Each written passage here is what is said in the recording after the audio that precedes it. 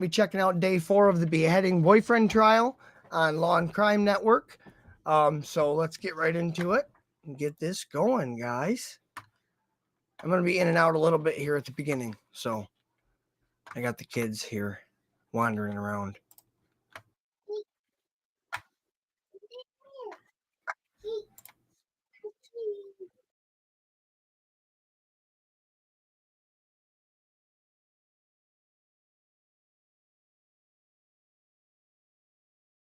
Did you notice anything at the Porcupine Rim scene as you arrived other than Devyn Michaels? I did. As we walked up the driveway of the residence, kind of off to the side, which would be near the opening of the garage door, there was a black cell phone. Okay. And when you say off to the side, do you mean actually on the driveway? It was on the driveway. And which side of the Nissan Armada was it? It would be to the left. Okay, so the driver's side. Correct. Okay. When you observed the cell phone on the driveway, on the driver's side of the Armada, do you immediately go grab it, or what are you thinking at that time? No, at that point we made note of it. That is something that we're going to want to include in our search warrant. So at that time we're leaving that so that we can collect it in a way that we can have it forensically analyzed later. Okay. And I would presume at that point when you see it from a distance, you don't realize there's blood on it.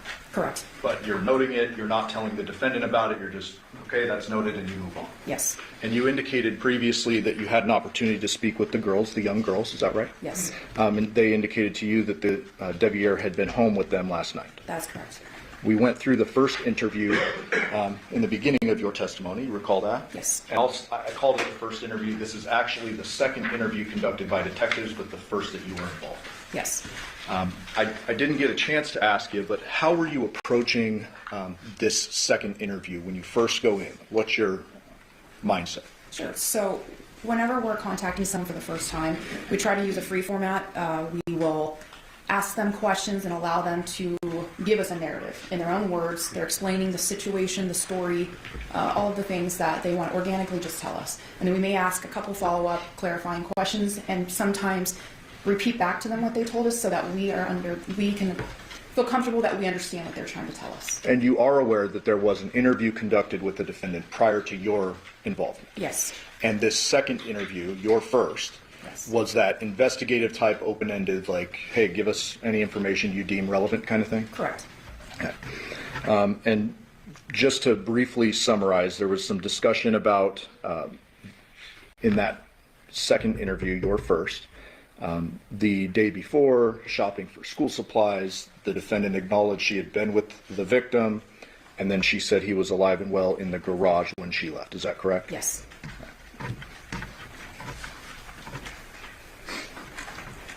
Now, during the course of this first interview you're involved in, we heard a little girl's voice approach. Is that correct? It is. Describe that, what happened, and what that meant to you.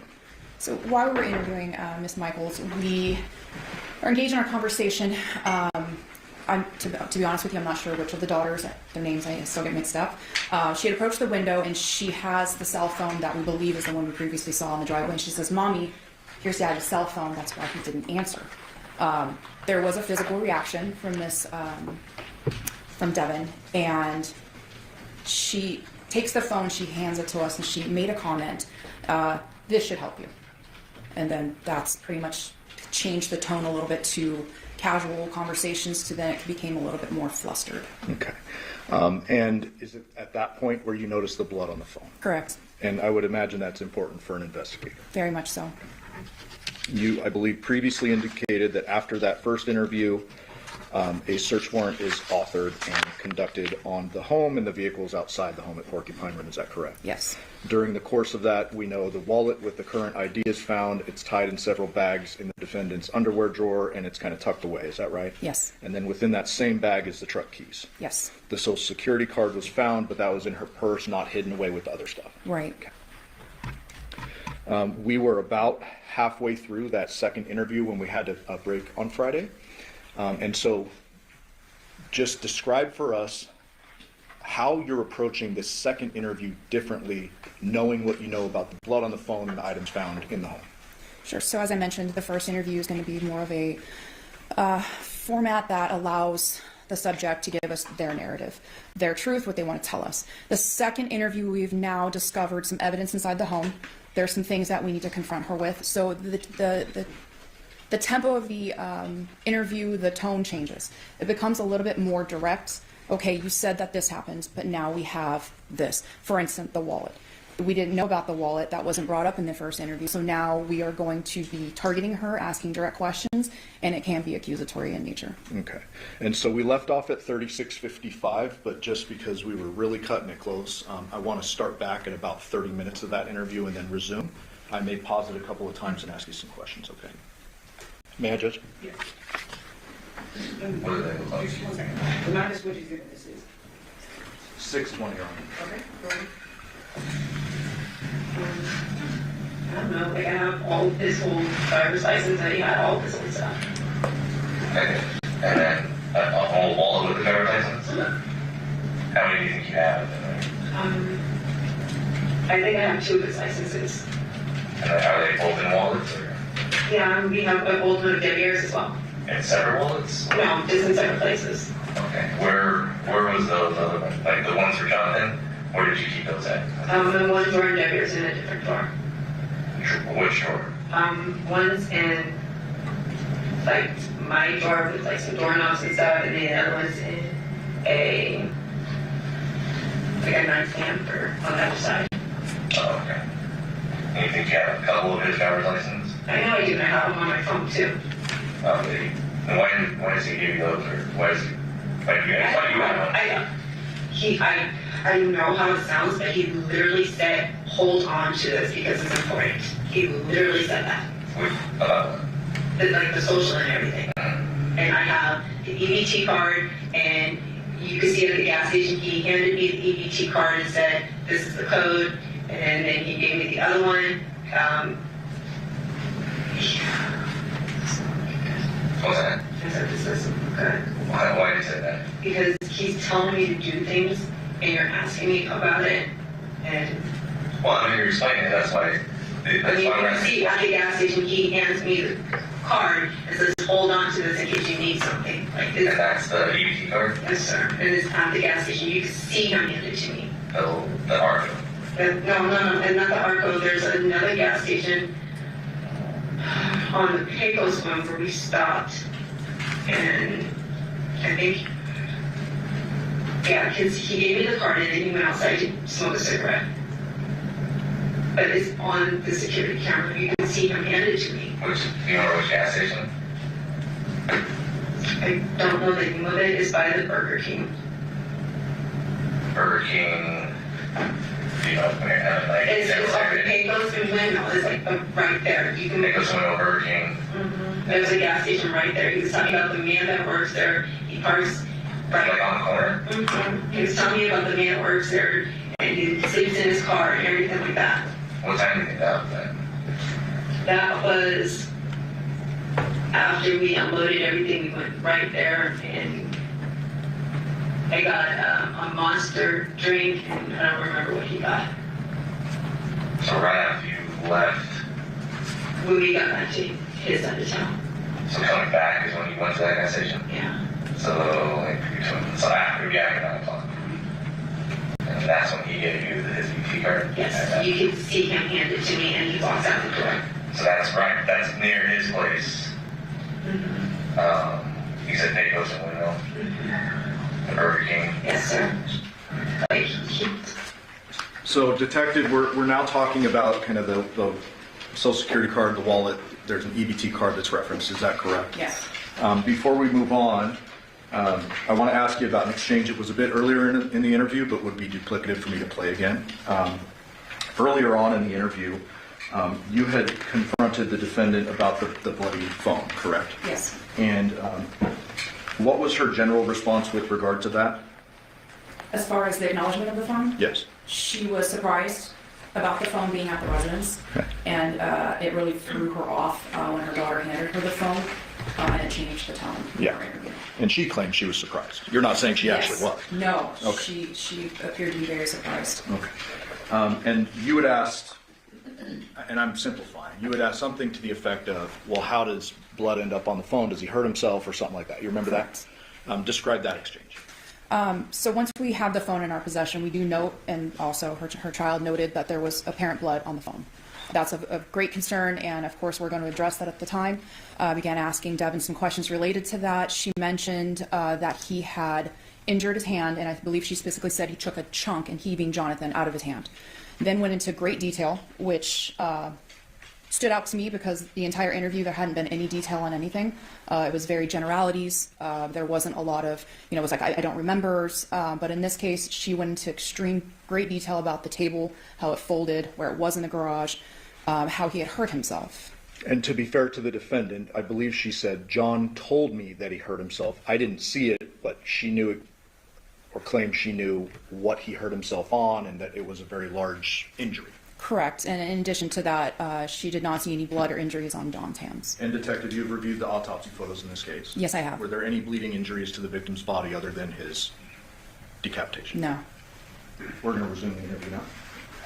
He kept, there's in 2 gas stations. There's a Chevron right down the corner. I think it's like a Charles Horse. Okay, so it's over there, and then across Candy Corner from that gas station is another gas station. I think it's a Shell or something. I'm not sure that one, but It was next to the Burger King gas station. Okay. yeah, please check the security. You can see him, and you can see him telling me the code and everything. I don't know why he was giving me things, but he was telling me to hold on to him and keep him safe. And that's what I was doing. That was the social security card for those driver's license. I've always had a driver's license. He's So always, what I have with that is that the driver's license found in the house is a current. It's not. but he just gave it to me. I know, but he would need that for work. That's He why has I another asked one. you said that he gave you an old one you had in the drawer. Well, no, he's given me old ones before. I have multiple ones. So you can look around the house. There's more than one. Okay, and if this one's expired in 2025, that's going to be his newest one. And it's weird that you have his latest driver's license and that it was tucked in a drawer. Yeah, I put it away to keep it safe. It should be wrapped in like a whole bunch of bags, right? Okay, did you understand that? I understand, but I also have social security. I understand, and that's why I'm like, it's just getting weirder and weirder. It's like I'm doing things to help, and it's not helping me. I got it. Well, yeah, is that just being able to explain some of the stuff? That's all we need. I'm trying to explain it, but the more I'm talking, the more it just sounds really stupid. And Especially a driver's license, that doesn't need to really be kept safe. But no, social security card or birth certificate, I completely understand. Especially if somebody is in transition in their life and are wanting to find a new place to live when you're working. but I don't know what else was in it. It was just a lot of things. Okay. But it wasn't his wallet. He didn't hand his wallet over to you. No, it was like a lot of things. Like it was like a square thing he handed to me, and then a black what are those called? But not his wallet. You know his wallet looks like. You saw him pull it out for Yeah. instance. So he had his. So, Detective, you're now confronting the defendant with regard to the wallet and all that was found in the plastic bags. Correct. Those were sealed when they were found, correct? They were. So, let's step back a moment to the phone, because they kind of tie together. She is not telling you that the phone is part of this chunk of items that John allegedly gave her in this bag, correct? Correct. Okay. With regard to the victim's phone, did you ultimately learn that was in fact his blood and DNA, the victim's, on that phone? Yes, I did. Did you ultimately learn from other sources, not the defendant, but other sources, when John's phone was last at his home and when it left? Yes. So one of my partners had authored a search warrant for Google. We had also done some call data records as well, but the Google itself came in quite a bit later. So this is something that we found out after the crime, obviously, and after all the interviews had been settled. But we noted that the return showed that John's phone was at the home on Paladura, which is where he resides, from 10 o'clock till it began to travel or move at about 2:04 a.m. And what else traveled or moved at 2:04 a.m.? So I'm not sure exactly what's been testified to yet, but at 2:04 is when it's alleged that Devyn left the home. She traveled. We have her cell phone or CDR records, as well as the Burla, which again, I'm not sure if that's been testified to. That is the infotainment system that we authored a search warrant on. It shows those three devices together in a companion movement all the way back to Porcupine Rim. So 3 devices, meaning the Nissan itself, the defendant's cell phone, and the victim's cell phone as well. That's correct. Based upon the fact that there is blood on the cell phone and all of that you just testified, what did you deduce about our timeline of homicide? Well, after having the information from the autopsy, which is there was no bloodletting injuries short of his obvious cause of death, which was the decapitation, there was no reason there should have been blood on that cell phone because any bloodletting would have been after the homicide. So for the phone to arrive and be discovered at Porcupine Rim with blood on it indicated to me that that is something that was on the phone before it left that house. At 2:04 a.m. Correct. And therefore, did you narrow down the bloodletting to between 10 p.m. on the 6th and 2:04 a.m. on the 7th? Yes, sir. We're going to resume the interview. So when we find his wallet, he's gonna have his driver's license and his cards. I just don't know why someone keep a driver's license. But not, he didn't give it. I told you, when John and I were together, I had everything. He had me hold on to it so he wouldn't spend money needlessly and things like that. Like, he's like, hold on to this. And Yeah, but you guys don't have a relationship right now. we actually were. So you're closer than withdrawn. Yes. I went. Are you? He asked me to marry him yesterday. Okay. Does that make sense to know your relationship? You had mentioned was getting reconnected, but that's more. Right, and you can ask the girls that he told the girls we were going to get back married and they were going to be the flower girls and stuff like that. He was trying to get back together, and I was helping him break all of these old bad habits that he was doing. So then he gives you the EBT card for one of the girls. Where's the other one? I have 2 EBT cards. Do you have both girls' EBT cards now? No, they're not the girls' EBTs. He said one was Andrea's, and the code, Oh, so you're using Android. he gave me hers. I haven't used it. He gave me hers at the gas station, and then he has the other one that he got. Alright. Where's that EBT card now? They're both in my purse. You know you can't have that right. Yes, but I know he gave them to me. That doesn't make it right. No, but I can't use them, but I understand, but you can see he handed it to me. Okay. You're not understanding that. You can't do that. So No, I know I can't use them. I don't believe he can use it because it's Andrea's and not his. Right. Is Andrea mad that you have the EBT card? Did you? Because she's got it now. That's her money. No, he said that she gave it to him because she can't use it in the state that she's in. So then you're just using it to fill his boyfriend money. That's what he said. He said, but at any moment she can cancel it. Yeah, but she wasn't. So he wants to marry you. He's telling the girls to be flower girls, yet you're still wearing a ring, and so is Dev. This ring I bought on my own from Macy's. It had nothing. No, this wasn't a symbol. You just told me that it was a symbol. I said- you have a best friend connection with Dev. We do have a You wear the connection. wedding ring too, and that's something that Dev is a respectful part of your marriage. But now you're telling me that you and your ex were talking about getting married. No. You just took a ring off last night from another female and threw it away. But yet You're taking what I'm saying with your- it's back to what you said. No, I understand that's what I said, but that's not exactly the situation. You're taking it and Okay, so let me. here's what you told us so far. Your ex needs a place to stay. Yes, Because ma'am. he's trying to get out of his mother's house. Yes, ma'am. You were kind enough to allow him to move into the house with you, your current husband, which is your best friend, and your 2 girls, which the girls just moved back in May. Yes, ma'am. Okay, so you guys are trying to make it a family. You were saying that he was supposed to like slowly move in, that things were progressing slowly. Now you're telling me that he's wanting to marry you. He mentioned that yesterday. He even talked to the kids about it, and that your relationship has now progressed past just slowly kind of No, ma'am, you're misunderstanding. He has mentioned getting married in front of the girls. Our relationship is not rekindling on a physical level or a romantic level, but we are trying to reconnect and have a family for the girls. Yes, he has said we should get married, and he's saying it more, for my opinion, on a joking thing, but he has said that in front of the girls. That was not said yesterday. Okay? When was that said in front of the girls? I would say over a month ago.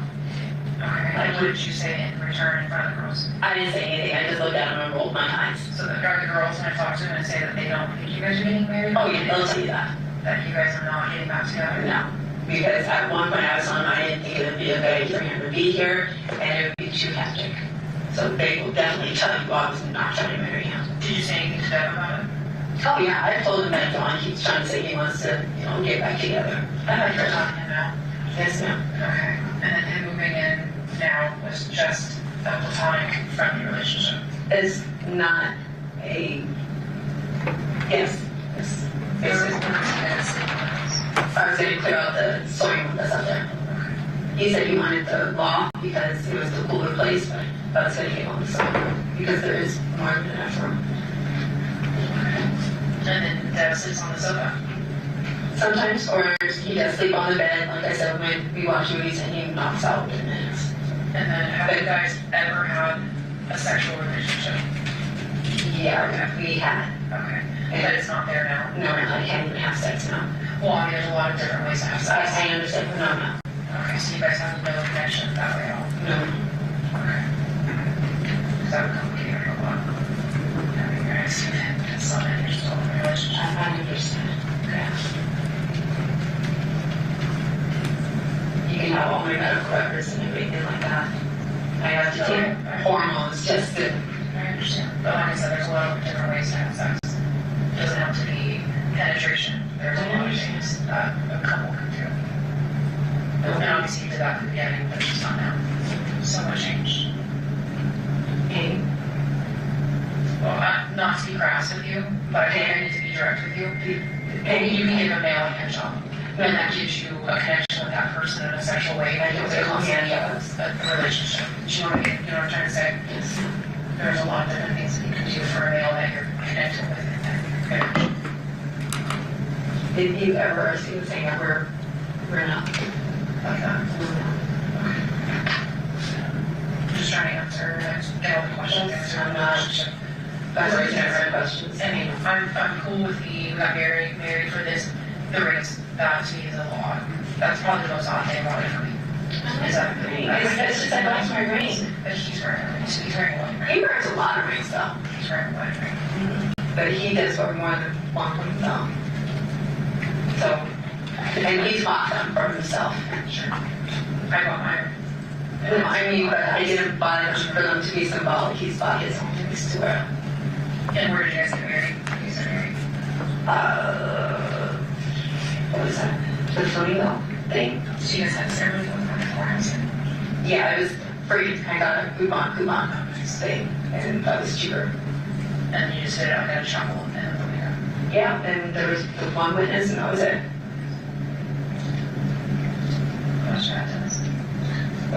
So you said that you guys have not, like, you and Deb already had a relationship for a while. How long are we talking? Like, Years since he's been back. what do you mean since he's been back? He moved out of the state. Deb already says he's been living here for like the last 4 years. Yeah, but he got moved out of the state. He lived in California, and then he moved back, lived with John, and then he came back this way. Okay, so since he's been back, you guys have not. No, sir. I stopped being physical probably in 2020 when I was having all my issues because I had surgery after surgery. Okay, but he was already living here. He wasn't living with me. Because he was telling me that he's lived here for like the last 4 years. Yeah, but he wasn't living with me the whole time. He was living with John at Valladora. When I say living here, I mean like he actually said that he's lived here at this house. How long have you lived at this house? I've been here for 3 years. And then when did he come back to Nevada? I guess that's what we're saying.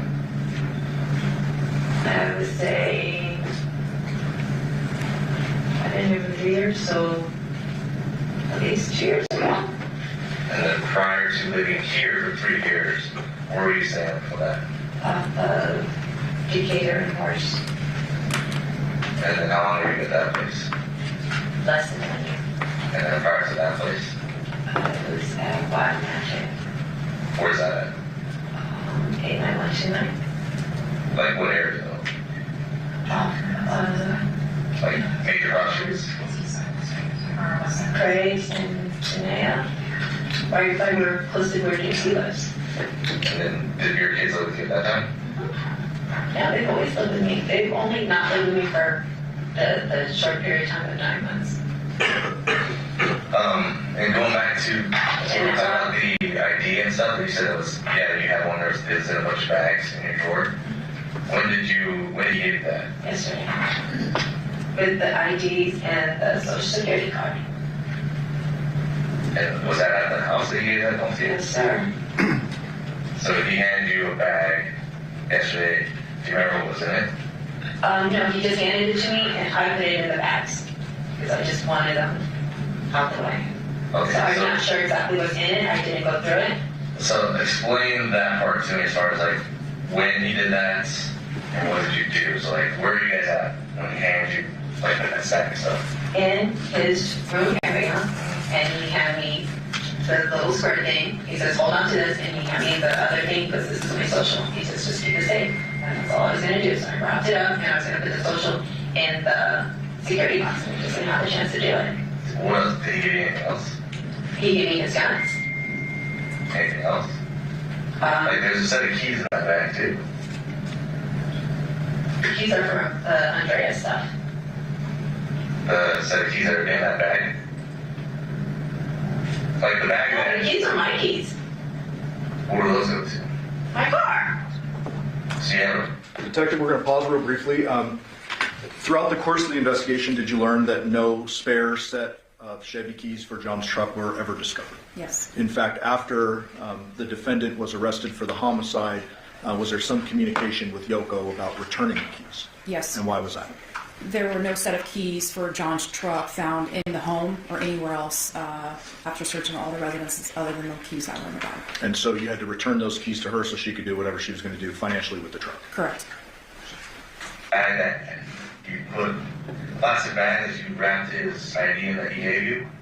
Had a set of your keys in there. I'm still lost. I just wanted, like, when he handed you a bunch of stuff, he only gave you the wallet with the ID in it.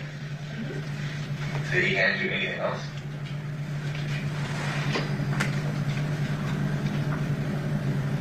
The social security card. Okay, because in that bag that it was wrapped in, that you said you wrapped it in, there was also a set of vehicle keys in there. I don't remember giving the keys. Because I guess that's my question. Like, why would he give you? Why would he give you his wallets, social security card, which is like Detective Skinner's asking, also, and then also a set of keys. I don't remember the keys. I just know the wallet and the social security card. And then you put that in a plastic bag while you were at that house. I just grabbed everything and tied it and tied it and tied it and tied it. So the only thing he handed you, like, so I'm giving you this stuff. What exactly does he hand you? I remember seeing a wallet, and I went like this. He dropped it in, and I just started tightening it away. So it's just a wallet, though. That's all I remember seeing. I do not remember seeing keys, but he dropped it in the bag. Like I just took it and tied it away. And was this in the garage? No, sir, it was in his room. Inside the room in the house. Yes, sir. And was that before you guys went into the garage? That was before we left. And then he also said, make sure the guns are safe. And we didn't take the ammo. So I carried on. Detective, was this timeline that the defendant gave you notable?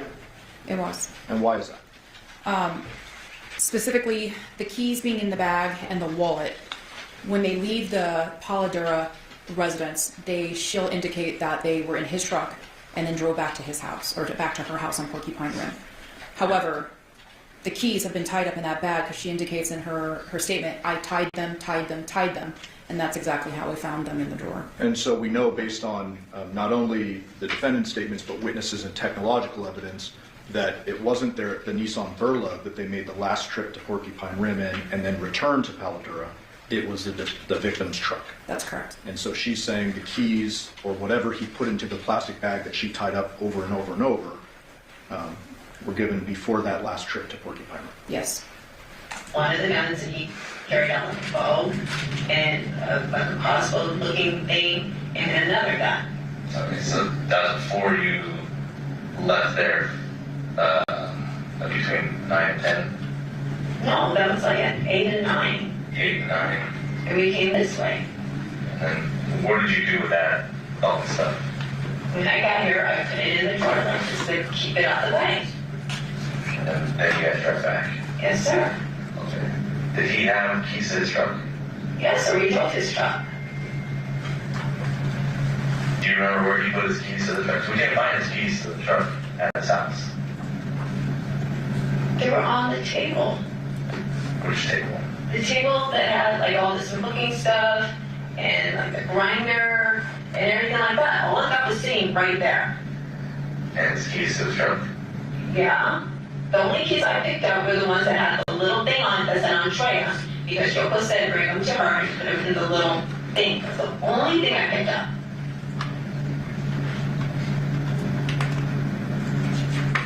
Okay. So you don't know what keys are actually in that bag that you wrapped everything in? No, sir. Like I said, he said keep the safe, and he took the plastic bag, and he dropped it in and started tying it up. And then he handed me the other thing, and I was just gonna put that into a safe. Okay. So, like what we were saying, is a lot of the stuff now is like how you're saying you're talking it out loud and it just doesn't sound well. I understand that, but you didn't know John. You didn't understand his mannerisms. I know, but when we talked to you earlier, like these are the things when we were saying, like, hey, be as scripted as possible. Like, what were you guys doing? Like, you know, you're packing, doing this, but like specifics, like stuff that's important. All that would have been really important for us to know.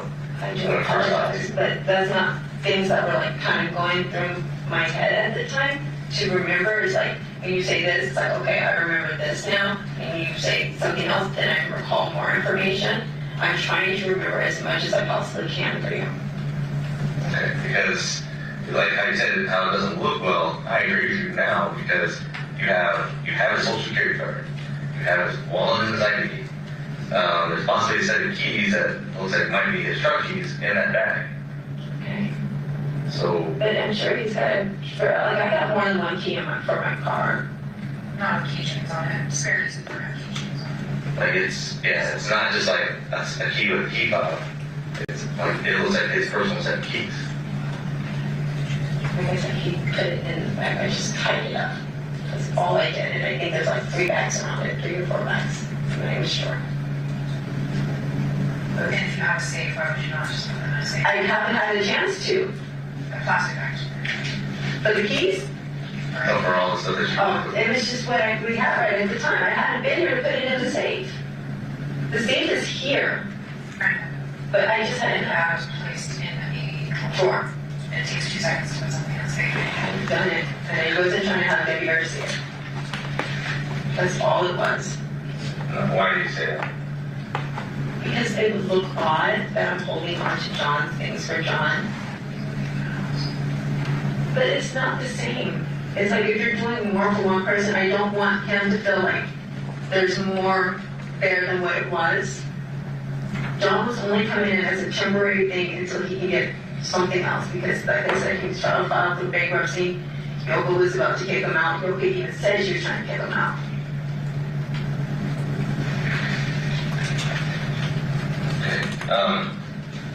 So you, I mean, tell us about the bankruptcy before. You was I well did. with them.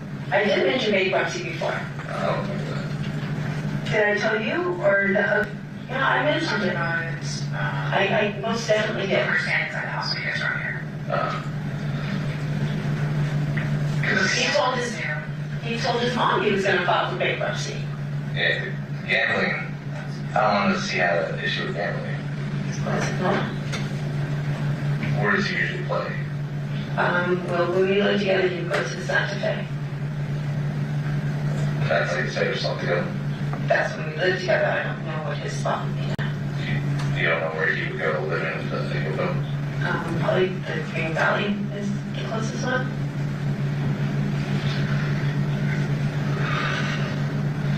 What's the basement? He said he was. He claimed he was going to try to do 1,100. He claimed he was going to be able to do that. Is that a text message or conversations you guys had on the phone? Probably both. You might be able to find a text message on it.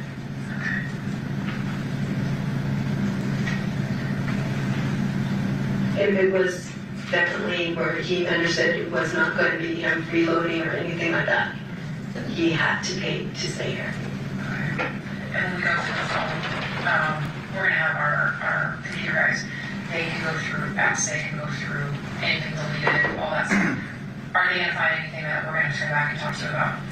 That your current husband doesn't know about, relationship-wise, conversations, With Johnathan. intimate conversations, pictures? No. Okay. No, yeah. So it's just platonic conversations. For the girls. So they went wrong back. They wanted him because they love their dad. We know it's wrong. And I was told when I went, John has physical custody of the girls. They're supposed to live with him. So is that why? So as long as I keep him close to me, Okay, well then just tell me that's the that is definitely. If I keep him close and make him happy and everything like that, I got to see my girls. I can understand that. So it's just so my girls love him. They want to spend time with their dad.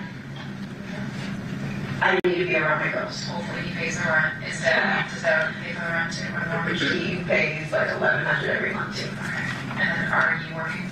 Yes, no, I do real estate. Okay. Clearly you've been sick though. Yes, me, I've been for almost a full year. I wasn't making any money. So I went through my savings. I had to take my stocks out just recently to get things caught up. Yeah, I've been struggling trying to get all of this back on track. This was gonna help a lot. Yes, ma'am. So that's the motivation too, is keep the girls close, and then if you keep him close and happy, you'll be able to have contact with your girls, and he's gonna be the other half of the mortgage. I figured as long as I didn't rock the boat too much, he wasn't going to get out of control because I know what triggers him, and I wasn't going to do that. I know even when he's yelling and everything, as long as I'm not trying to engage with it, he does calm down fairly quickly, and you can see it on the text messages. Okay, so like going back to what Ed's kind of saying, why are you? I know that you want to see your kids, but ultimately you have custody of your kids. He has Well, he has physical custody, but they've been staying with you. They're not staying with because him. he's letting them stay with me. Exactly. But why would you want to bring him here? Because if you look at the text messages, when he gets mad, it's bring me the girls back. I want the girls back. So he's threatening you about that stuff. Mhm. He's threatening you about the kids. Okay, so Again, if I keep them happy and keep everything cool, the girls can stay with me. And they were supposed to be with me for the summer. But you'll see, oh, I miss the girls. I haven't seen the girls, so it's okay. I would drive to Anderson multiple times just so he could see the girls, and then we would drive back. do you have any other phones? No, sir. We have a house phone, a landline. Well, yeah. Your purse was inside the house. That phone is not connected. What phone is that? There's like extra phones, like my old phones. None of them are connected. The girls just use them to play video games. That one was in your purse. Are you saying that one's in your purse? Yeah, there's one in my purse. To me, I was playing music on one of them earlier today. They're just old phones. So, Devyn, right now, like you're saying, things just aren't adding up. Okay, I'm not saying that you actually did something to Johnathan, but I know, or I feel like right now you're not telling us everything. I feel like you know something, and that, like either how it happened or who somebody involved with this. I feel like you did not give us that information. So, we've done this for a while. Okay, we've been detectives for a while. Okay. And just given everything that you told us and just kind of how everything happened, just kind of sporadic. All right. I really don't want to beat around the bush at this point now because before I was giving you the benefit of the doubt with everything. Okay. But like I said, things just aren't adding up. So I have decided that if I just be nice to him, I can get my girls because the court, when we went for custody, he didn't even show up. And the judge had us wait an extra hour to see if he was going to show up, just to give him the benefit of the doubt. And they still granted him physical custody. They denied his motion for sole custody, but they still granted him the physical custody of the girls. I have tried to do everything through the system. So right now, all I'm trying to do is make sure I just be nice and get my girls, because that, at the end of the day, was my goal. Just how my girls Can go. I ask a question about your custody? Just my prior experience is in special victim unit, so I'm very familiar with family courts, very familiar with CPS cases and how powerful they are, one way or another. It's very, very unusual for a father to get primary physical custody. So, She told me that day, and you can talk to the victim kid, that my girls were going to be home that day. I told her I'll do the custody class, not custody classes, the counseling, which I'm still doing, and you can talk to her. I did the parenting classes. so they took their kids away. Yes, ma'am. But they said that you have to do this, you have to do, and I did everything, Usually it's temporary.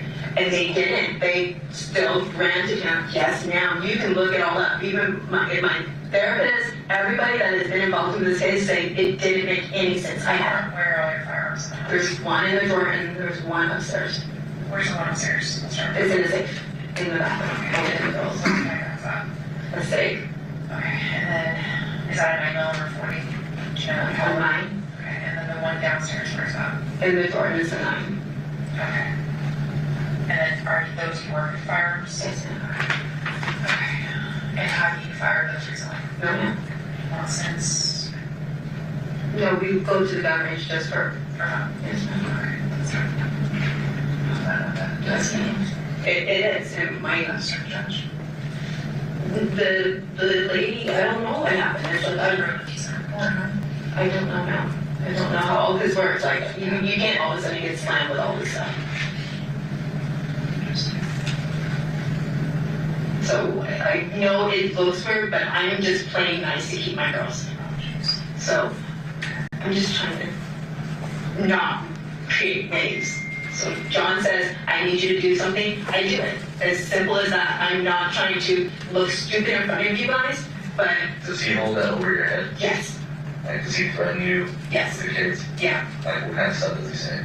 Is if I'm not, hey, I need you to do this, if I'm not, it's never been like a sexual thing. I mean, he's hinted at it, but it's always, if you're not, anything, I need this help, I need this help. I used to give him gas money every time I went down there. I used to have to buy his beers and his cigarettes because EBT doesn't cover it. And the girls will even tell you, I was always buying him something. You can look at the gas station records. Every time we went in, he would, hey, I need this, this, and this, and I would be the one paying for it. I just don't want to rob Is it. that how he got you to agree for him to come here? Yes. And it's just to keep my girls close. What did he tell you? That it's not what he told me. It's just I know What did he say? Like when he said, we should be a family. We should be a family. And the girls would want us together. if he threatened you, saying, let him move in, It wasn't a threat. It was more of a, well, if you don't want to do this, then I'll stay with Andrea. We'll have her, because he told me straight he already moved on with his life and everything like that. And him and Andrea were supposed to get married, and I wasn't going to be in the picture anymore. I can't be without my girls. did he say he was going to take the girls to where was it, right? No, they weren't moving anywhere, but it was just I wasn't going to really have my time with them like I do now. So I know I seem very easy to push over, but it's not. It's just, Well, it's a cycle. Obviously, he's been using your kids against you and getting his way for stuff, and on one of the things I want to say it was like the 4th of July. Nanny put something in the microwave and it like kind of started sparking like a metal thing, and he started screaming fire, fire, fire, fire. So I'm trying to get the girls out, and he's yelling at them to stay down, and he's cussing out. He's cussing at his mom, cussing at me. And I'm just trying to get the kids out of the house, thinking there's a fire, and he immediately pat their back, spray on back. We're not doing this. So was that here or in Henderson, you ask Uncle, she'll tell you. That's how he is. So, I mean, when I tell you that, I told you earlier that I think that you're not telling us everything, that there's something that you know that you're leaving out, and then you go into this big explanation about, this is what's happening, this is what's going on, I love my girls, he uses that against me, and you can't go into that brief explanation. So, you never really got into the other part to it. Okay, so you just can't get the explanation, which I understand completely. Yeah? Like, you're painting a different picture about what's been going on. Like, all this stuff you tell us now is not anywhere near what you were explaining to us earlier. You know what I'm saying? I'm not trying to speak ill of anyone, and I'm not trying to make myself sound. It's not speaking ill, it's just trying to explain the situation and where you're at with him and your explanation. I mean, now it's a little bit more clear that he obviously uses your kids against you. You love your kids. We all love our kids. And I agree with you as far as, like, I would do anything like that, right? And you said, So it's not that I'm trying to bring him in because I'm in love with him or anything like that. you're trying to make, but here's where what I'm saying is, I don't think him coming here isn't something that you really agreed to. It was something that he kind of forced it upon you. He made it clear that it would be better for the girls, just like the puppies. We need to bring the puppies. The girls love the puppies. And Right?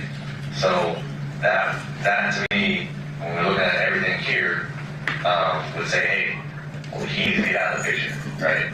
So that's why I'm asking. I don't think you did anything to him yourself, okay? But I do believe that you know what happened to him. Detective, during the course of interviews, when you're speaking with a potential suspect or person of interest, or however you want to say, are there times in which you will change the tone and kind of minimize someone's involvement? Absolutely. So just so everyone understands, when you or Ozawa are saying, "I don't believe you did it," that's part of your interviewing technique, correct? Correct. You're not saying that's what you actually do. No, it's a way of keeping the dialogue going, of showing some sort of like sympathizing, comments. If you're giving that to them, they're feeling that they're heard and they're believed, and they will continue to speak with us. Okay. Is who did something. So that's where, hold on. So this is the time right now that would be a good time for you to kind of explain what you know about what happened. Because as we go on further, and when we leave here, and you say, I have no idea, there's no clue, I don't know anything about what happened, and then we find out later, that obviously was worse on you, correct? I understand. Okay, so like I was saying before, now is the time that it would be coming upon you to say, hey, okay, this is what I know. Okay, like I said, I don't believe you actually did anything to him, but I do believe that you know what happened to him. Okay? John was like this with everybody, so I don't know if he got into anything with anyone else, but for me, this is how he was. For Yoko, this is how he was. I'm pretty sure he was like that with Andrea. I don't know if he could be with any other person where he's like doing this. You would have to look at his phone, but you can look on my messages. It was always a back and forth like this almost every single day. I would get a message and it would be a very aggressive, I hate this, you're not doing this. And by the time the date was halfway through, it would be I'm sorry and everything like that. This was almost daily. Like I said, I get that. Like I understand what you're explaining as far as how he is. Okay? Let's go on what you're saying. They don't have to say that. 1978. Thank you. Sorry to interrupt. But like I said, I understand how you're explaining him and how he is. Okay? But like I said, I still feel like you know more than what you're telling us. So just to wrap up a little bit, obviously we grabbed the phone that was on the driveway. We'll process that. Thank you for the iPad. That's what iPad. The girls found that. They said that's what, so I didn't know anything about that. Okay, we got that one. Is there any reason why child's blood or anything DNA related will be in your vehicle? Is that up to the back to our station or CSA? They're going to thoroughly look for everything in that vehicle. Yeah, I couldn't tell you if he was bleeding from when he was doing the thing. He helped load up the truck, so if he was bleeding, In the truck or your own? my Armada. Like, he was putting the things in the car, like anything that Sure, he there's had. going to be obvious areas where blood doesn't belong even if you're loading. So I'm just asking you directly, because if you do find any DNA evidence in that vehicle, obviously we want to make sure we asked you if there would be a reason. No, the only thing I know he said was his hand that he hit on the table. That's the only time he ever said he was bleeding, and he said it got a pretty good gash. But you didn't see that. No, I did not, so I can't really speak on it. but he was still loading everything up, so I don't think it was really bothering him that much. And then just to confirm, you don't know how his phone got there on the driveway? No, I know he was smoking, and when I went back over there and I said, girls, where did you find this? They pointed to it, there is cigarette butts there.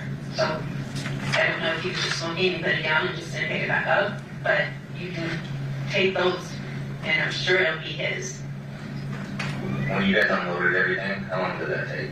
30 minutes, he was bragging, saying that, yeah, I can always do this as quick as can be, but he tries to stretch things out because he charges by the hour. I remember having that conversation.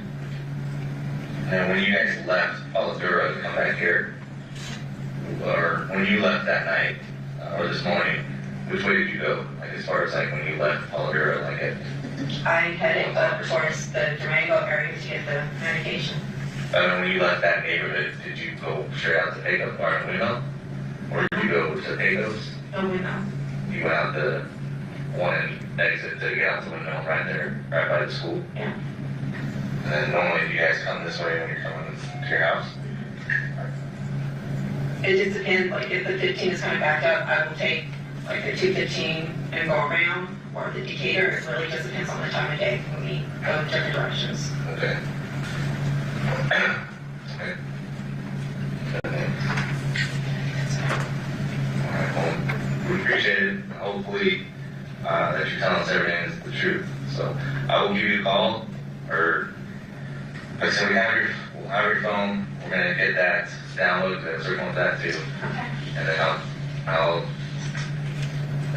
call Devyn tomorrow. Here. Just contact us. I'll call Dev tomorrow and then try to figure out the time, but he has to work with tomorrow. Yeah. Sorry, that's a pretty problem. I know, sorry. I gave a phone number to reach you before returning your phone. I know you have my phone. Yeah, so you said you have a landline, is that something? I do not know it. It's, Should we call Dev's phone then? yeah. I don't know the phone's ready. Well, you just told me to pick it up around 11. Well, no, you just have the address, so I don't even have the address anymore. Oh yeah, let me write. Because you wrote it on the paper and I handed it back to you. Let me give that to you, and then if you want to, just come by tomorrow. Pick it up.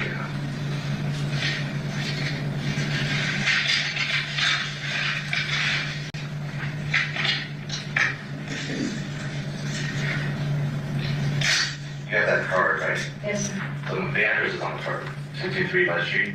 That's where you need to go. No, the card is in my car. And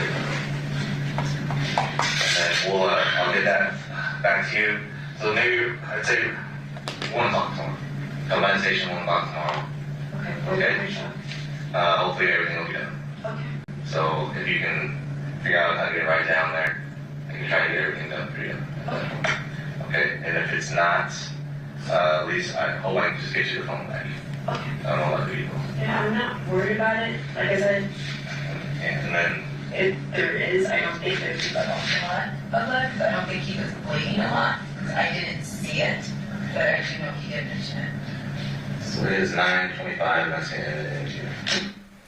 And Detective, it sounded toward the very end there like the plan was to release Miss Michaels and go about your investigation. Correct. And fair to say that there was a pretty substantial amount of digital and forensic investigation that occurred after that interview you Yes, just heard. absolutely. Thank you. I'll pass the witness. Okay, before we get across the witness, we're going to take a brief recess.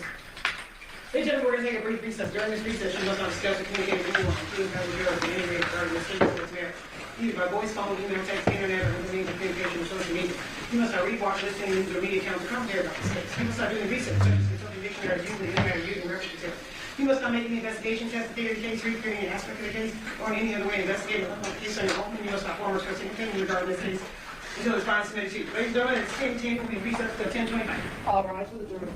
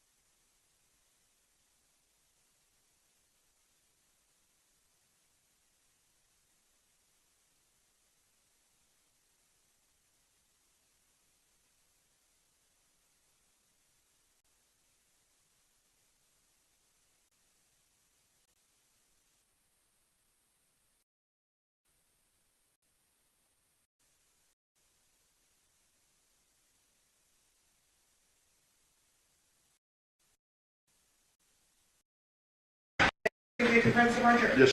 Ms. Michaels is present with our attorneys. Deputy Smith on behalf of the state, the both parties give you the presence of our jury. Yes, sir. Yes, Your Honor. All right, Mr. Justice, whenever you're ready to cross-examination. Thank you. Detective Skinner, if we could start with a timeline of 8/7, Okay.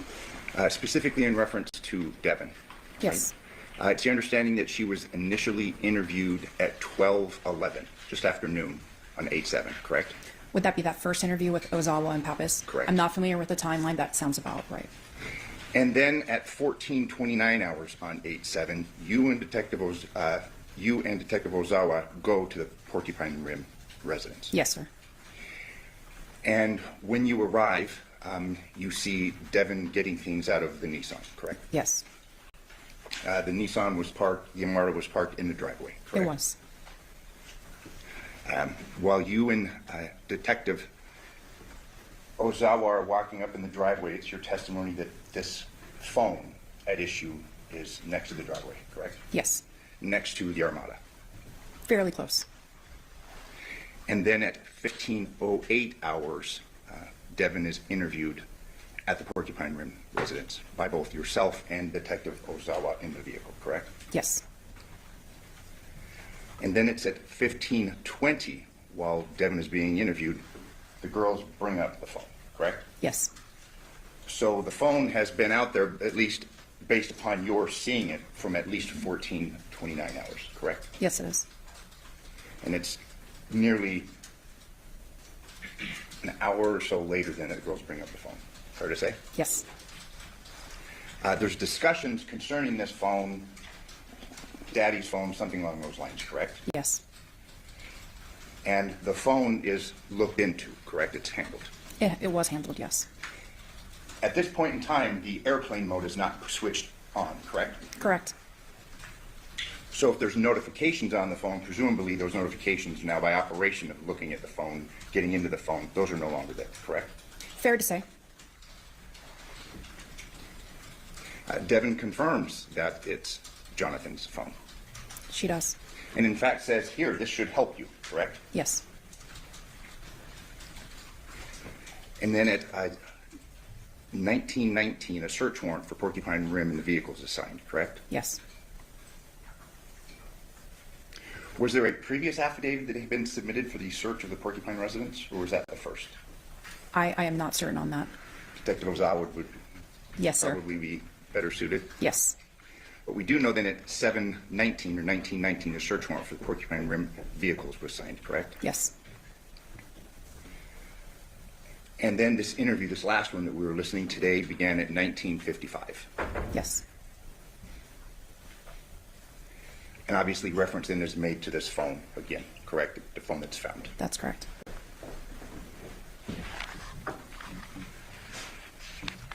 Through the course of this interview that we heard last week and this week, there's reference made to Johnathan losing his license, correct? Previously.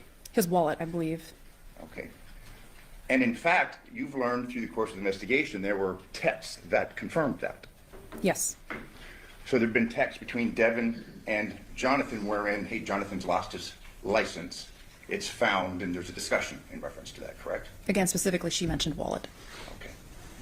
But they were actually both lost at one point in time, were they not? At one time the wallet and another time the license, and they communicate concerning the losing of the wallet and the license and the finding of both in their text You can make the messages? assumption that the license is in the wallet. However, I'm only privy to what she disclosed to us, which was his wallet specifically, and that he had sent a picture to prove that he found it. But then I told there are pictures to prove, in fact, and corroborates what she had said, that prior to your interview on this date, he lost his wallet and or license and found them, and they texted about it, correct? Correct.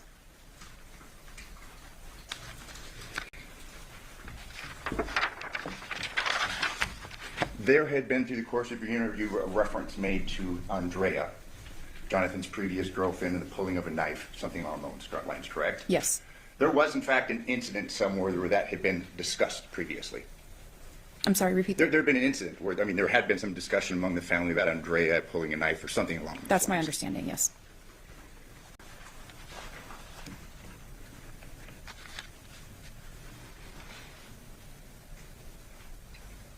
In reference to an injury that Devyn says that John had told her about, She said that she never saw a bleeding injury, correct? That's correct.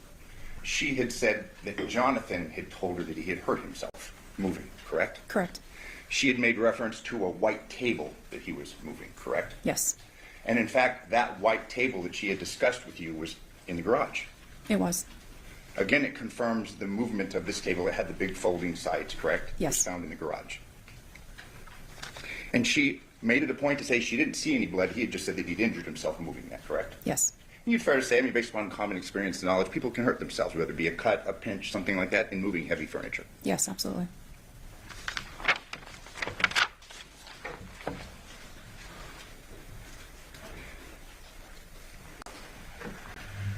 There was a discussion concerning some medical conditions that Devyn had, correct? Yes. She had talked about this inability to engage in actual intercourse, and you followed up in questions. I did. To that, correct? Yes. She had said, you can look at my medical records that have these medical conditions, correct? Yes. And are you aware that she, in fact, had medical conditions concerning sex and things that address such? No. Did you take any follow-up steps to substantiate that she, in fact, had seen a doctor for a variety of different reasons? At the time, it wasn't relevant. Her medical history and the fact of whether she could be intimate with her partner, it was more of things that were being discussed during an interview to clear up the confusion over the relationship. Since that point, we were very unclear on her relationship with individuals in her life. So at that point, her diagnosis, if she had intimacy issues, just wasn't something that was relevant to the investigation. At that point in time? Correct. And obviously, these investigations they're not necessarily static, they're ongoing, correct? Yes, very much so. They're dynamic. Yes.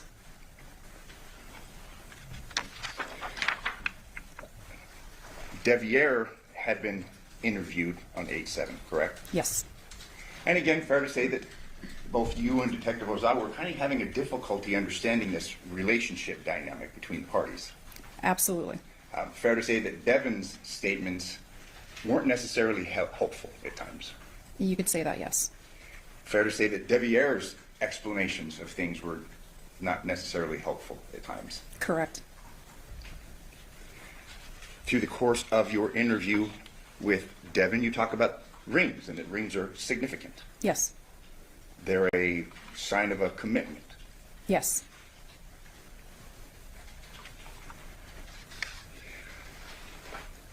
She had testified that she had told you that she wasn't particularly sure what was in the bag, correct? Yes. Things were being moved, things were kind of hectic, correct? That is correct. Fair to say it's kind of ambiguous concerning when these contents were put in the bag, correct? Ambiguous as when they were placed in the bag? Yes. No, she indicated that that occurred at a specific time or instance at the home before they turned around and went right back to Porcupine. But we know for a fact that they actually were at the home and they actually went to the other home, to the Caldera. Yes. Again, a lot going on, correct? Yes. Devyn had been subjected to multiple interviews on 8/7. Yes.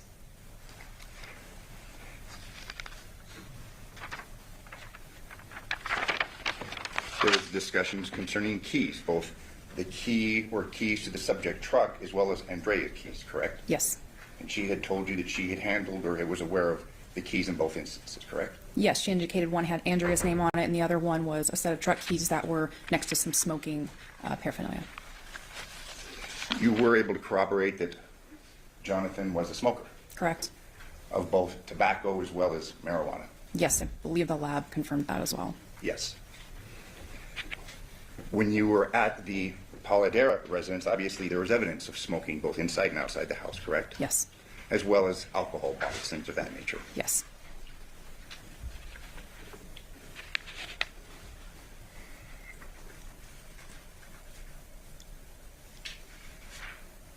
You had testified that the interview techniques initially concerning Devyn, I think you said were more like free form? Correct. That nature? Yes. But then they became, through the course of the day, more accusatory. Yes. You testified that you engaged in another form of interview technique, correct? Correct. A more confrontational technique. Yes. And that was employed by both you as well as Detective Ozawa. Yes. The READ technique is generally used by your police department. I wouldn't say that it's used by our department. A lot of people are trained in the read technique. However, most of us that have been detectives for, several years, we develop our own technique. We'll take a little bit of something that we've learned in a class that works for us, and then there's other times that we'll be taking online courses, or through just our course of our experience, we'll adapt our techniques to our own strengths. So, however, it's fair to say that you have been trained and implement the read technique. I have been trained in read, but I don't believe that I'm still implementing that. Same question, to your knowledge, Detective Ozawa, the read technique is generally the beginning, the basis of interview techniques. I would say it's a basis generally, but I don't know that Detective Ozawa has taken that course. Okay. Early on, and this is now before your interview with Devyn, you were engaged in an interview with Yoko at the Polidoro residence, correct? Yes, that's correct. That interview began at 10:43 a.m. Yes. and concluded at 11:28 a.m., correct? Yes. 45 minutes. Very fast. 45 minutes. Yeah. You were there to try and gain information to help you in your investigation, correct? Yes. She cooperated. She did. You didn't have the use of an interpreter, but it was clear that you both understood each other. Yes. At times were discussed concerning that night in question. Yes. On 3 different occasions, it was discussed a noise that disturbed her at 3 a.m., correct? I don't recall a noise being discussed. Dogs barking. Okay, dogs barking, yes. On 3 different instances during that interview, there's a discussion of dogs at 3 a.m., correct? Okay. I would have no reason not to believe you. And if I showed you the interview transcript, you'd have no reason to disagree. I would not disagree if I could read them. So 3 times dogs at 3 a.m., correct? Sure, yes. Okay, I'm not tricking you. Yes, sir. At no time was there any discussion of a bang or anything like that at 2 a.m., correct? Not that I recall. Because that's something that you would have taken note of, because it would have been significant. I can have the court's indulgence just one moment. Sure.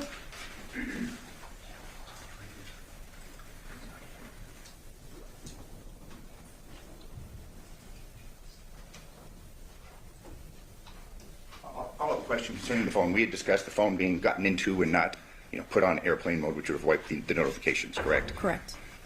Yoko had discussed calling Johnathan multiple times that morning, correct? Yes. Outside of it failing to have been put on airplane mode, was the phone ever taken off the network that you're aware of? That's not something I would be aware of personally. Okay. Thank you. I have no further questions. Thank you. Yes, very briefly. Detective, with regards to the line of questioning related to the notifications on the phone, you would, I presume, defer to experts on airplane mode and that type of thing, correct? That's correct. The fact that there were no notifications on home screen when you first saw the phone, was that important for you for any purpose? Absolutely. There were statements made by Devyn that she had contacted or tried to contact Johnathan several times. So in my personal experience, I would believe that there would be notifications unless that phone had been interacted with prior to picking it up and bringing it over to the car. Okay, and there will be an expert that talks about the contents of the phone. That's not for you. Not to my talk forte. about. Let's presume for a second that she did in fact text or call John after his death. Would this be something that you've seen before in cases where people try to alibi themselves or cover up? Yes, frequently people will call someone they clearly know is deceased. They will go to their work and pretend and put on an act per se. Okay. So there are times that does happen. So, not for you to say, but No. It's not surprising to see someone call someone post-murder to essentially alibi and or cover up. Correct. I'll pass it. Some follow-up. You've had investigations where someone leaves a cell phone at home and then goes and commits a serious crime, correct? Yes. Again, to perhaps establish an alibi concerning their whereabouts. Yes. In reference to the phone, Jonathan's phone, there was communication, specifically a text sent by Devyn to Johnathan about 3:56 a.m., correct?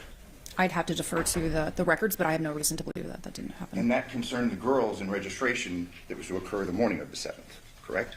Yes. Additionally, we had heard testimony last week concerning a landline at the Polidoro residence. There was, in fact, a landline. Yes, there was. And on the night in question, late 8/6 into 8/7, there were multiple phone calls from the landline at Porcupine to Devyn's phone, correct? It's my understanding that there were, yes. Previous night, that would be the night of August 5th, there were multiple phone calls from the Porcupine residence. That's where Devier and the girls, to Devyn's phone, correct? I believe so. Again, I'd have to defer to the records to be certain. Fair. Thank you. No further questions. No, thank you. Ladies and gentlemen, the jury have any questions for this witness. Sir, you can write your question on a full sheet of paper with your name and your juror number, and counsel can approach.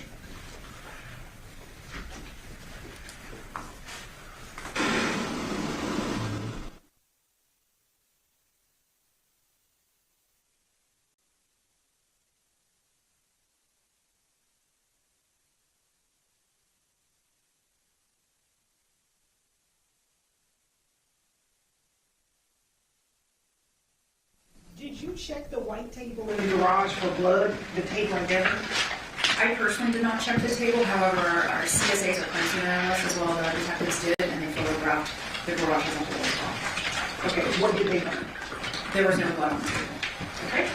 State and follow based on the jury. No, thank you. Defense? Just very briefly, and it involves actually the phone. The girls were handling the phone prior to being given to you, I correct? did not see the girls. I would assume that they had handled it. They had to pick it up and bring it over to us. Now, whether they manipulated it, I couldn't tell you. Swiped up, anything like that, you Could can't not say. tell you. They appear to have just walked over from where the phone was and up to their mom's side of the car. But just so we're clear, though, that phone was out in the driveway for some time, correct? It was, yes. In fact, through the course of Devier's interview, he had made reference to that phone, correct? I wasn't in that interview, so I couldn't speak to that. Thank you. No further questions. Any follow-up on that, States? No, thank you. Do ladies and gentlemen, the jury have any further questions for this witness? Okay, seeing no response, name your excuse. Thank you very much for your testimony here today. State, you may call your approval.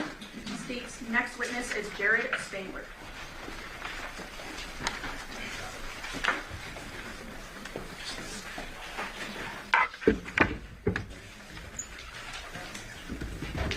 Do you need me to do anything with the exhibits?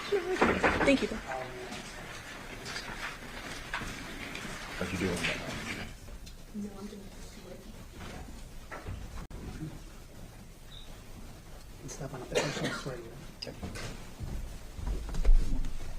You solemnly swear or affirm the testimony you're about to give this action shall be the truth, the whole truth, and nothing but the truth, so help you God. Yes. And sir, please state your name and spell it correctly. My full name is Jared Spangler. It's Jared. Spangler, Spangler. State where you're ready. Sir, how are you employed? I am a detective with the Henderson Police Department. How long have you worked in that capacity? I have been a detective for 15 years, and I've been with the Henderson Police Department for 22 years. What unit are you assigned to as a detective? I currently work in the Digital Forensic Lab. Can you tell the ladies and gentlemen of the jury a little bit about that unit? Yeah, the Digital Forensic Lab analyzes cell phones, computers, tablets, vehicle infotainment systems, smart devices. Anytime there's a crime that occurs where there's an electronic device that may have potential evidence, it comes to the Digital Forensic Lab, and we analyze it in a forensically sound method so that we can extract the data and then be able to present it to the detective for their investigation, for their final determination what they're going to do with their investigation. And what type of programs are used to do that? There's several different programs. We have, specifically for cell phones, we use Celebrite. We also use another software company called Axiom. Those work as well for tablets. When it comes to vehicles, we have a software system called Burla. And there's some other ones, but those are the main ones that we utilize to extract the data from those devices and then to analyze that data. Can you tell us a little bit about your background, training, and experience that makes you qualified to be able to do these investigations? Yes. So, like I said, I've been in the Digital Forensic Lab for about 10 years now. I've performed over 3,900 examinations, all sorts of different devices.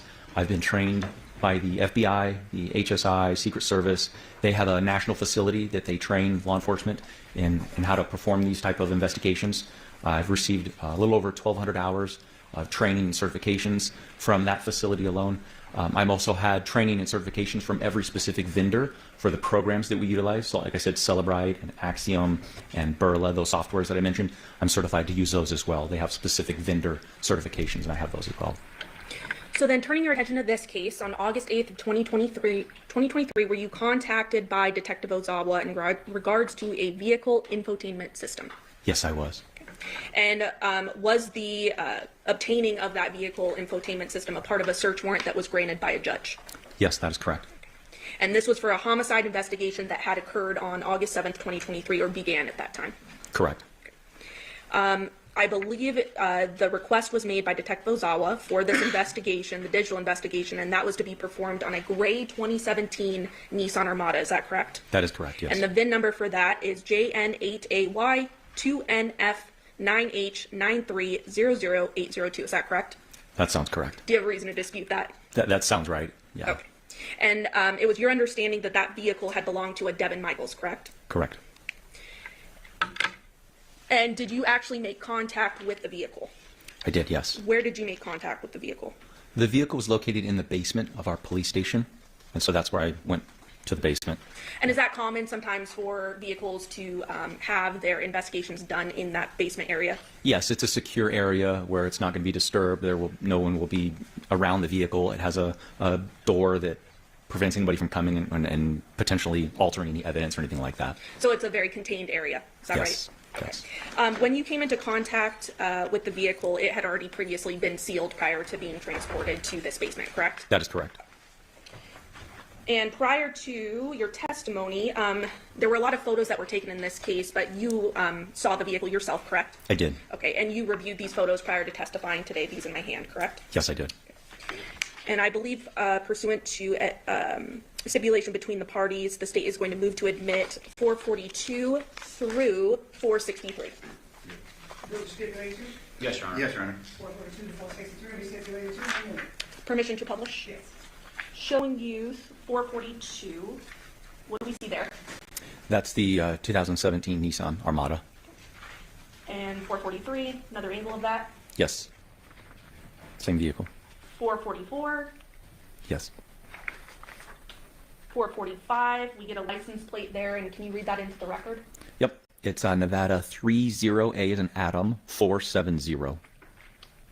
446, another angle of the vehicle. Yes. And I want to note both passenger doors to this vehicle. There appears to be these red tapings there. What are those? That is evidence tape that I believe the crime scene analysts are the one that put those on there so that you would know if someone's opened the door, if it's been altered, because the seal would be broken. And that's the sealing we were talking about earlier, Yes. correct? 447, just a close-up there with the seal, correct? Correct.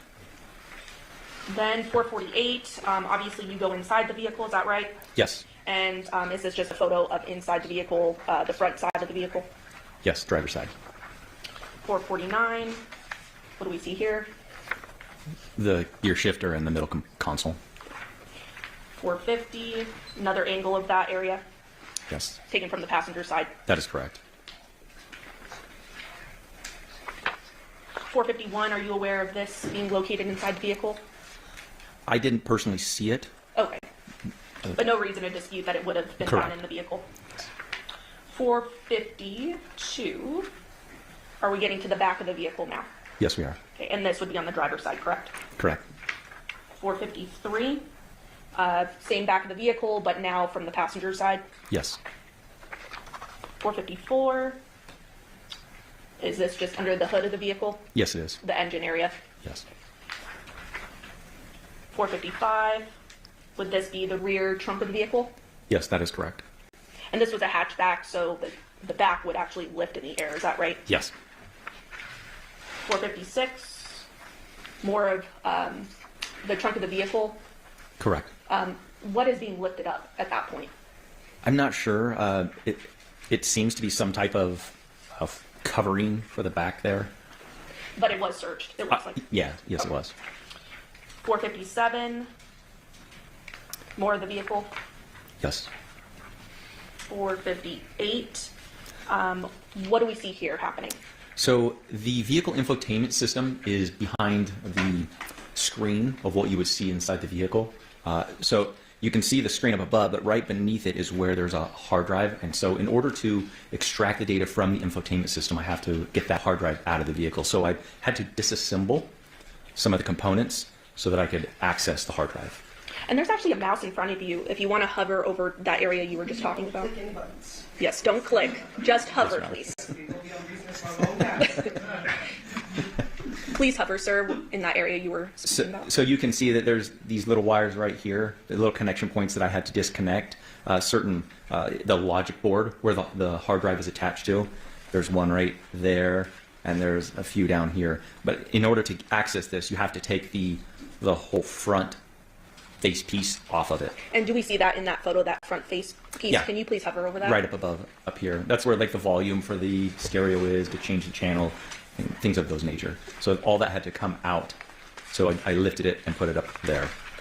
And this is a typical procedure of what you would do when trying to collect data from a infotainment system, correct? That is correct. And showing you 459, what do we see here? These are, so once the logic board is taken out, I had to take specific pieces of that apart so I could access the hard drive. So what you're seeing here, there's one there's a second one here, and a third one. These are just cover pieces on the board itself to protect the hard drive so that if there's any, I don't know, maybe liquid or anything like that, it's protected. So I had to remove these pieces off of the hard drive itself and the logic board so I could access the hard drive. Showing you 460, we see an extra piece there. What is that? So this here is it's just a secondary logic board that's connected to the first one, and I believe over here, if you could kind of to the side, but pretty sure the hard drive was connected to this logic board over here. So it's just more pieces that need to be removed in order to access the hard drive. And these tools that we see sort of above that area, I'm pointing there for you. It looks like some screwdrivers and different tools. That would be a part of your kit. Is that right? That is correct. Not something found in the vehicle. No, not at all. 461. What do we see here?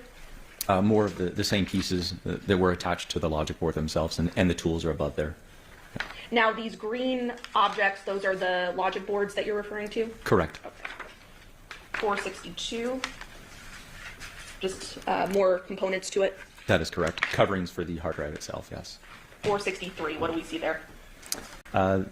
Some more of the tool sets. Right here is the back piece. You can see that there's a little vent because it has to keep cool, so it has to have air coming in and out. And then obviously all the screws that piece everything together to the main housing, and then just additional tools to perform the extraction of the hard drive. So now that you've taken apart the infotainment system, what do you do after that point? So once the hard drive has been removed from the logic board, I bring the hard drive back to the digital forensic lab, which is in the same building. I take it up to the digital forensic lab, and I connect the hard drive to a forensic computer.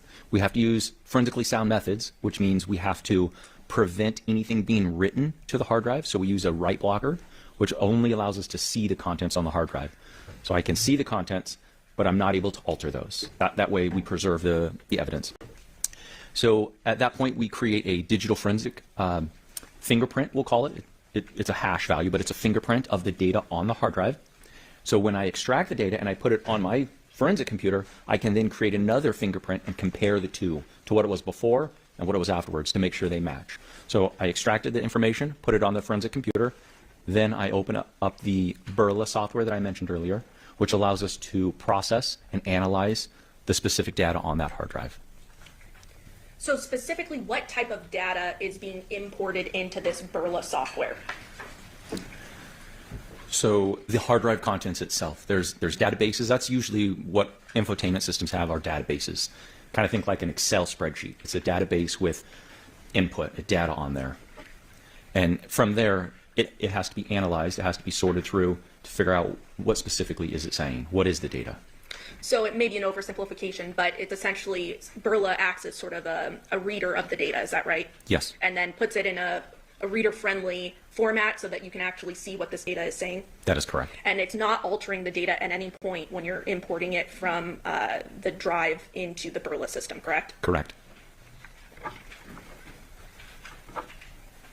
So after you do that, the raw data is now inside the Burla system. What does the system do? Or what does the software do at that point? It allows the user to be able to analyze it. So it, specifically for infotainments, this infotainment system, it recorded GPS location. And that GPS location is organized in trips. So when you start the vehicle, As soon as you put the key in and it turns it on to the accessories or on to the on position, it begins recording GPS, and it records that as a trip. So we'll just say that's going to be trip number 1. Every second that GPS is recording on that trip number 1. So you may drive from here, point A to point B. As soon as you turn the vehicle off, that's trip 1. If you take the key out, you turn it back on, now you're on trip 2. And so it organizes it in these databases I was mentioning earlier. It organizes it in a process where you can see the trips. You can see the latitude, the longitude, the elevation, the speed during each GPS waypoint. So it records all these waypoints and it's organized in a way. So Burla, the software, allows us to go through and map all those waypoints, those GPS waypoints, so we can see the trip. So we can physically see, okay, this is where it started and it's going along and this is where it ended. And this was the speed and such and such. And it takes into account dates and times, correct? Yes, I forgot to mention, I apologize. It does every second that the GPS pings, as we'll call it, it records a date and a timestamp.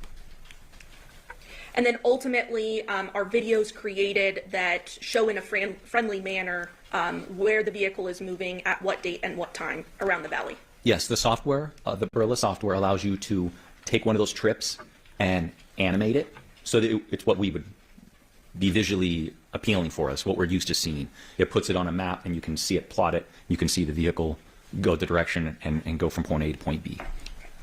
So now that you have this raw data or this information that was put into the Burla software at this point, it's in a way that you can actually read it now. You then get some information that was gathered from Detective Ozawa, correct? Yes. Okay, and that was related to the investigation. Specifically then, having that information, did you hone in on the dates of August 6th, 2023 to August 7th, 2023? Yes. And that was because that was of importance in the investigation, correct? That is correct. Okay. And how do you actually sort of, do you just filter to those dates and times, or how do you just hone in on that? Yeah, because everything is recorded in a descending from the oldest to the newest, you just scroll down to the dates you want, and you can see everything in with a 24-hour period or a 12-hour period, whatever is requested by the detective. And so he requested a specific time period, and so I just scrolled down and highlighted those at that point. Those were the focus. And you were able to find 11 videos of evidentiary value, is that right? Yes. And so that would essentially be 11 trips or so? That's correct, yes. Okay. And prior to testifying today, you provided those trips on a flash drive, is that correct? Yes, I did. And I believe at this time, Your Honor, pursuant to stipulation of the parties, the state is going to move to admit Exhibit 7. Yes, Your Honor. Permission to publish? Yes.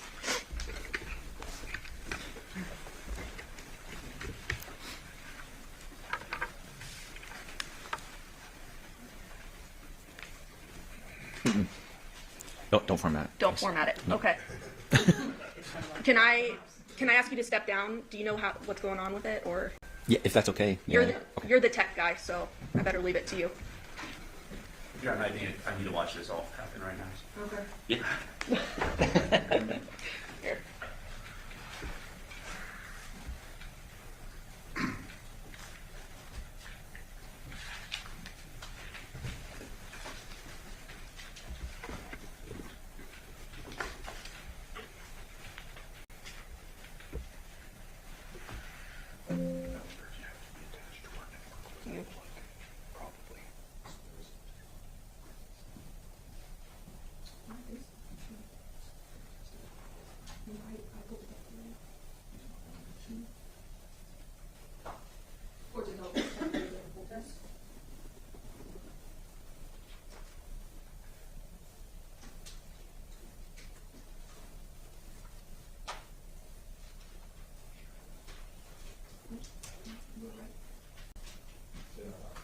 You were right.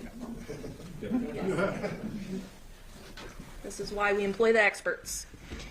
All right, sir. So I have pulled up here Exhibit 7. It appears that there are videos entitled number 1 through number 11. We don't see it. Oh, that would Sorry. be helpful.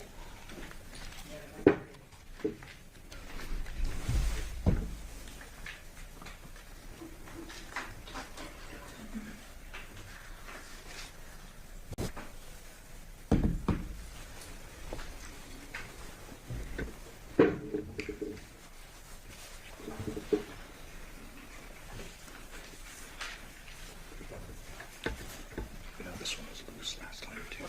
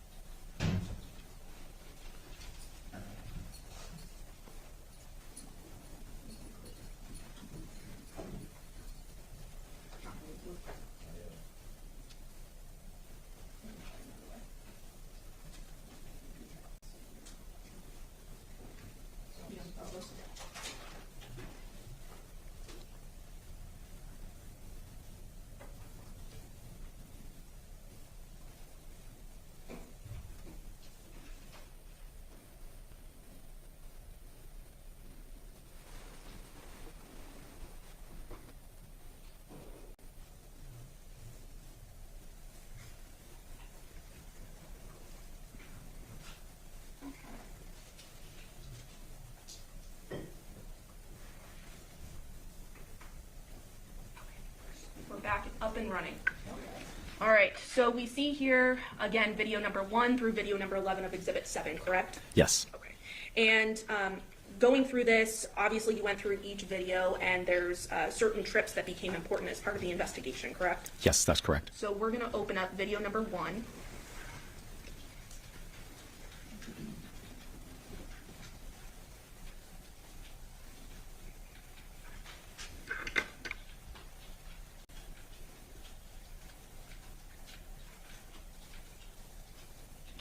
I'm going to pause that. What do we see here in video number 1? So this is the Burla software that I was explaining earlier. These videos I created, I just used a Windows capture program so you could see what I see as an examiner. So this is the Burla software. The trips that were of importance, I made videos for those trips. So this is one of the trips. If you look, I'm not going to click, but I'm going to hover my mouse over here. You can see this is the timestamp of when this trip, we're looking at trips, when this trip began on 8/6 of 2023 at 5:19 p.m. That's adjusted for UTC, for our time. It's not UTC. Everything is recorded in UTC. So we have to subtract the 7 hours. And then the trip ends on the same date at 5:58 and 33 seconds p.m. So one thing you'll notice if you look over here, you can see the count is 2,368. That's how many waypoints. Every second the GPS is recording, that's how many waypoints or GPS points are recorded in this trip. So you can see the distance was 25 miles, the elapsed time, the average speed, those things that that the GPS system will actually record. So what I did was, when we hit play, you'll be able to see, I'm going to animate this trip so you can follow where it goes. And just briefly, because I don't think we've talked about this yet, can you explain what UTC time is? Yes, so it's Greenwich time. It's the time over in England, and we are every hour that it's spread out by distance. And where we are at right now, we are, well, I think we're at 8 now, but we were -7 at the time. So it's either -7 or -8. So everything is recorded in UTC time. It's the same way with computers and cell phones, vehicle infotainments. Everything is recorded in UTC time, and then the system and us, we have to manually adjust according to time. Daylight savings or not. And so the times we're seeing here are not UTC, they're the correct times. They're correct? adjusted, yeah. And it even... Yeah, I'm working on that. It said it on there. I adjusted it so we wouldn't have to do any math in our head or anything. It's just automatically adjusted.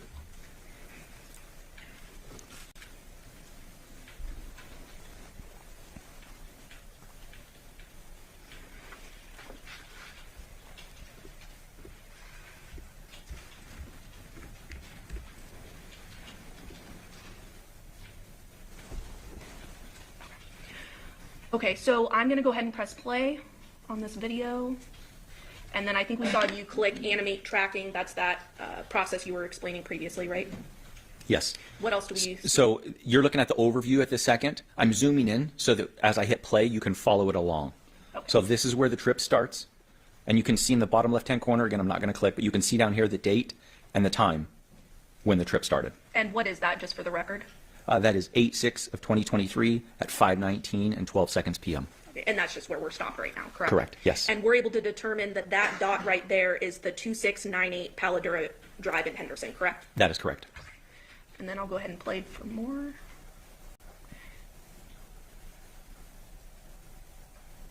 And what I notice right now is it's going fairly quickly. It looks like, I'll stop here. Yeah, the bottom right, there's something that saes 5 times. What does that mean? Yeah, over here next to the mouse, 5x. I didn't want to have a 45-minute video for a 45-minute trip, so I times it by 5 so it would be a little bit quicker so that I could condense it a little bit. That's the only reason I made it 5 times, so we wouldn't be here all day watching videos. And we appreciate that. Playing the video. So at this point, you can see there's just a little bit of movement. It means the vehicle's on. It hasn't moved yet. There's a little bit of movement. Doesn't necessarily move that the vehicle. Doesn't mean that the vehicle has moved. It just means that it's on and it's recording GPS location. Kind of bounced around a little bit right in front of the residence.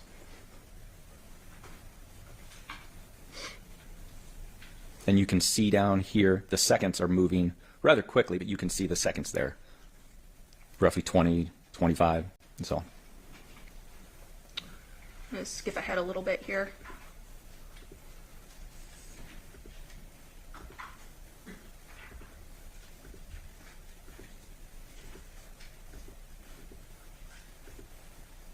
Okay. At about, I think it was around 5:32, we then see the vehicle begin to move. Is that right? Yes. Okay, and I'll press play. And it appears it's going down Windmill Parkway at this point outside of the neighborhood. Yes. And ultimately, this trip, as I scroll across, is just the vehicle is traveling across the valley, correct? Yes, that's correct. Here in Las Vegas. Yes.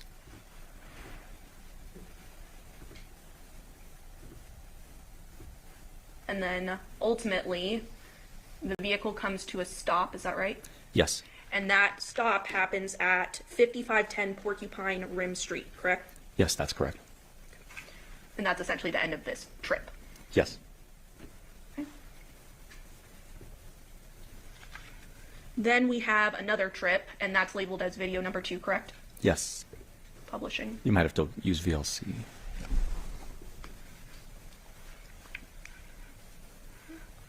And again, you're clicking animate tracking, correct? Or Yes. track log, excuse me. And where is the start of this trip? At the Porcupine address? The 5510 Porcupine Rim? Correct, yes. And what date and what time? You can see the date down here. It is 8/6 of 2023 at 7:37 p.m. Pressing play. And again, vehicle begins to travel, correct? Yes. I'm just quickly scrolling through. Again, this is at 5 times that you have it set at, correct? That is Or correct. 5x.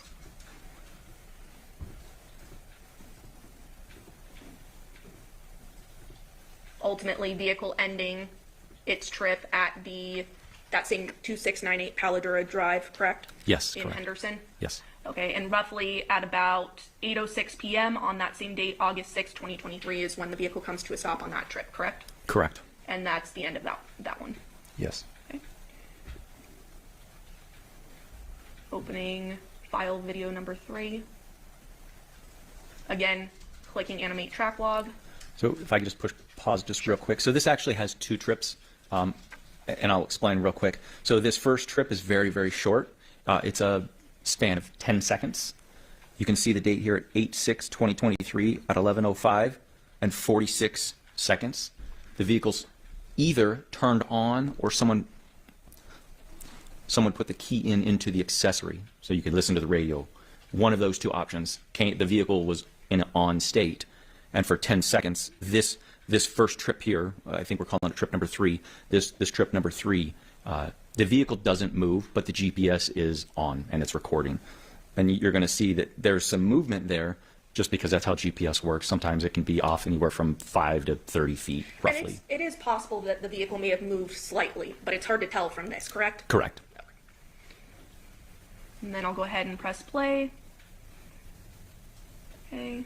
What are we seeing here? And yeah, that was the 10 seconds. So I don't stop recording at this point. I now go to the next one, which is a few hours later. And I'm just going to pause. Around what time did that trip start? So this is a few hours later on the 7th at 2:04 a.m. August 7th, 2023 at 2:04 a.m., correct? Yes, that is correct. And again, at the 2698 Paladura Drive address. Correct.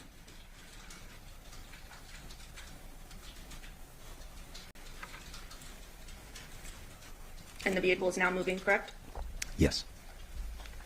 Going down Windmill. Yep.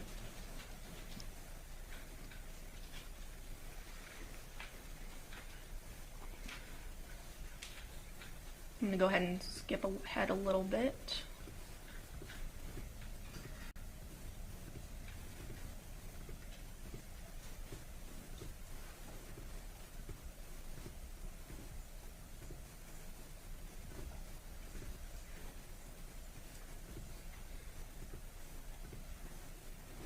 And I'm going to pause here. It looks like at about 2:28 in the morning, same date, August 7th, 2023, it looks like the vehicle is sort of hovering in this one location for a bit. Is that right? Yes, that's correct. And we determined that that was CVS located at Cheyenne and Durango with the address of 8320 West Cheyenne Ave, correct? Yes, that's correct.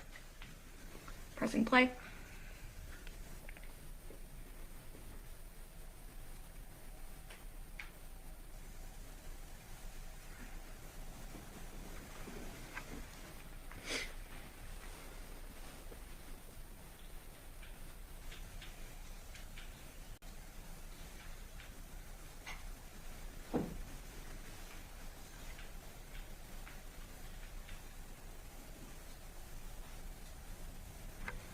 The vehicle is now moving, is that right? Yes. At about 2:31 in the morning, Yes. same date? Yes, on the August 7th. I'll go ahead and skip ahead. The vehicle is making its way across the valley, correct? Yes. Ultimately landing at that 5510 Porcupine Rim address, correct? Correct. And the time being 2:44 in the morning or so Yes. that on is correct. August 7th, 2023. Yes.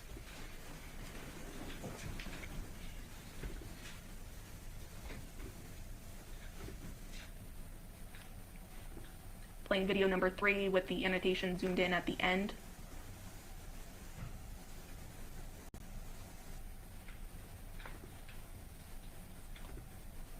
And this is that same trip, correct? Yes, I labeled it as zoomed in. I wasn't sure what was going on. You can see that there's a lot of movement down there. And after further investigation, it seems like... Okay, I'll stop you there. So at 2:44 in the morning, this is that Porcupine Rim sort of stop, but it appears that there is some movement within the neighborhood, correct? Correct. Yes. Showing you video number 4.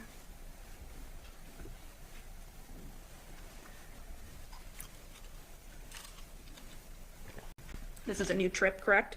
Yes. This is at 8:01 a.m. on August 7th, 2023. And the starting address is that 5510 Porcupine Rim address, correct? Yes, that is correct.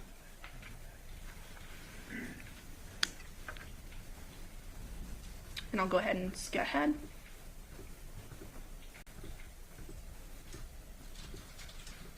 Oh. It appears that the vehicle exits the neighborhood on Ann Road and then makes what looks like a U-turn back into the neighborhood, Yes, that's correct. back to that 5510 Porcupine Rim address, correct? Yes, And this is at 8:06 a.m. that is correct. The vehicle's left on at this point.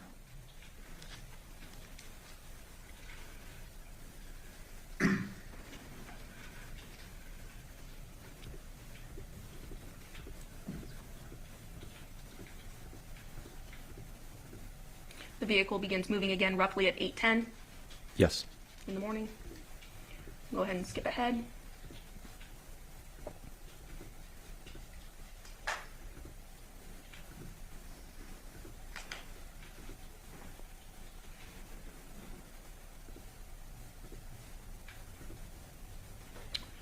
And I'm going to stop it right here at 8:16 in the morning.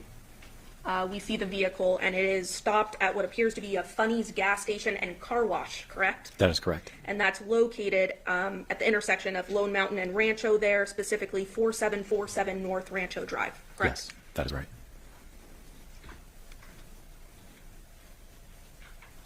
Pressing play.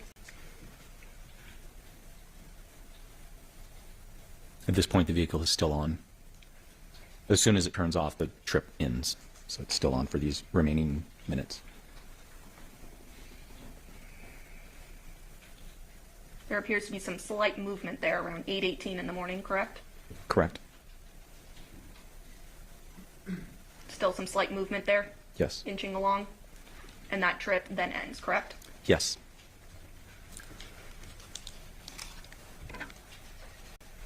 Okay. Publishing video number 5.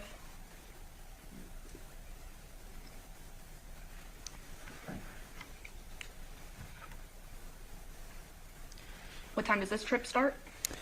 This is on August 7th, 2023 at 8:21 a.m. And this, again, we're starting at that Funny's car wash Correct. gas station.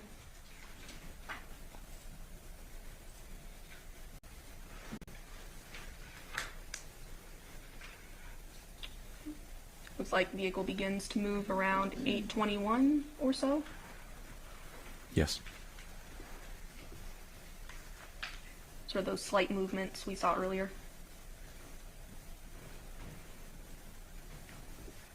And now the vehicle is moving out of that area, correct? Correct. The vehicle then proceeds through the valley.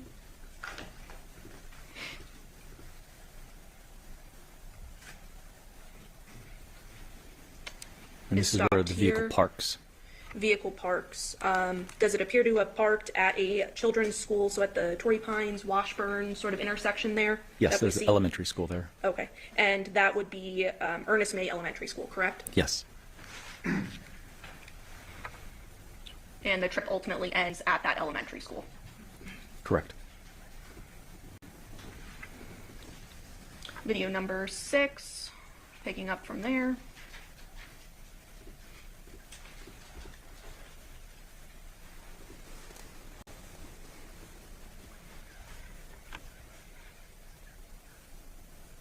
And around, it appears 9:27 in the morning is when this trip starts, still on August 7th, 2023. And again, we are starting at that Ernest May Elementary School, correct? That is correct.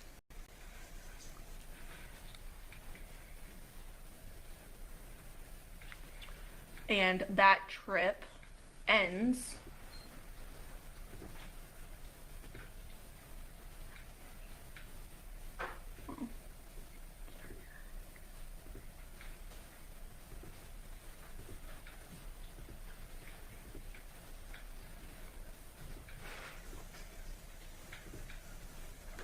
vehicle goes back to that 5510 Porcupine Rim address, correct? That's correct. And ultimately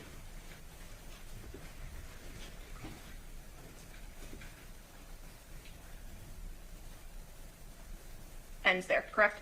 That is correct. At 9:30 a.m. Publishing video number 7.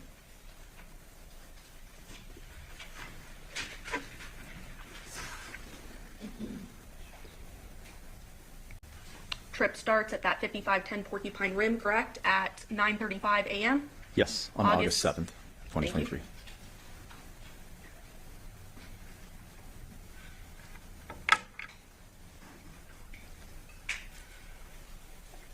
Go ahead and skip through. Traveling across the valley. Looks like it's on Summerlin Parkway. Ultimately, trip is concluding at 9:57 a.m. That is correct. And that appears to be Summerlin Hospital, 657 North Town Center Drive, correct? Yes, that's correct. Publishing video number 8.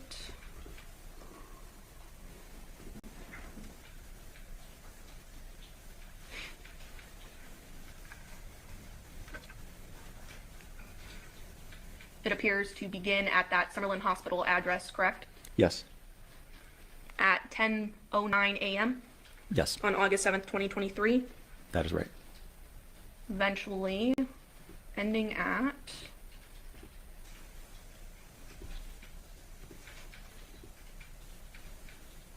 that 5510 Porcupine Rim address, correct? Correct. And that was at 10:26 a.m. on August 7th, 2023. Correct.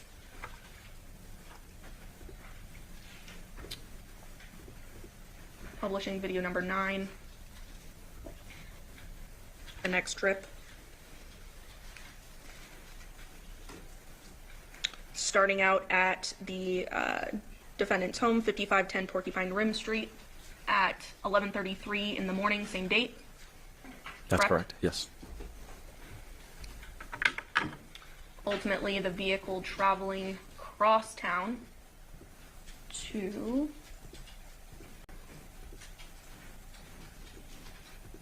scrolled a little too fast there. It appears the 2698 Paladura Drive address gets there around 12:07 in the afternoon. Yes, that's correct. And the car stays on at this point, it looks like. Yes. Yes. Scrolling forward a bit.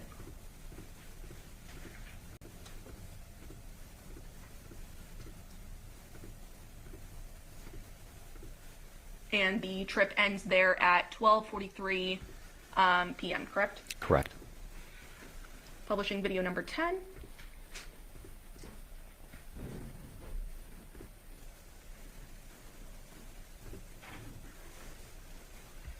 Next trip. Starting out at that 2698 Paladura Drive, correct? Yes. At 12:51 p.m. or so.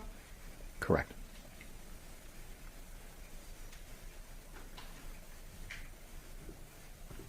Scroll through.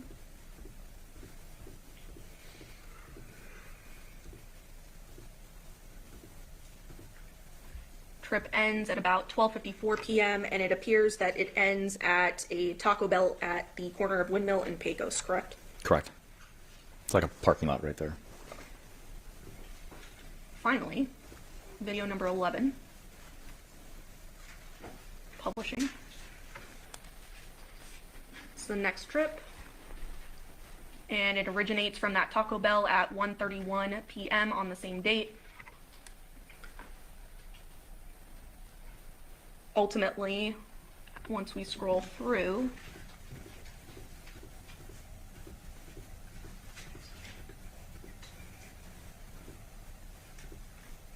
ending at that 5510 Porcupine Rim address, correct? Correct. And it ends at 2:01 p.m. on August 7th, 2023.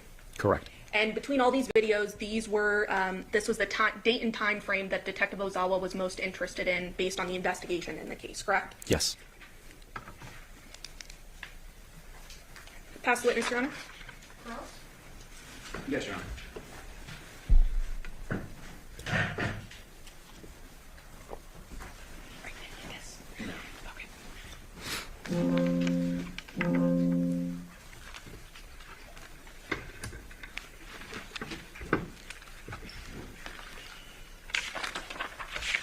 Detective Spangler, now, when the car comes in, you're the one that actually physically goes in and pulls out the unit, correct? Inside the vehicle? Yes. Yes, that is correct. So it's sealed at the scene, and it's not open until you open the door, correct? I didn't open the doors. The crime scene analyst, since they're the ones taking the pictures, they physically opened the doors. Were you present for that? When they opened them? Yeah. No. Okay. In your time in spending the car pulling out this unit, you kind of observe the general condition of the car when you're pulling out the unit, right? Yes. I'm putting up what's State's Exhibit 458. And then how do I switch over to this? But is it plugged in now that you took it out of your computer? Yeah, we plug it back. Put that one.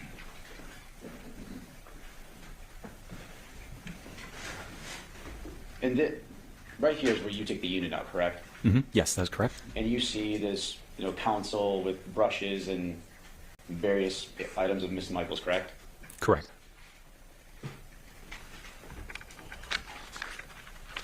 I'm going to put up what's State's Exhibit 448. This is a different view from the car, correct? Yes, the driver's side. And you would go into the driver's side to get that unit, so you would probably sit in the driver's seat and pull that out. I believe I accessed both sides, at some okay. point throughout. So you're aware of the, the condition of the car and kind of what's in there. In the front, yes. Right.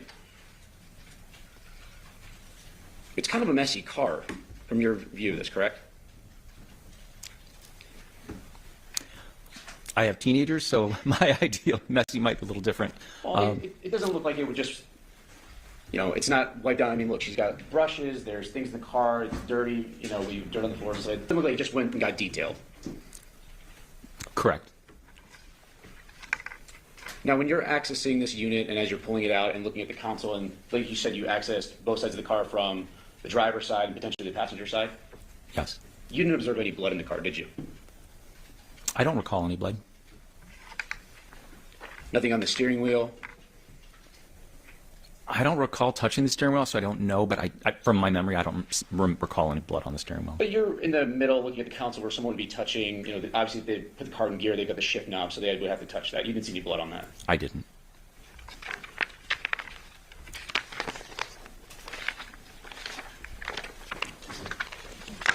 I'm going to put up what State's Exhibit 451. This is just an ID that was found in there. Like, I believe you said that you didn't see this, but this is something that would have been in the car with Ms. Michaels' personal belongings, correct? Yes, I personally didn't see this, so I don't know where it was, but the crime scene analyst must have taken it, so yeah. Now, going back to the videos that the state put up, there was a end of video 3. There was like some squiggly lines kind of going. Do you remember that? Yes. And you previously testified that when the car is there, it can give or take 30, 50 feet. In that clip, it looked like it was zoomed in on. 5 to 33 feet. 5 to 33 feet. Correct. Okay. And then, are you aware of the Funny's gas station, or you just know the location? I'm not aware of it. I just look at the map. So it's not like Yeah. you went out to Funny's and looked and saw what was there. No. Funny's gas station has gas pumps, I would imagine. and if I told you there was one, do you have any reason to disagree with me No. at that location? No.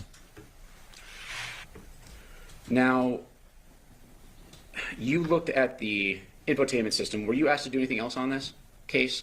To examine anything by Detective Ozawa at his request? Yes.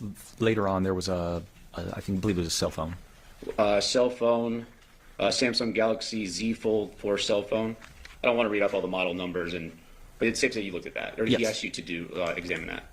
That is correct. And that happened to be one of Devyn Michaels' phones, correct? I believe so. Yes. And that was a additional request by Detective Ozawa. Yes. Court's indulgence. No further questions, Your Honor. Any follow-up, sir? Nothing from the state, Your Honor. Do the ladies and gentlemen of the jury have any questions to this witness? Okay, statement of response. Thank you very much for your Thank you. testimony here today. Your counsel approach.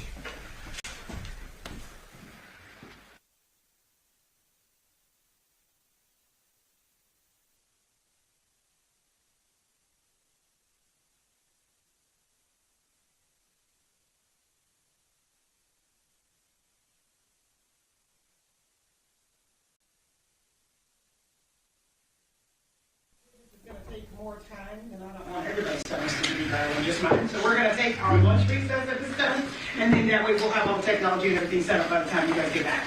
During this recess, you must not discuss or communicate with anyone, including fellow jurors, and anybody regarding this case or its merits, either by voice, phone, email, text, internet, or other means of communication or social media.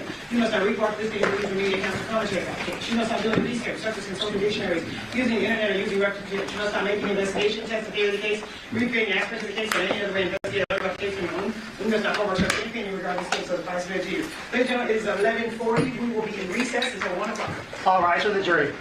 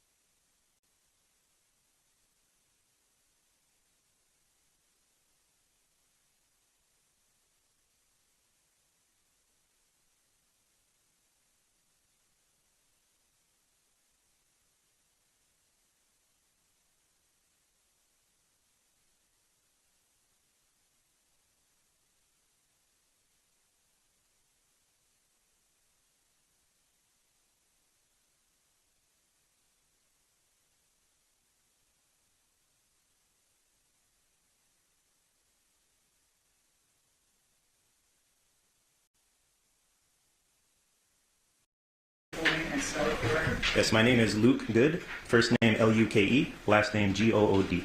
State whenever you're ready. What do you do for a living, sir? I'm a detective at the Henderson Police Department. How long have you been a detective with the Henderson Police Department? I've been a detective for a little over 4 years now. And in which unit are you currently assigned?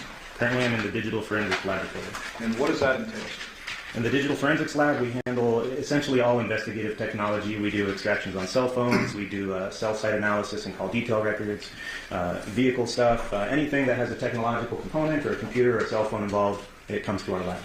What type of training and education do you have in order to do what you do? Well, I have a bachelor's degree from Columbia Southern University in information systems and cybersecurity, and then we go through an extensive amount of training for my role in particular just because of the nature of technology and how complex it can get.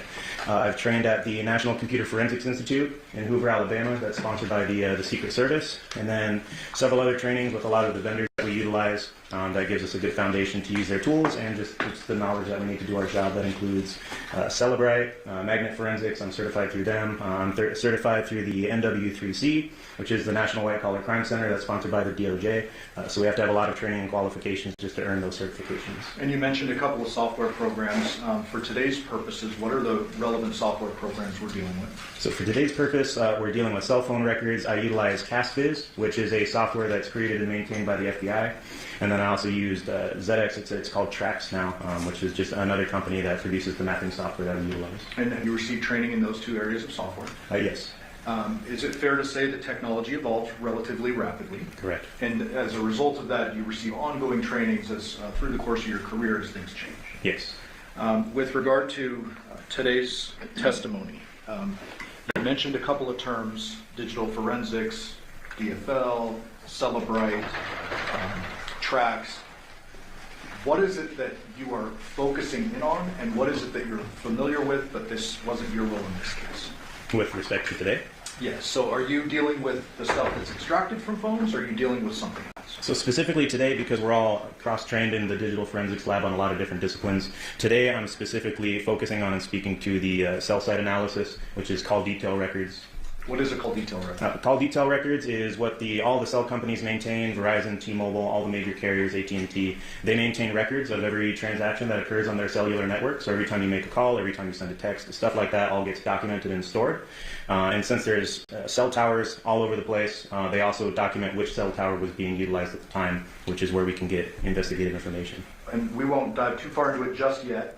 Is it fair to say that you are not dealing with content of what may be on an actual cellular device? Correct. No content, only the transactions and the connection information through the network. And have you become aware that a separate detective in your unit has been assigned with dealing with the digital forensic downloads of the devices? Yes. And that would be whom?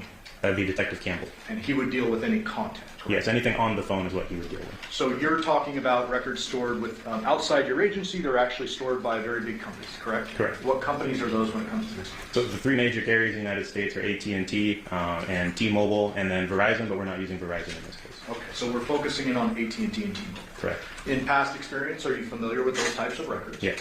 And do the T-Mobile records look a little bit different from the AT&T records? A little bit, yes. Did you prepare an exhibit today in order to accurately explain your findings and testimony to the jury? I did.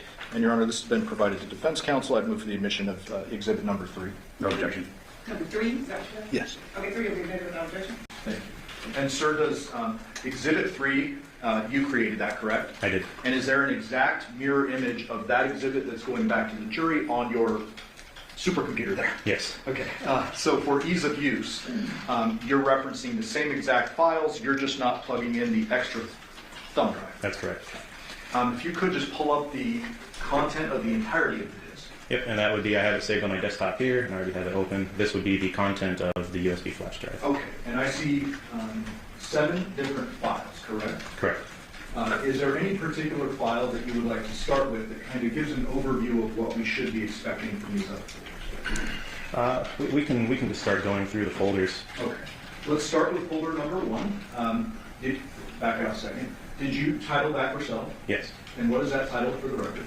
So to title them, I used the phone number and then the associated user of that phone number that I was provided by the investigating detectives. So for this one, the first folder is the phone number 702-353-3823, and it's Andrea Reyes CDRs. And were you provided those by Detective Ozawa? Yes. If you could open that folder, please. There's two separate subfolders. One says mapped data and the other says provided files. Can I presume that the second folder is what you received to analyze? Correct. If you go open that. Subfolder CDR records, open that. And then there are several files. It looks like some Excel, some PDF. Yes. Go ahead and start with the COR affidavit certification file. Tell us, what are we looking at here? So every time a detective sends a search warrant to the carriers, all of this information, we don't have to have the phone in hand. All of the information that I'm going to go over is stored at the actual carriers. So we send a search warrant to them asking for the information that we're looking for in our investigation. When they send it with us, they send us a certificate just saying that all the information is accurate and they're attesting to the legitimacy of it. Okay. You can close that out. Tell us, what type of records did you receive with regard to Mr. Reyes' phone? I received the call detail records that document all of the actual call transactions, and then I also received data sessions as well. Anytime that you're on YouTube or Google connecting to a cell tower, it logs those transactions too. So those are two separate documents. We also have the subscriber information document too. Let's start with that. For the record, you're opening up Excel sub tip code? Yes.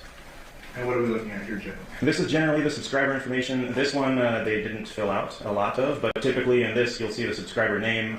Usually that's the person using the phone or a family member or something like that.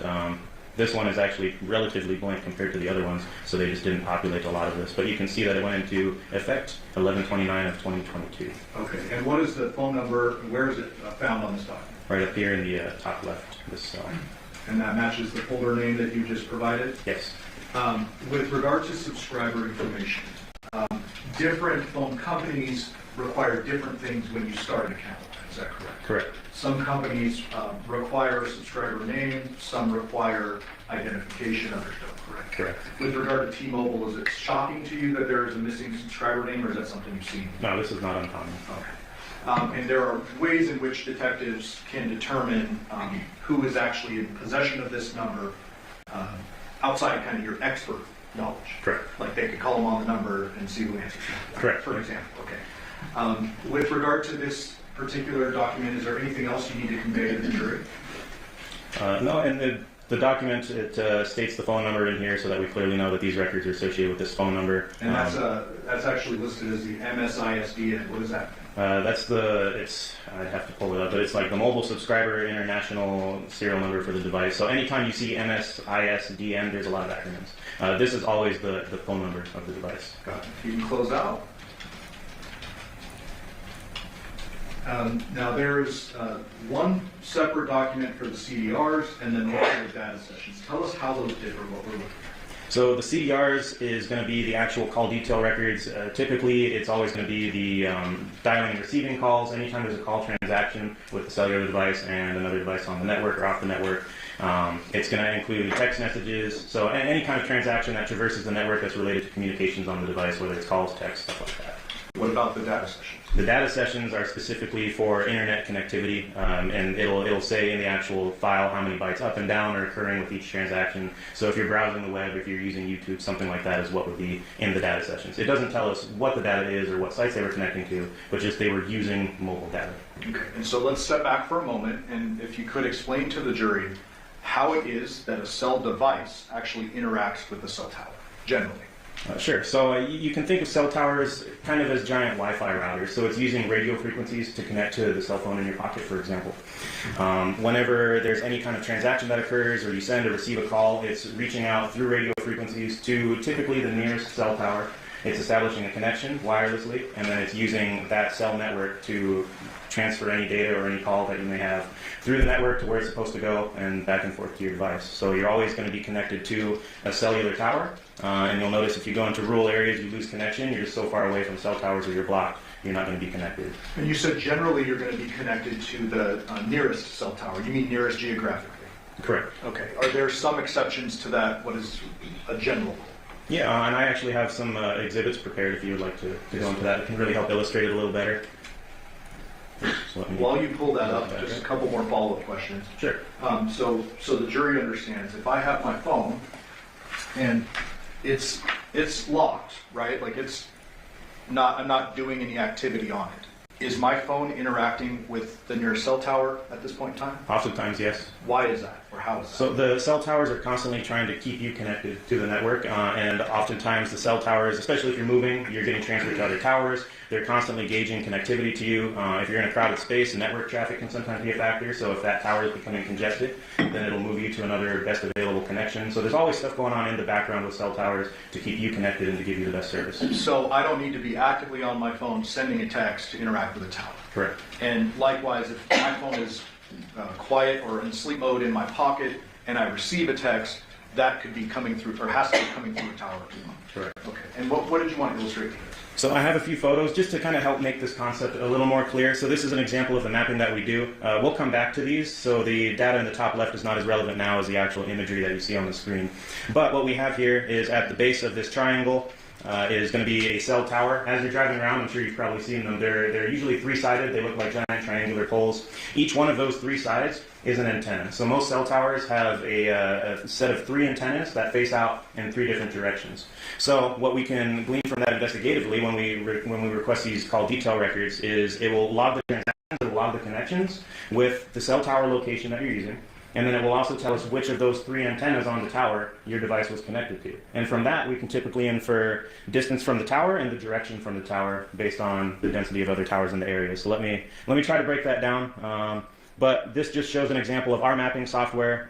The big red section is just showing you which direction the angle is facing. It doesn't mean anything's in that red area. It's just letting you know that the antenna is facing that way. So if you were at this house, for example, you would be connecting to this antenna on the cell tower. And again, there's 3 antennas. So if you were off over this way, say in this neighborhood to the right, I don't know if you can see my mouse over there or not, but if you're over to the right, you're typically going to connect to the antenna that faces that direction. That's not always true 100% of the time. Sometimes there's geographic interferences and stuff like that that could cause another tower in the area to be the best signal, or it could even cause, this line is not necessarily a hard line, it can even cause you to connect to the other nearby antenna just because that one has a stronger, better signal.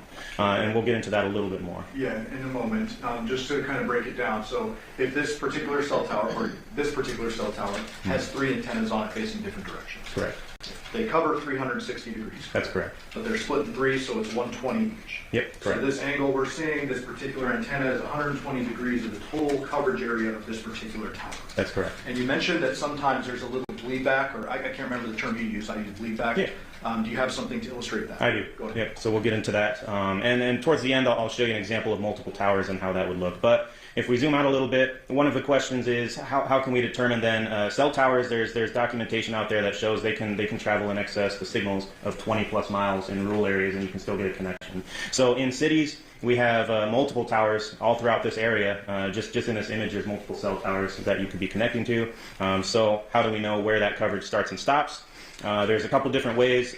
Typically, we can 100% map the direction from the tower that the antenna is facing.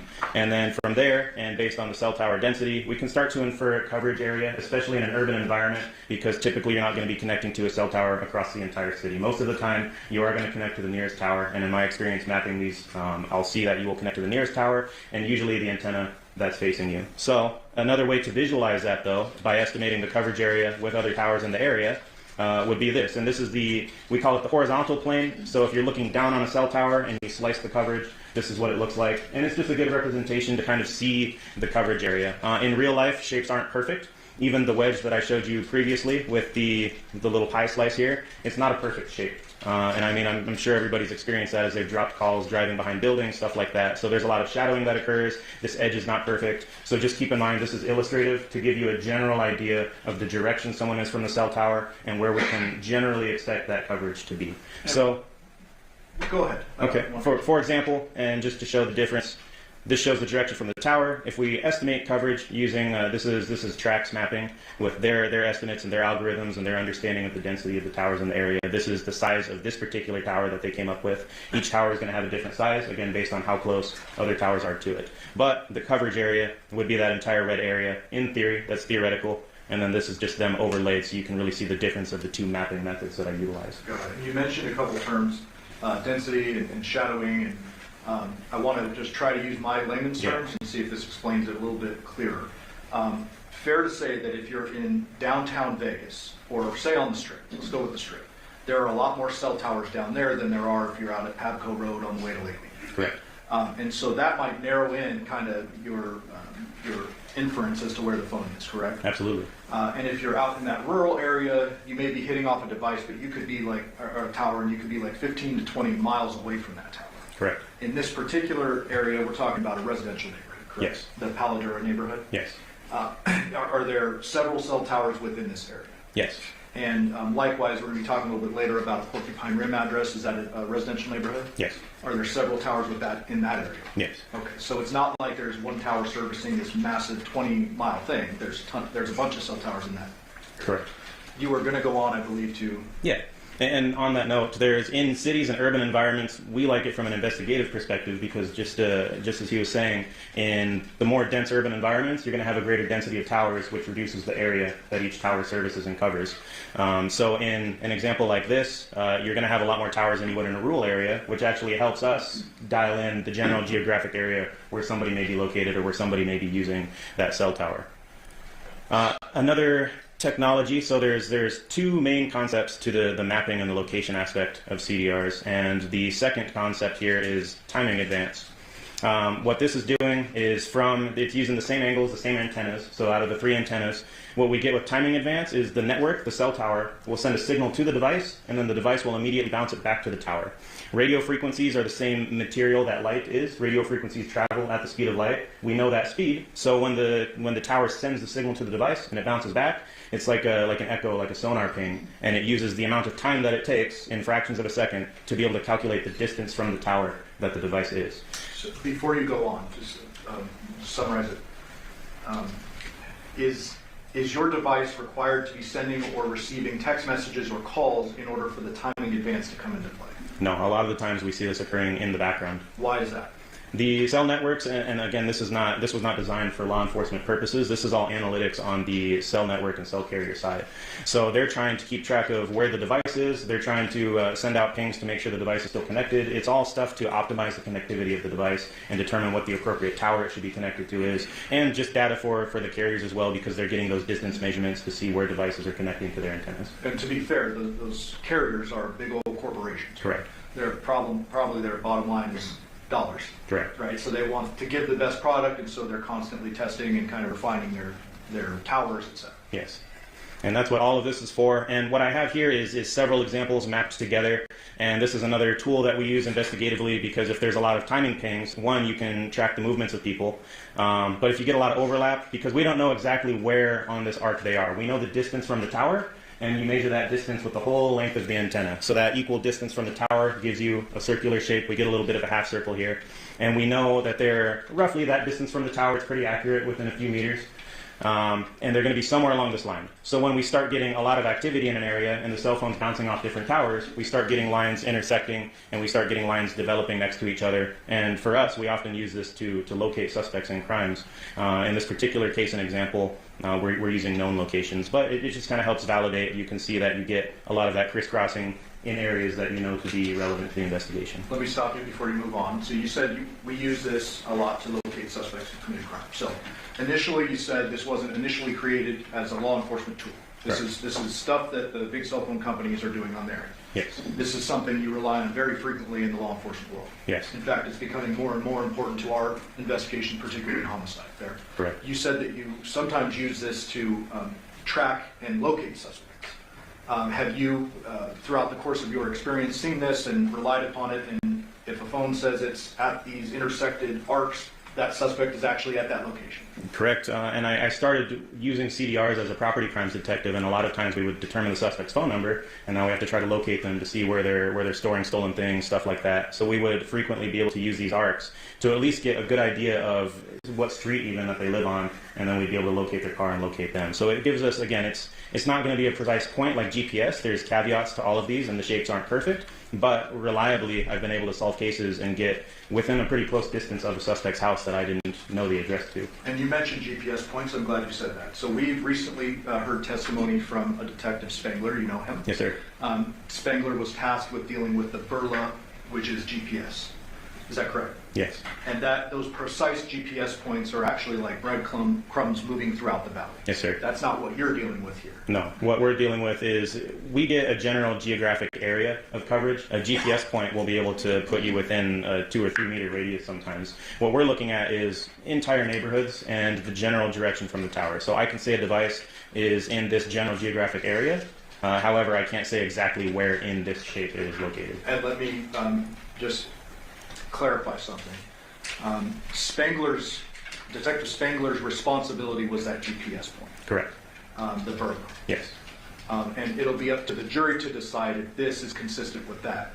Anything you're doing today with this, you're not relying on any information from the Nissan Armada's burglar system. Correct. This is entirely separate, and this is call detail records and timing units. Correct. And in fact, when I map these records, I like to know as little about the case as possible, ideally, just because I'm able to focus on what the records are telling me, and I try to eliminate that bias from other sources, because then you know where to look. So if you don't have that information when you start the mapping, it's interesting how telling the records can be, and then you can cross-reference that with other data afterwards. You can also cross-reference it with things like video surveillance or times where witnesses say somebody is and all that stuff. Correct. But you're not doing that. That's for them to decide. That's correct. Okay. Go ahead. Then we just have a couple more. This is another example. So if we go back a few slides, this is one tower that services that address.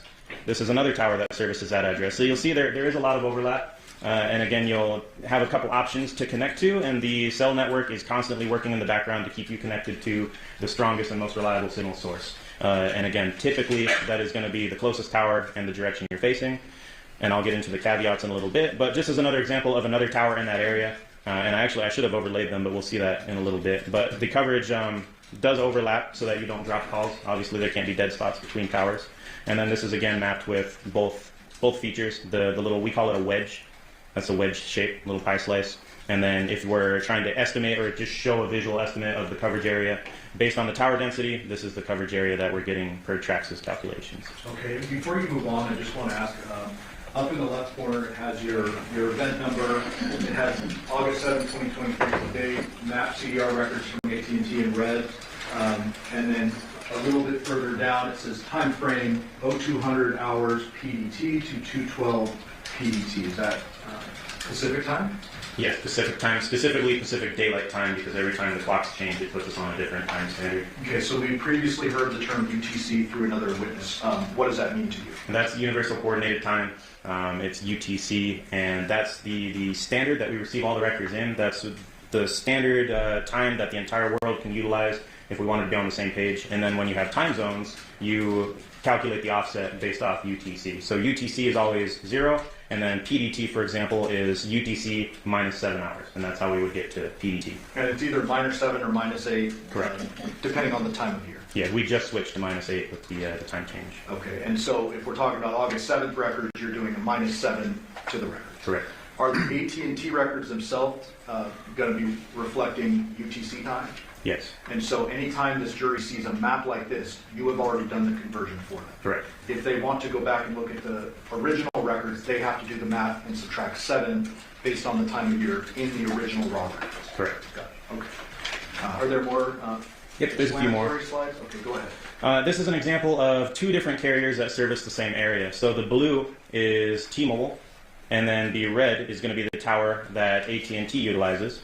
However, these towers, even though they're 2 different networks, they are using 2 different towers to service the same general geographic area. So this is just what that looks like. And then I wanted to show this example just because we do get these outliers sometimes where you see this line from the, and again, my mouse is on there. Okay. So you see this line, and you'll notice that this little house here is going to be outside of that line, outside of the expected coverage area based on the wedge that we're looking at. However, and this is why I wanted to show the alternative method of mapping, if we utilize this H-plane, and the shape of that H-plane is determined from a bunch of scientific testing through the antenna manufacturers. They're able to use a chamber, it's called an anechoic chamber is the scientific name for it. They're able to basically measure the shape of the coverage area of the radio frequencies, and that's where this shape essentially comes from. So you can see that it propagates out from the tower, not in perfect lines, and sometimes you will have that coverage a little bit back from where the wedge shows.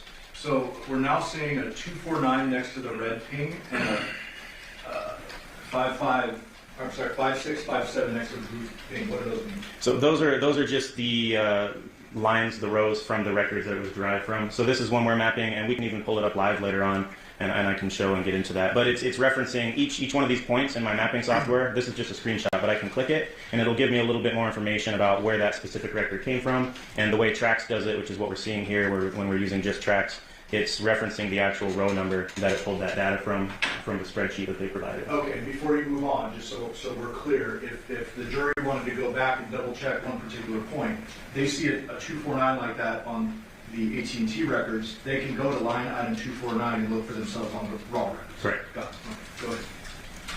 And all of those records, it's providing us latitude and longitude. It's providing us the antenna information. A lot of times it'll give you the rough street address as well for all the towers. So the software is designed to take all of that information from, it's just Excel spreadsheets with the phone numbers, the dialing number, the receiving number, all the information of a transaction or a call, including the location information of the towers that it was using. That's all in the boring spreadsheets. And then the software turns that into mapped data, and it allows us to see it. Did you have more explanatory slides? Yep, and this is one of the last two. This is just a good example I pulled from the internet where it shows it's not that perfect wedge shape that we depict in the mapping. That's just to give you a general idea, again, of the geographic area that a phone might be connecting. However, in reality, it's more like a blob. So what you can see here is the dark blue would be this antenna. It goes out to here. Sometimes it'll bleed over to the side of the lines. And again, there might be obstructions building, something like that. That creates shadowing because radio frequencies behave similarly to light. They're the same material. You might have tall buildings here, so the better connection will be the cell tower that's actually further away.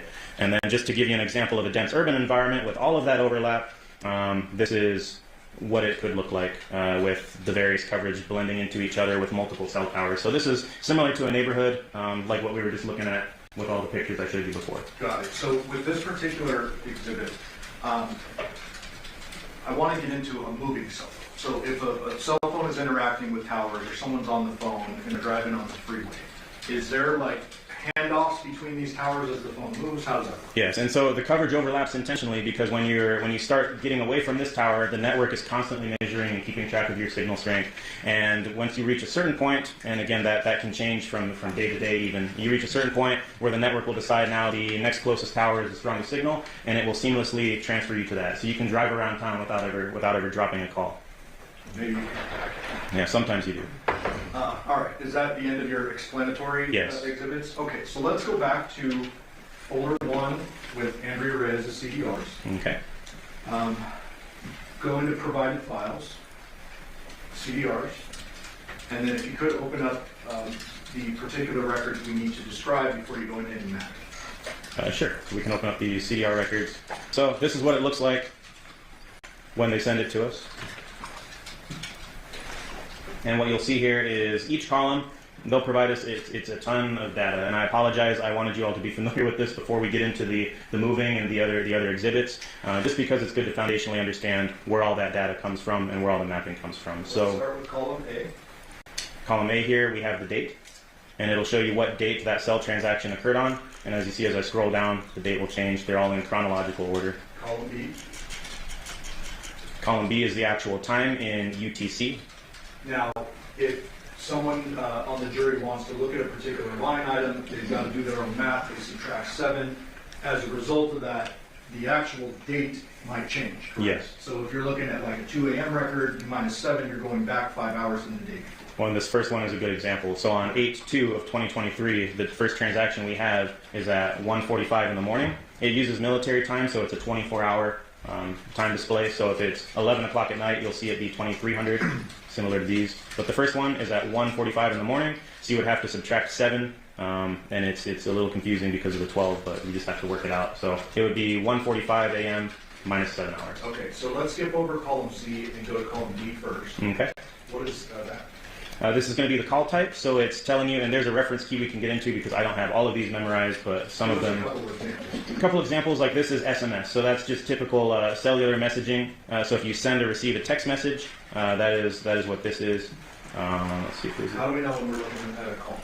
So when we're looking at a call, you'll see it's going to be either MTC or MLC in these records, and you all will have the actual key as well if you're curious what these are. I reference it a lot because it's too much to memorize. There's so many different acronyms. However, when we're looking at a call, line 1 is another good example.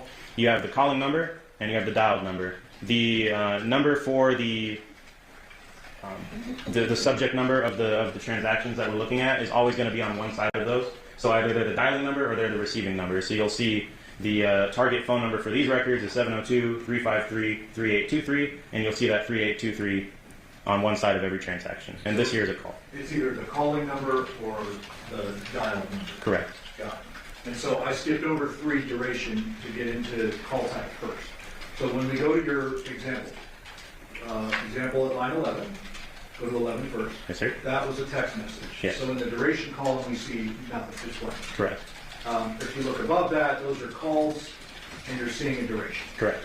So how is it that, or what does duration actually mean? Is it like the whole time I pick up my phone and I dial, and then it's ringing, ringing, ringing? Or is it the time we're talking, or what? It can vary between carriers, but usually it's when you connect. So the actual time that the call is connected, so when you hear it ringing, it's not connected yet, they pick up, and you'll even notice on your phone the timer starts. And that's how it's reflected in the cell network as well. So duration is approximately 30 seconds for this phone call. Okay. And then, do you know, off the top of your head, what happens when a call goes to voicemail, what it looks like? Not off the top of my head, because some of these are codes. So when it says the calling number, voicemail is often 9999, Okay. like this. Well, but that would be in the key, right? Yeah, so that'll be in the key, but it'll tell you if it goes to voicemail, and then there's make sure there's no other columns because each carrier is a little different. No. So it would be under the call type, and or there will be an actual code in the calling number to show that it went to voicemail. So you'll see weird little numbers like this, and you just have to reference the key to see what those mean. Got it. Okay. So go back to the top. We've gone through first 5 or 6, I guess. Yeah. Let's go down the line, and you tell me what's important for the jury to know about the rest of the call. Yeah, so, and this is for the phone number ending in 3823. And so, for example, this first line is just showing that there was an incoming call from this phone number ending in 3557. The number that they dialed was our target phone number, the 3823. And then, same thing, they say it a couple different ways with T-Mobile, the destination number, the called number, the dialed number, but you'll see that that's consistent with the target phone number for the records at the top. The IMSI is the International Mobile Subscriber Identifier. That's just a serial number for the SIM card in your phone, because sometimes we'll have people changing out the SIM cards. It'll show that in the records. Sometimes the records will get messed up like that if I click too much. The IMEI, that's going to be the serial number for the device itself. So your cell phone will always have that same IMEI. That's just the digital serial number that's always attached to the device. So let me stop you. If I keep my phone and I switch out the SIM card, the IMSI will remain, the IMSI will change, the IMEI will remain the same. That's correct. So the way I always say is like the IMEI is like the serial number of the phone, the IMSI is the serial number of the phone number. Correct. Okay, go ahead. And then you'll just have some completion codes. These are things I don't typically worry about. The service codes, this is an example of actually a forwarded call, and I start to retain some of these as I look at these records a lot. But the 02A with T-Mobile just means that the call was forwarded.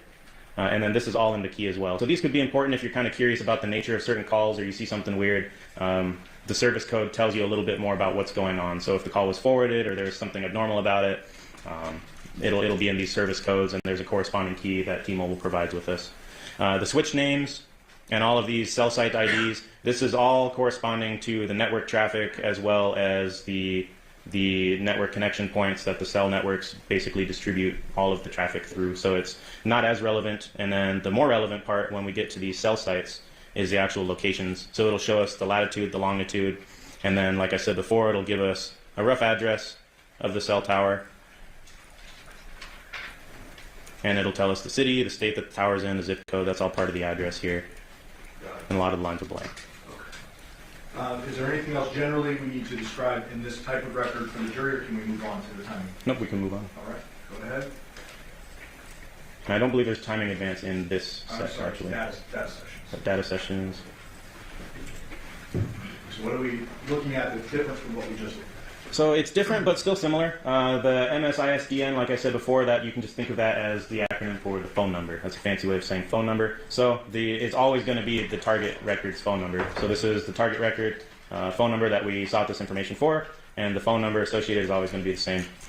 And then what happens is, this is the phone connecting to the internet through the cell network. So you can browse the web without having to connect to Wi-Fi, for example. That's because the cell network enables you to connect to the internet. It's going to assign you an IP address. Without getting into that, That's just giving you a temporary address to access the internet through, just like routers work.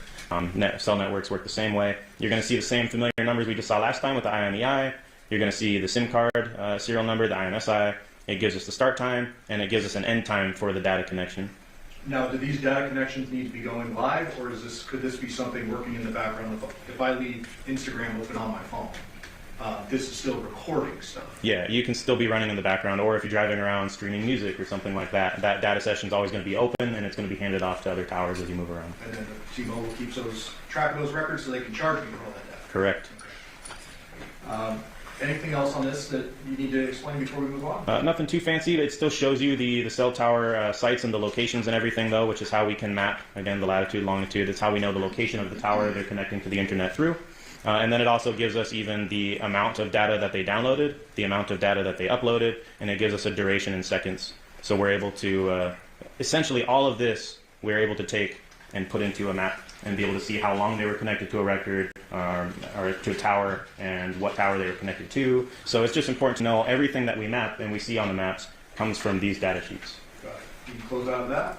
Can we now move on to mapping, or is there anything else you need to explain before that? Nope, I think we are good to move on to mapping. All right. So you're going to back out to the Andrea Reyes CDRs and then map data. What is inside this file folder?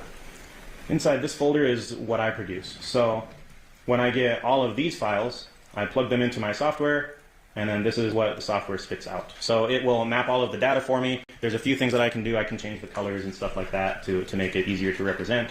And then after I'm done reviewing it in the actual mapping software, I can export that to a Google Earth file so that we can open it on any computer, whether they have the software or not. So it exports it to a file that's more friendly and more accessible to everybody, which is going to be Google Earth. Okay. And can we now move into some of this mapping? Sure. Let's do that. So this is a good example to use standalone. So we'll download Google Earth. This is typically what we use. Everybody has access to it, and it's provided by Google. So all of the software is able to create a file that Google Earth can read. So I'm just traveling down to Las Vegas. Oh, and actually, this particular record, I'm going to zoom out a little bit. So, all right. So before you move on, well, while you're moving on, I guess tell us what you're doing. So right now, I have Google Earth open. This is going to be the program that we view the mapped records in. So now I'm navigating to the file, the Google Earth file that I'm able to open that I created with that record in the CDR mapping, map data. So I'm going to open the Google Earth map to export that I created. So it's going to zoom into the area of the mapping. And there's a couple things to explain here. Yeah, go ahead. So what we have up here in the top left is our little, and this is where it'll be more and more interesting for you guys. In the top left here, we see the time period that's displayed. So we have the records starting on 7/31 and they end on 8/21 of 2023. So right now it's showing all transactions during that time period. Is it converted from UTC already? Yes, I converted in my mapping software. Okay. So I already converted it. This is PDT, so this will be -7. It'll be an hour offset from our current time because of daylight savings time that just occurred. However, it's showing me what I showed you before, these towers, and then every tower is going to have associated data with it. So it copies all the data from the spreadsheet, and it'll show me how it used that data to map it. So now we have the actual maps that we can produce from all that data on the spreadsheet. And the date range that you were just referencing, that is the entirety of the records that you received for Andrea Reyes. Correct. So it goes back to July 31st of 23, and then it's August 21st of 23. Correct. Is that common to get that amount of time in records? Yeah, oftentimes what we'll do is if we know when an event happened, we will look for a pattern of life as well. So we'll request a few weeks maybe before the event, just so we can see what their movements are, where they're typically located before the actual event in question that we're interested in. And all of this has to be approved by a judge. Correct. And so, there's a lot of private information contained on your phone records. So you can't go overbroad and ask for like the entire cell phone history of this phone. Correct. It's not a blank check, otherwise the warrant will get denied. So we can only ask for a reasonable window of time that would be relevant to what we're looking into. And so this is the records that you received from Detective Ozawa associated with Andrea Reyes' phone. Correct. And show us what's relevant about the mapping related to this phone. So if we zoom out a little bit, we'll see that it's in the state of Oregon. I don't have the state lines here, but this is California. Las Vegas is right here where my mouse hand is. And then up here, just north of California, we have an area in Oregon. And I can even turn on some borders and labels so we can actually see a little bit more familiar. So here we have the state of Oregon. Zoom in down here to Southwest Oregon. That's where all of the records are at. It started automatically zooming in because there were no records outside of this area. So for this particular phone number, the records are only in what you see on my screen right now. They never go anywhere else. Got it. And so you, as a detective, you don't have any information as to why Andrea Reyes may be relevant, may be irrelevant. You're just given this information and you're trying to figure out where her phone was at an operative time period. That's correct, and I prefer not to know that information so I can just review the records as they are. Can you focus in on the late evening hours of August 6/23 through the early morning hours of August 7th? Yep, and what I can do is I can either adjust the slider here to narrow my window of time, but since we have something specific, I can actually type it in as well. So what was the date range that you wanted again? Let's go with 10 p.m. on August 6th into 2 a.m. on August 7th. Okay.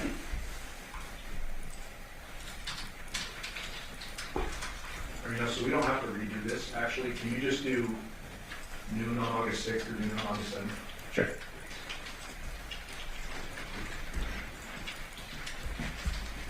So noon from August 6th Pacific Daylight Time to August 7th. Noon again Pacific Daylight Time, and then you can see here it'll show what time zone I'm using.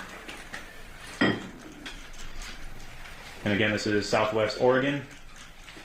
And these two towers, we can infer based off everything I just told you about how the cell towers and network coverage works. This is a good example actually of a rural area where there's not a lot of towers and there's multiple cities and geographic areas that one tower can actually service. And you'll see there's two main towers that the people in this valley utilize, and the records were bouncing back and forth depending on which one had the best signal. Okay, so it looks like Ms. Reyes' phone was in Oregon during the operative time period we just provided. Correct.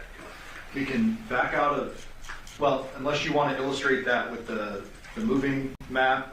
This one's not a great one for it because, and this is where rural detectives might have some troubles because you don't get a lot of movement in rural areas just because there's not a lot of towers that service large geographic regions. So I can close this out if we're done with it. Yeah.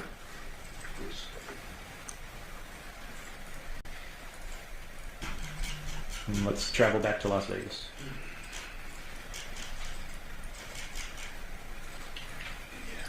All right, so if you can exit out of, or don't exit, minimize Google Earth, go into the second folder there. Okay. What are we looking at here? This is the provided files and mapped data for the phone number of 702-561-9242. And that was provided as Johnathan Willette CDRs. Correct. Let's look at the provided files real quick. CDR records, original. What are we looking at? So these are the records that they send. These records are going to be a little different because they obtained them in a different way from my understanding. They used live tracking, and when you request live tracking of a phone, they'll also send you the historical records that we've been talking about, but they don't label them as nicely for us. So. Okay, so hold on a second. So we talked a little bit earlier about attempting to locate suspects, and you've used this technology before. Correct. If a particular phone is missing from a scene, they go a different route and request records in a different way. Correct. So they could actually go find that phone, and you don't know how that phone was ultimately found, whether they used this or they just happened upon it. Correct. Okay, go ahead. So we can open up the files though. This is the table of contents I was talking about that the previous records and other T-Mobile records come with. It's actually pretty easy to look through, and I believe you all have access to this. But it tells you literally what every single one of those columns and rows means. It gives you some reference examples, and then it gives you some stuff that is not as important. However, it explains the date, it tells you the format the date's in, the call type, and then this is where we can see what each one of those things means. So MOC, mobile originating call, MTC, mobile terminating call. It'll tell you what the transaction was, if you really wanted to dive into it and see what each row was talking about. Let me close that out. The next one, and they didn't label them very well for us, this is the certificate of authenticity. Same thing that was provided with the previous records, and that's provided with all records for us to utilize. They're just saying that these are legitimate from our end, and they're true and correct as far as they have them stored. And then this is just a request form for us. So when we want to terminate the live tracking, we fill out this form and send it back to them. And then we can get into the subscriber information. This is an example of a more complete set of subscriber information. And read for the record the subscriber name here. Subscriber name is showing Johnathan /Tracy Willette /Baker. Okay. And then there's a address associated with that. Correct. That subscriber address is what was given when the phone was initiated, correct? That's correct. Not, you can't glean from that address where the person lived at the time of any given incident. No. Okay. When was the activation date on this one? 11/13 of year 2020. And then IMSI, same as we've described before. Yep, same as we described before. The serial number for the SIM that they're using, MSISDN, which is again a fancy way of saying phone number, and that's going to be the target phone number for these records, which you'll see in the top left of every associated record as well. Did you read that into the record? The phone number for the record we're looking at? It is area code 702-561-9242. Okay. Close out of that, move on to the next. And you're hitting don't save, I noticed, every time.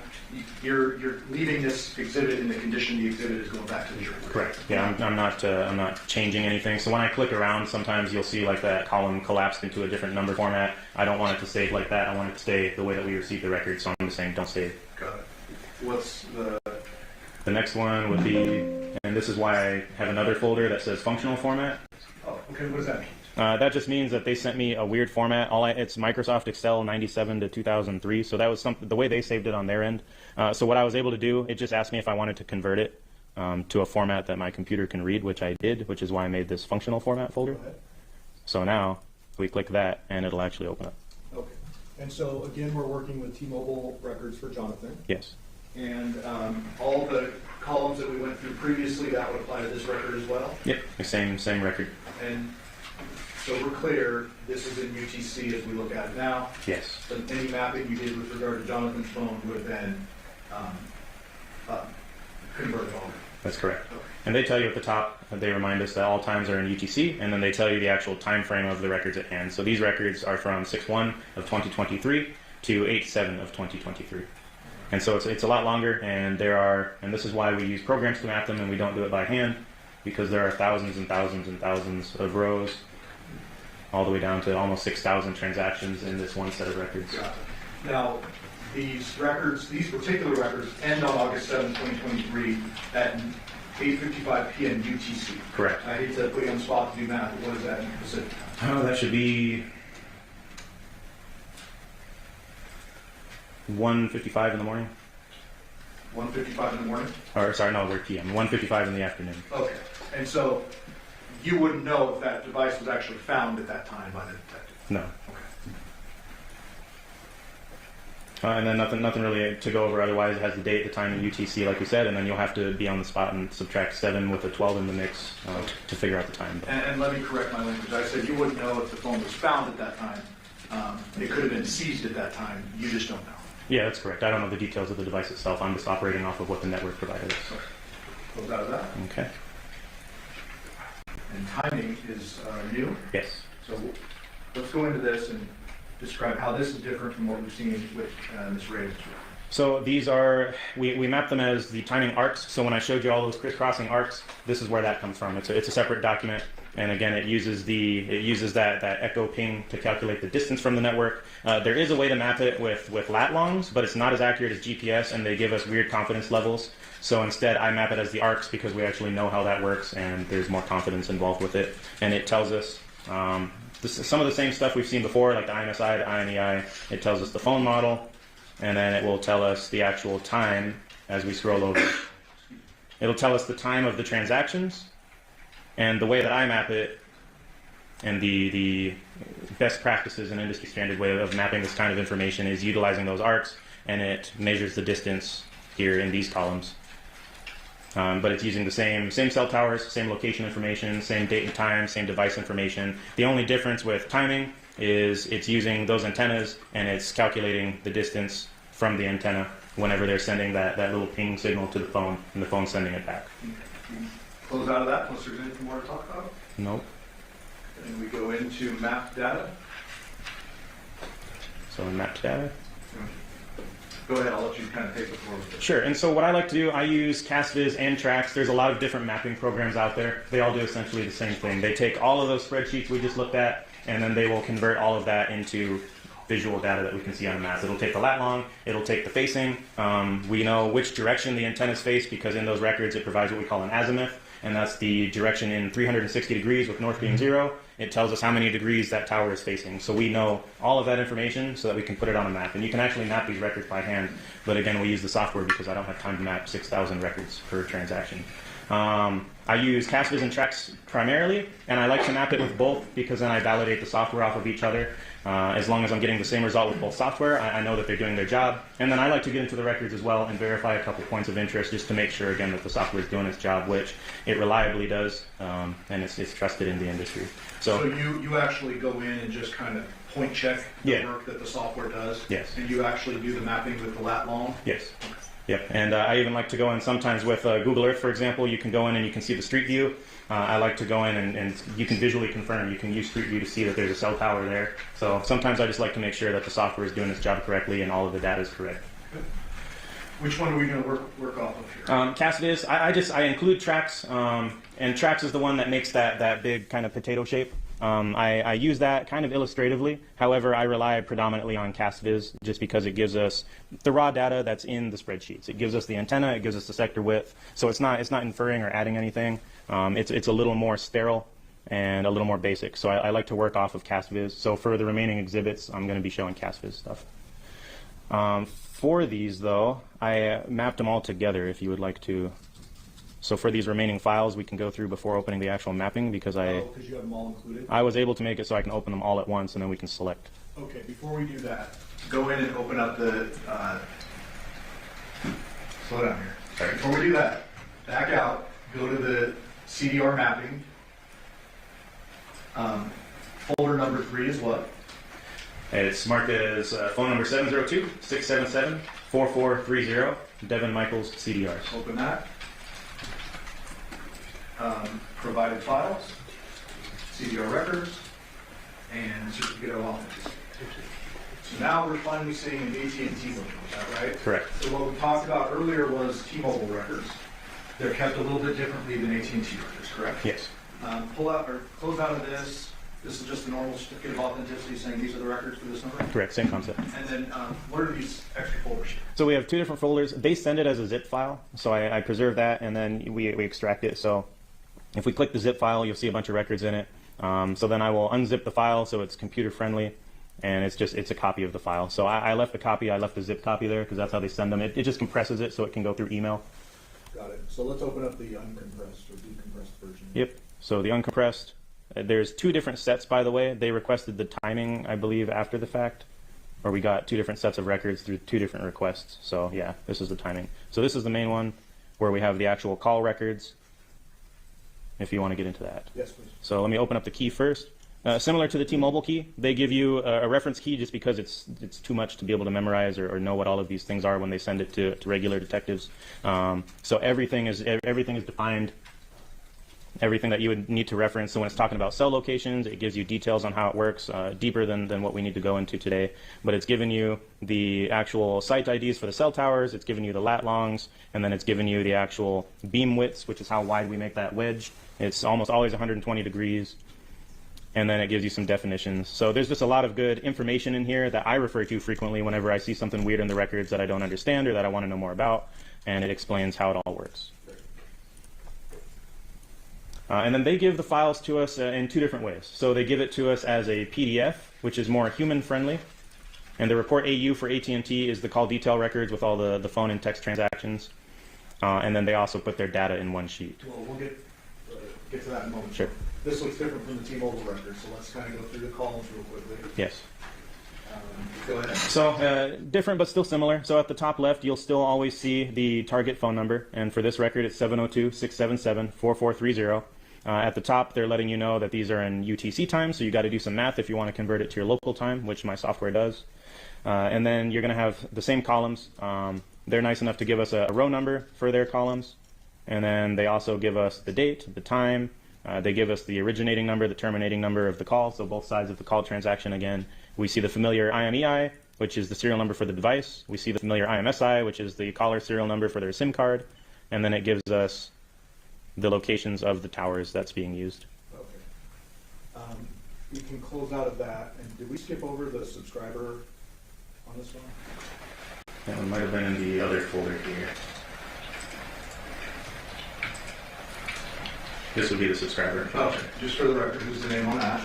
The name on this is Devyn Michaels. And the address? The address on record is 5510 Porcupine Rim Street, Las Vegas, Nevada, 89130. And does this one show activation date like the other ones did? Show the start date? Yeah, it shows that. Where did you see it? Right. Oh, here we are. Active time. So the MSISDN, and remember that's the acronym for phone number, active on 11/23/2021 to now, or when we pulled the records. Got it. Okay, you can close out of that. Thought we'd skip that. What else would we do? They give us a couple different things, and for some reason they'll send it as a separate file. But the IMEI is saying for this phone or this IMEI, this is the phone number that's associated with it as of this time, 7/10/2023. And then the phones will often have. Sometimes we'll see two of these, just because you can have different SIMs inside one device. So they'll send us a report though of just any serial numbers associated with the phone number and the actual device.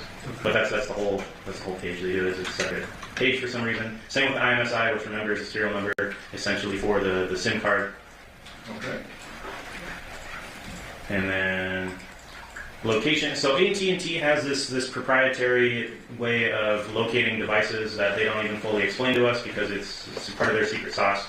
But it's called Location Database of Record. It's unreliable, I've found, and a lot of experts in the field have found, so I haven't mapped anything with this. However, it is possible. It gives you GPS-like points, but if you look at the column over here, it says location accuracy unknown. And I don't like dealing with unknowns. I like stuff I can explain and information and data that I can actually source and rely on. So when they're saying location accuracy is unknown for these latitude and longitudes they're providing, that's worthless to me, so I don't map them. Good. And then timing in advance is what we're already familiar with. That's that sonar ping that it sends to the device and back. And then they have a whole separate file for that as well.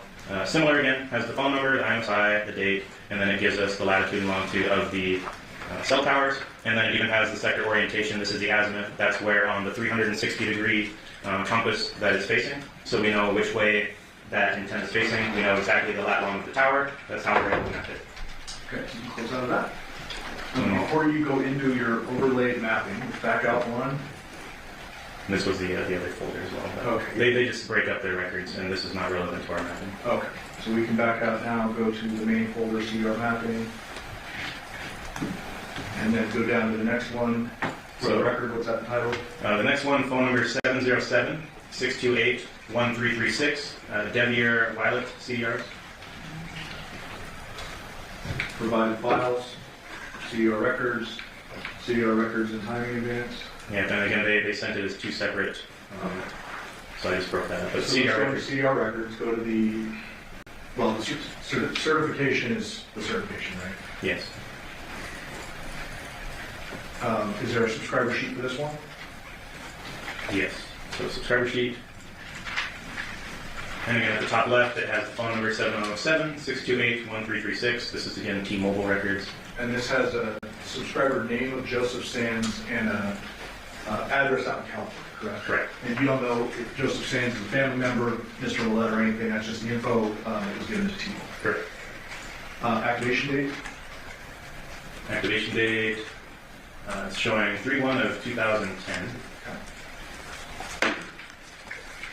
And then the same information we had on the previous records. All right, and then this one says there's data sessions. Correct. And then CDRs, which we've already gone through. Correct. Back out one folder, and then go to timing advance. So this also has timing advance records? Correct. So this particular device, we have CDRs, timing advance, and data sessions. Correct. Is that just more information you can glean from the record? Yes. Okay. You can go ahead and back out. Okay. Before we go into our mapping, there's a folder entitled Google well, let me skip that for a moment. NDCAC Tower List, what does that mean? So that's NDCAC. That's an organization that's managed by the FBI. It's a subset of the FBI. It's the National Domestic Communications Assistance Center, something along those lines. But they're a resource that we have that we partner with the FBI on. I have access to a lot of their resources that they provide law enforcement. That's where I downloaded CastViz from. So they have tools on there such as CastViz for mapping software. They have a lot of other tools. One of the tools that they provide is tower lists. So sometimes the carriers will neglect to send us the tower lists on a search warrant.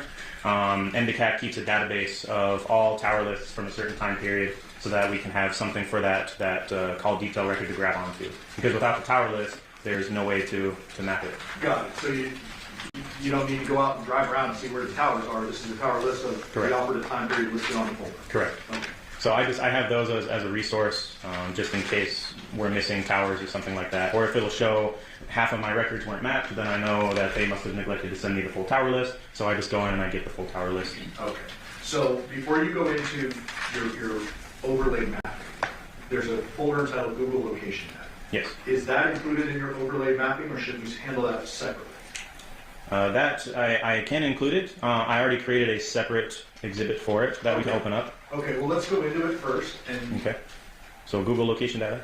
And then it says 3 folders, first step, second step, third step. Correct. Those records were also provided to you by Detective Ozawa. Correct. And this is a little different from CDRs from a cell phone company. Correct. This is from Google directly. Correct? Yes. If you can open one of the folders, or if you need to go into all 3, to explain generally what type of data you are mapping with regard to Google location data. Yeah, so with Google, and I'll take it from the top a little bit just to be able to explain it. What Google does is when you start up a new phone and you download a Google-based application and you're signing their big long privacy document and check I understand, inside of that they are giving themselves permission to collect data related to, among other things, your location. And Google will use that for analytics, they use it for advertising purposes, they're storing as much information as they can grab from your phone. So what they're programming into their applications on your device is the ability to read locations from GPS, from cell towers, from Wi-Fi, and then it's sending, your device is sending all of that back to Google, and then they're keeping a database of it. So similar to how the cell carriers are storing all of your information for when you're making calls and sending texts, Google does the same thing on their end as well.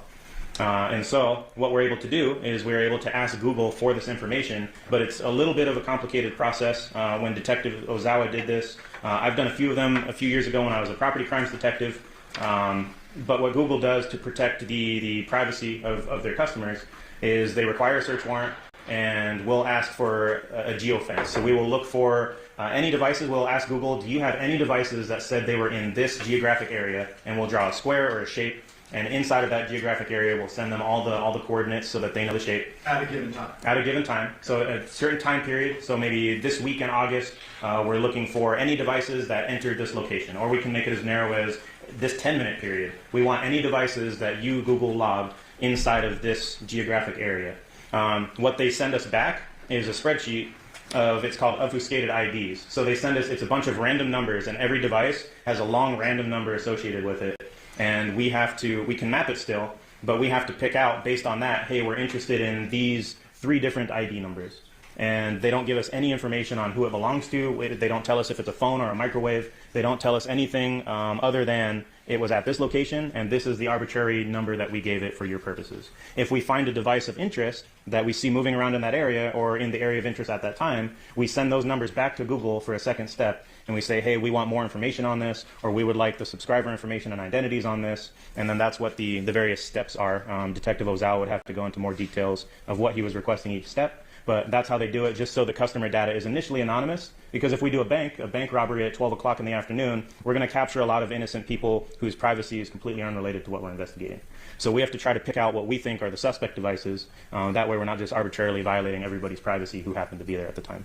And in this particular case, did you or Detective Ozawa receive Google location data ultimately in the 3rd step for 1 or more devices? I believe he got multiple devices, but I only focused on 1 in particular. This should be, yeah, he got, looks like 1, 2, 3, 4 of interest that he picked out. Okay, and they're titled Johnathan Willette, Devyn Michaels, Tracy Baker, and Yoko. Yes, and each file has an associated file that is the original zip from Google, but he didn't want to change the actual file, so in good practices, he made a copy of it, and then he noted which one was which. Got it. And so I believe you said you narrowed it down or focused on 1. Was that the victim, or Johnathan Willette's Correct. device? Yes. And what type of information did you get before you go into the mapping part that allowed you to map Johnathan Willette's device? So they gave us, let me see if I can pull it up. The information they send you, and just so you know what I'm looking at, the information that they send you, this is like the billing information, so that we can see, once we ask for, hey, what's this big long number, and you can see up here, these are the big long numbers they provide us. What's this big long number, who's associated with it, so they send it back, and they tell us it's based off this billing information, and then a lot of times we'll get suspect information, or we'll get, whoever is in charge of those accounts, so Google Pay, billing info, and then you'll see, for example, this one says Johnathan Willette when I click down into the folders. So similar to the CDRs, they give us customer information once we finally know what numbers of interest we're requesting. And what type of location data are we talking about? Are we talking about interactions with Google or interactions with cell towers? So for the location data, it could be interactions with cell towers. In these particular records, though, the location data that they had sent back was interactions with GPS and interactions with Wi-Fi. Because remember, this is all information that Google is telling your device to send to them. They're getting into the GPS databases, they're getting into the Wi-Fi databases on your phone, and telling your phone to send them all of that information that they're storing. Got it. Anything else foundationally we need to do with these records, or can we go now into the big mapping? Well, just to show you what the records look like, this is the reverse location obfuscated ID. So this is what they send us, and this is associated with each device, has its own unique one of these. That's just the number Google gives us so that we don't know who it is, we don't know what kind of device it is, we just know it's a device, and this is the number they associate. So during the other steps, Detective Ozawa would have requested, hey, I want more information on this number, tell me more, with another court order, and then they send it back. This is the actual location information they sent back for it, and we know that it is Jonathan's based on the billing information that I just opened, and then they provide us timestamp, they provide us the latitude, the longitude, they provide us a display radius, which is their version of accuracy. So they give us a certain radius of accuracy. So if you ever pull up Google Maps on your phone, you'll see the little dot, and then you'll see a more blurry dot surrounding it. That's the accuracy region. So you're somewhere, probably, according to your GPS or your device, somewhere within that. Google pulls that information, and then they preserve that as well. So a radius of 100 meters, if we expand it out a little bit, they say it's meters. So they're saying that there is a Wi-Fi source at this location, and if you're connected to it or you're seeing it, you could be within 100 meters of this location here. So you get a 100-meter radius, basically, of where the device probably is. Okay. Anything else you need to explain foundationally, or can we move into the map? No, foundationally, otherwise, it sounds like you all are already familiar with GPS and how that works. When we're talking Wi-Fi, though, it is important to note that based on their databases and crowdsourcing, Google maintains a whole database of Wi-Fi networks. For example, every time you connect to one, they're taking that information and they're making a database and storing it.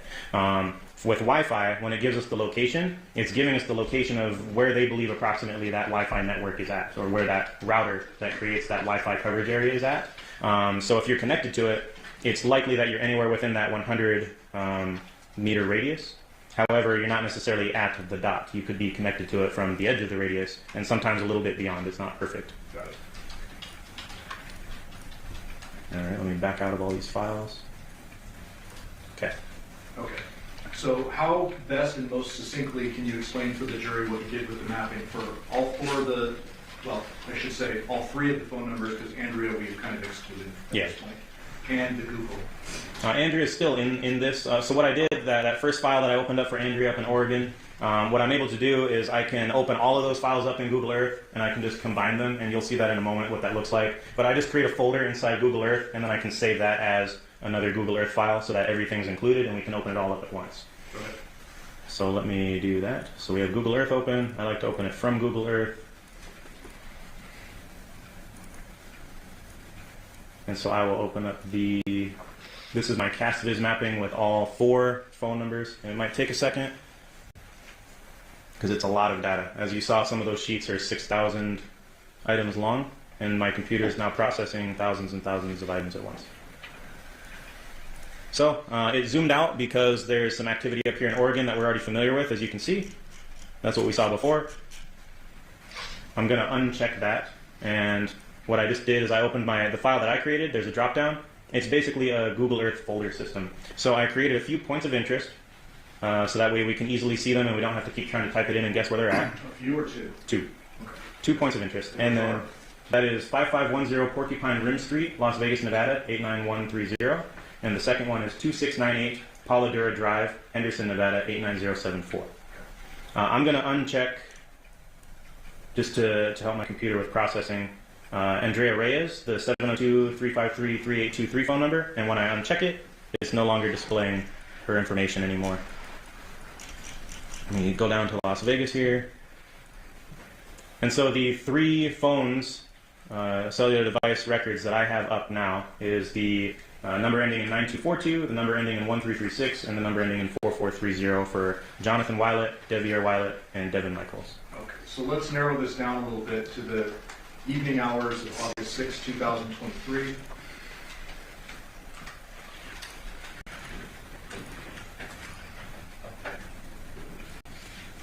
And I'm just dialing in the time now because we're displaying almost a whole week of data at once, so we're just narrowing that to the relevant time period. Let's do 7 p.m. Change that to P. So 7 p.m. on the 6th. Yep, and then I guess 9 a.m. on the 7th. Sure. And if the jury wants to see outside that range that I picked as an example, they can go into this box on the exhibit itself and they can change that stuff. Yeah, as long as they have Google Earth on the computer they're using. And yours, if you are looking at it, yours might crash. This is an expensive computer that's made to do this, so that's why I brought it today. Oh, well, now. But I do have, I was going to say, you made some backups in the event that happened. I made some videos for y'all as well. Okay. Do you need to explain that now or afterwards? Whatever you prefer. I would like to be able to play the videos, just because it's set at the perfect speed and everything's easy to just have up. Okay, so before we get there though, yeah, just representative-wise, you've unclicked Andrea Reyes, so now we have the records associated with Johnathan Willette, Devyn Michaels. Correct. Next to the names on the left, it says the colors. Johnathan is in blue, Devyn is in green, Devyn is in red. Correct. And so anytime we see green on that map, it represents Devyn. Anytime we see blue on that map, it represents Johnathan. Anytime we see red, it represents Devyn. Correct. Okay. Would you prefer to go into the videos and play those? Yeah, it might be better to play the videos, and I can keep this up in the background too. We can go in and look at stuff live. The benefit of being able to do this is just so we can, for example, we can zoom in on records, and in Google Earth without having to have my mapping software because I exported it to Google Earth. If your computer can handle it, you can go in and you can click and you can see the information that it's pulling to map those records and a little bit more detail about it, because as you're clicking around you can see if a call transaction, this is just timing advance because it's zeros, but you can see how long certain calls are. For example, this one was 2 minutes and 9 seconds for this transaction that used this particular tower and antenna facing. So it's just something you can click around and explore. This is what I do investigatively when I'm trying to determine information based off of the cell records. Got it. But let me pull up the videos that I made because those are less likely to crash. And the jury will have access to these videos too. Correct, yep. And that's not linked to Google, that's like a screen record of you doing this prior to court. Yes, so I used Google Earth, and you're able to, it's going to freak out when I do it right now, but... Well, don't do it. Oh, we can, we'll leave that. So I can hit this play button though. I just haven't adjusted the speed, but you can change the speed. And if I hit play, it'll slowly start going through whatever time window I have, so the time slider will move through time. And it's kind of like the snake game. If you have a large enough time window, you'll see at the head of the snake transactions are popping up, and after a couple seconds, you'll see the tail of the snake falling off. And it's good to have that window of time instead of just a point, because you can kind of see the history and where the snake is coming from when you play it. Instead, you'll have points popping up if you don't trail it a little bit. And I'll show you what that looks like in the video here.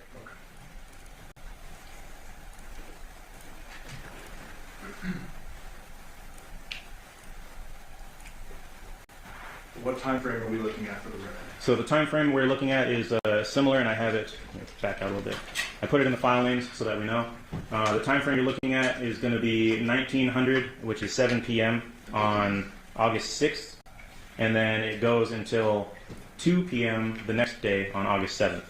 I have it set so that every second that passes in our lives right now is approximately a little less than a minute on the display.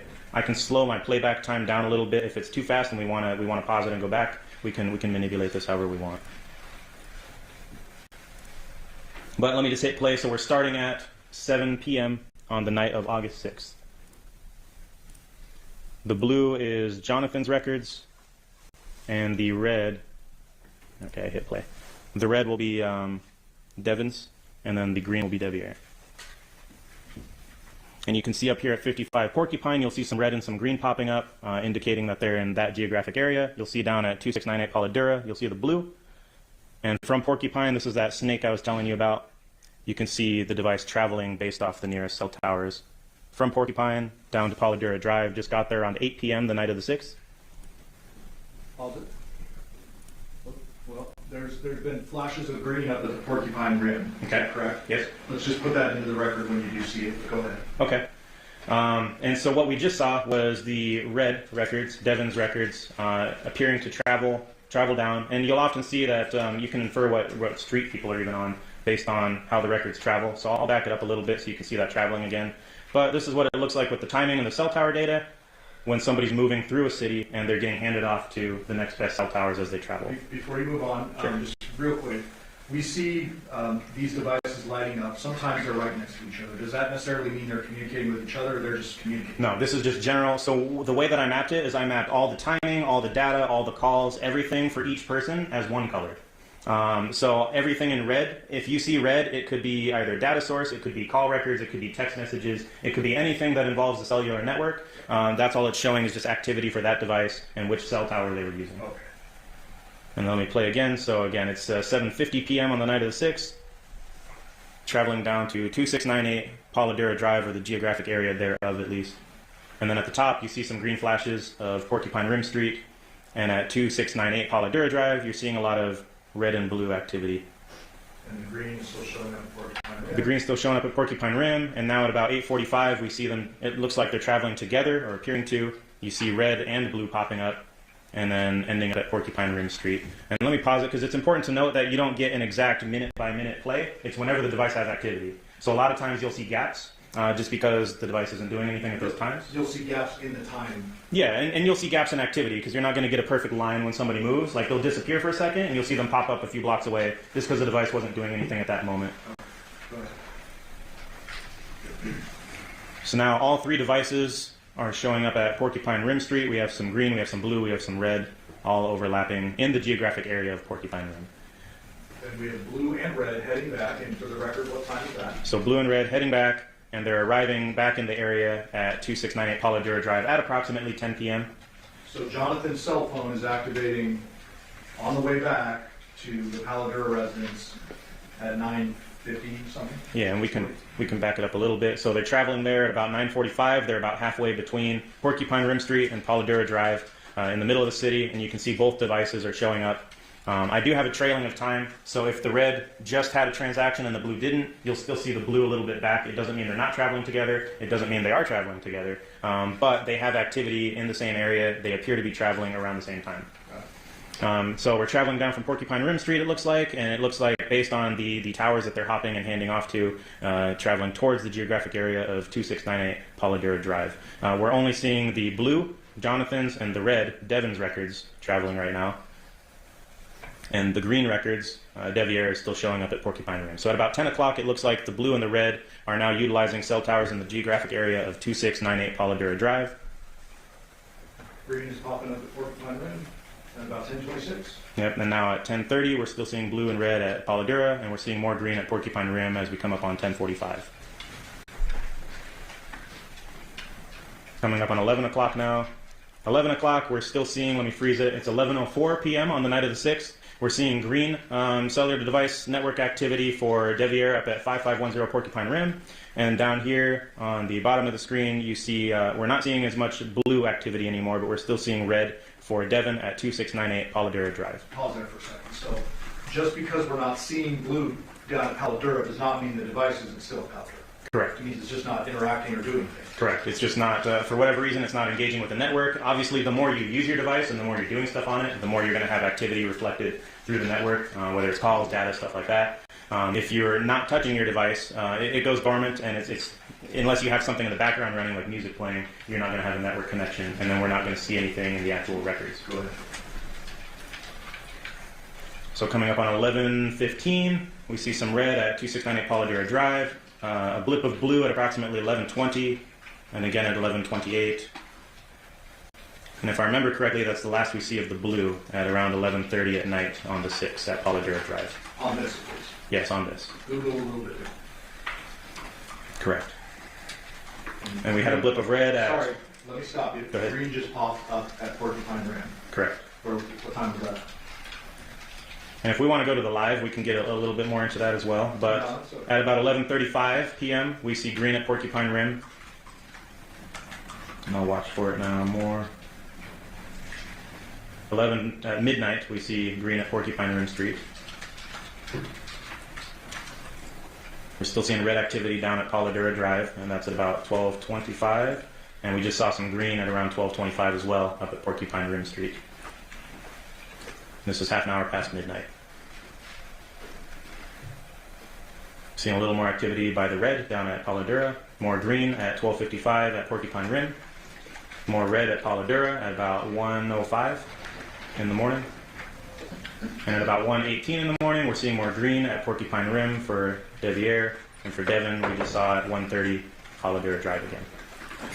This is all in the morning. At about 1:45, we just saw more green at Porcupine Rim. So when we're seeing green flashing into these late night, early morning hours, does that mean that the Devier phone is actively communicating, or does that mean something else? Not necessarily. We'd have to check the records themselves. What I just saw coming up, just from mapping these records so much, were the timing arcs. So for whatever reason, the cellular network was pinging the phone. And then we can even get into the records to see exactly what they're doing on it, because we'll be able to see if they sent a text message at a certain time or a phone call. But usually when you're manipulating your device, we'll see a lot more of that signaling. So this could be just signaling from the network to the device. You could be asleep for all we know. Yeah, sometimes the network's doing that on its own. If you can resume it. And again, we're at about 2 a.m. right now, 2 in the morning. The time showing is 2:03. We have red at Polidura Drive, and we have green at Porcupine Rim.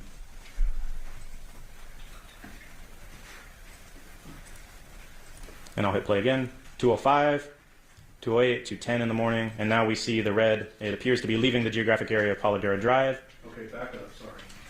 Go to around 2 o'clock. It's 2:04. Okay, that'll work. So 2:04, the red phone appears to still be down at 2690 power. Correct. Go ahead. I'm gonna hit play. So we're coming up on 2:10, 2:15, and the device appears to be in motion, traveling towards the geographic area of 5510 Porcupine Rim Street. Okay. And it looks like around 2:40, they appear to be entering that general geographic area, and we're not seeing anything from blue down here at Polidura anymore. And now we're just playing in the morning here. It's coming up on 3:20 in the morning. We see some flashing green at Porcupine. and some red still flashing at Porcupines.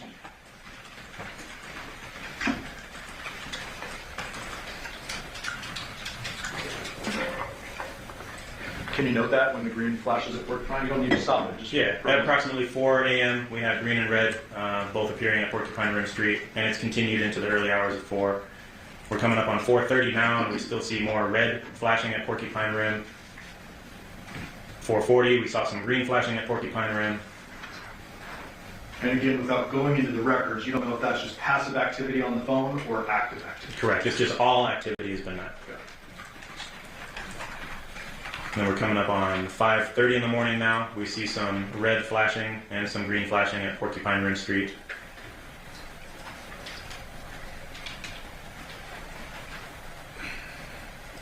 We're coming up on 6 a.m. Sun's starting to come up.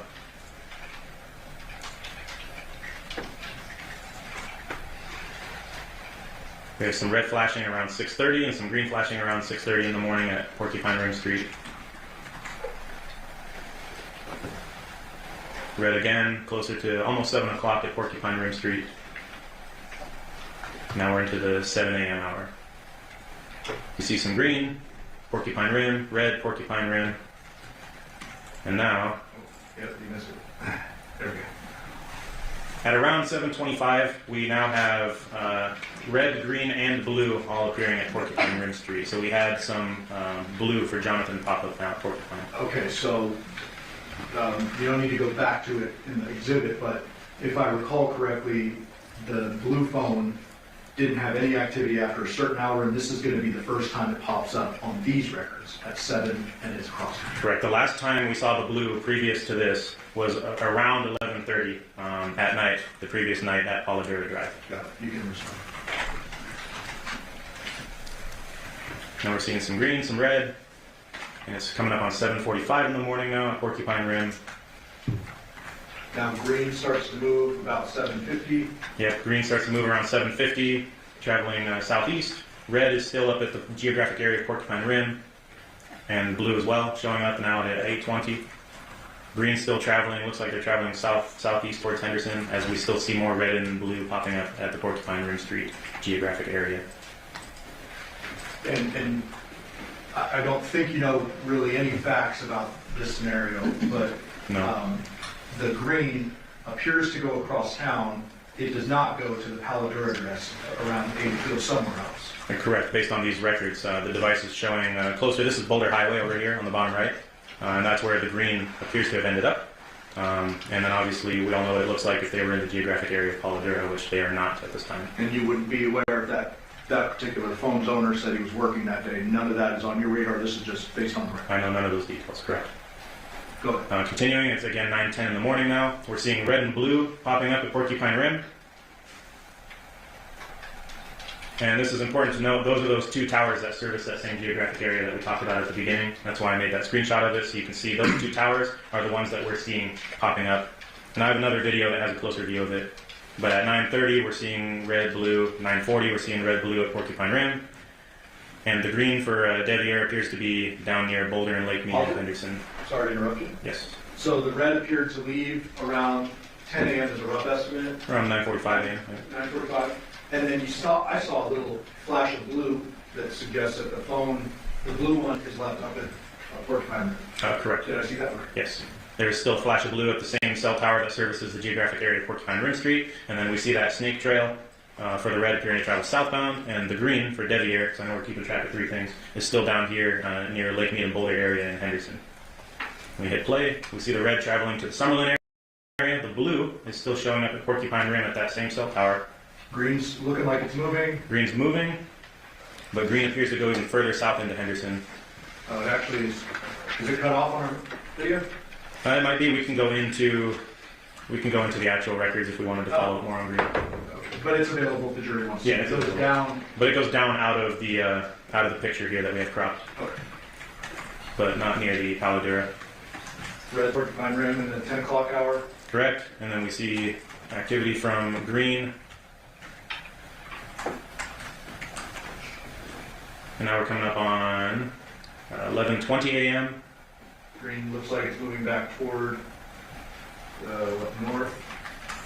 Yeah, we're getting some timing measurements from green based on cell towers in the Henderson area. Then we see red traveling back down again around noon. You see green still in that Boulder Lake Mead area, and then you see the red landing at noon at the Polidera Drive address. Got it. And then you can see the green still over here. To note, you might have seen those gigantic arcs from the green. Remember, those were timing advance. It could be anywhere along that arc. So not necessarily if it's showing an arc coming close to an area of interest. We can't say for sure whether or not it's actually on that line. It could be all the way across the city at the other end of the arc. And these places where the green has all the crisscrossing, Yes. On the map, your map encompasses almost the entire Las Vegas Valley, correct? Yes. So it looks a couple inches away, but here we're talking about like a distance. No, these are, several miles.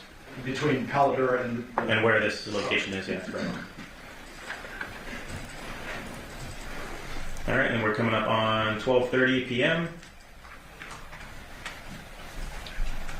Red still showing up at Polidera Drive at approximately 12:50 p.m. Green is still showing activity somewhere near Boulder Highway. And then green appears to be moving north back towards the Porcupine Rim geographic area. We saw a flash of blue as well around 1:20. And red is still down at Polidera Drive now, coming up on 1:45 p.m. And red is now traveling at approximately 1:45 p.m. northbound towards the geographic area of the Porcupine Rim Street, where they're arriving at around 2:05 p.m. in the afternoon. Green is there as well now. Okay. I think you can close out of this one. Yep. Before we need to take our recess, I want to get into the mapping of the Google stuff. What's these next ones? These are all zoomed in a little bit. So I wanted to be able to show, this is from 9:45 to 2:30 in the morning at the zoomed in on Paladura. If we wanted to have a closer look, because I know when we looked at that overview, we may have wanted to look a little closer. Why don't we go to the Google and we can return to that if we need to, Sure. just in the interest of time. Change my view so I can read my details. So I mapped the Google location, and we can also pull it up in the live. However, this is the video. So what I have here, and would you like me to explain a little bit about what it is? Yes. So from those files with step 1, step 2, step 3, where the detective requested location data from Google, they sent them back. We looked at the sheet. It shows the latitude, longitude, and the approximate radius. In the specific record that's mapped here, it's only Wi-Fi locations. So there are no GPS locations. So as we're watching it, I mapped it as light blue. So light blue dots will be the Wi-Fi locations. What a cellular device is doing is, if you open up your phone right now and you looked at Wi-Fi, you'll see a handful of available networks. Your phone just saw all of those networks, and it just told Google about it. And that's what we're requesting from Google. So you don't even have to connect. It's called a probe request. Your phone is just looking for networks to connect to. It's up to you if you decide to connect to them, if you have the password. However, just your phone seeing them gets logged by Google. And that's the location information that they're sending us. They know the location of these Wi-Fi points. And so when your phone sees them, that's another way that Google estimates your location for a lot of various reasons. But this is information we can request as law enforcement. You just pointed out as though Google is George Orwell's big brother. Yeah, watching us. Yeah. Yes. So before you started, the CDRs for Johnathan Willette showed dead activity, no pun intended, but like dead activity between 11 p.m. and what time? And around 7 or 8 a.m. the next day. Okay, and at 11 p.m. it's showing at Paladura, at 7 or 8 it's showing up at Porcupine. Correct. This gives you a little more information. Yep, so we had a lapse in cell network interactions. The phone wasn't being utilized to make calls or any logged data sessions with the network. However, the phone appears to have been on, and it was noticing Wi-Fi networks, and it told Google about it. And so this is what we got from Google about all the Wi-Fi networks and the locations of them that device saw. And the time right now is 2:04 a.m. on the 7th, so the morning of 2:04 a.m. at 2698 Paladura Drive, again on the morning of the 7th. Those light blue dots are the Wi-Fi location hits, and I overlaid it with the red CDR records for Devyn. And so does it appear that... Slow it down. Good. Oh, Let me just adjust. I'm just going to adjust the speed a little bit because that was kind of fast. But again, the light blue down at the bottom right, and the red is the CDR network records. The light blue is the Google records, and I mapped them and played them both together. And that's at 2:04, 2:07, 2:09. It appears that the Google Johnathan Willette device is moving away from the scene in the same path that the red Devyn Michaels device is. Correct, around the same approximate times. And the green is still popping up at Porcupine. Correct. And all those blue dots are the known Wi-Fi access point locations that Google knows about that the phone is seeing. And then at about 2:45 in the morning, I zoomed in just so we can see it a little bit better. We have the red CDR records showing the geographic area of Porcupine Rim, and Wi-Fi is a bit more precise just because it doesn't go as far. And the Johnathan Willette number appears to have landed at Porcupine Rim about 2:45. Yeah, and it's been there. And then you can see all the dots are showing at... Wait. You said it's been there. It landed there at 2:45, right? Correct me if I'm wrong. Well, it's just showing up in the records. This is in the morning at 2:52 a.m. And throughout the night, that green for... or I'm sorry, I was talking about Debbie for the green. Yeah, but for the blue for Johnathan, landed there. Landed there at 2:45 around the same time as the Devyn Michaels. Yes, so the Devyn Michaels CDR records and the blue location data from Google for Johnathan landed there at around 2:45. And in the meantime, the green has been consistently hitting at Porcupine. Yeah, and that's what you'll see pop up, which is why I was mentioning it there. But zoomed in, it looks like Google doesn't tell us the Wi-Fi network that it's connecting to, only that it's connecting to a Wi-Fi network, that it's seeing one, but it appears to believe that it is one that is at that location. Because it's the blue dot is directly on your little yellow house you got. All right. Court's indulgence.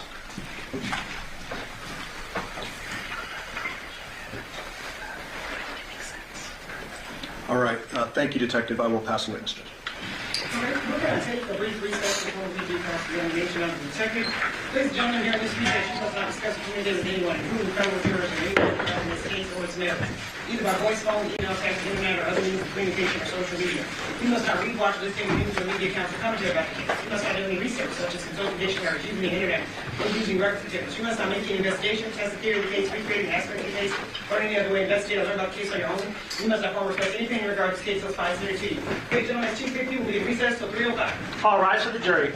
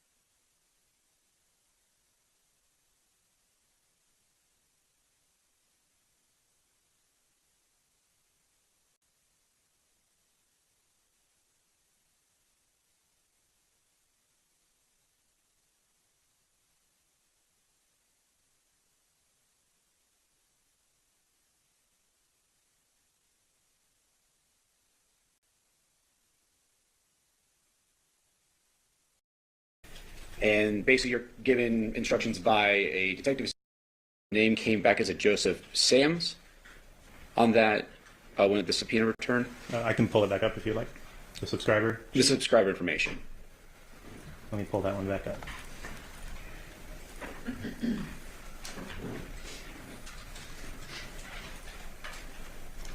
Correct. So for Devier is the phone number that I was provided of 707-628-1336 for Devier. The subscriber name is showing Joseph Sands. And like you stated on previous, on direct, you're basically just given a file and you say track these phones. Correct. And it's tracking the phones, not a person's movement. Correct. Only the device itself. So if a device is left at home, we're not going to catch that person because the device is at home. Correct. You said a couple times, I think a few times on direct, and I kind of just touched on it, that you don't like to know too much about the case or as little as possible. Correct. And basically you're given instructions by a detective superior to say, these are these numbers, I need to track them, trace them, and then you do that through your software. Yes. Did you have any more involvement on this case in collecting evidence, though? Yes. You canvassed around the area of Porcupine Rim, correct? Correct. You visited, I want to say it's about 17 locations? Yes, that sounds about right. Surveillance cameras? Yeah, so I was tasked with trying to canvass for surveillance video for all the businesses on the nearby street corner. So you're not like a guy in the chair in the back office. You're actually out doing the work, and you still go back and review it when it's given to you of what they want. Well, now I am the chair in the back office. Back then, I was actually transitioning into the role that I'm in now. So I was still partially involved with the street side of it at that time. So you actually had more information about this case than just, here's a file, track this phone. Yes. You knew a decent amount because you were out in the field, you were tracking down videos and evidence at this time of this incident. Correct.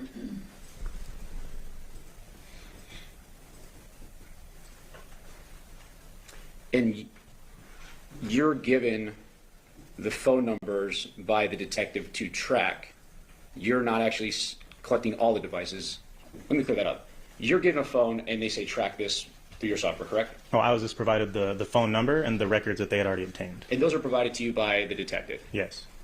And if there's other phones that are collected during the investigation, you would know about that. You're just given the phones by the detective. Correct. So if there's phones that were left out or other devices, you don't know about them. You just were given what the detective wanted. Correct. Court's indulgence? No further questions, Your Honor. All right. Steve? No, thank you. Do the ladies and gentlemen of the jury have any questions for this witness? Okay, seeing no response, or excuse, thank you very much for your testimony here today. Thank you, Your Honor. Do we need to unhook all of his stuff? Yeah, I got to unpack a little bit. Okay, would you go ahead and do that? All right, thank you. Yep. Yeah, that one's my wire.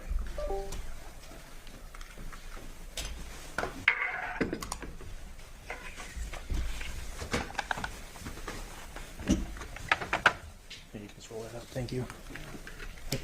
Perfect.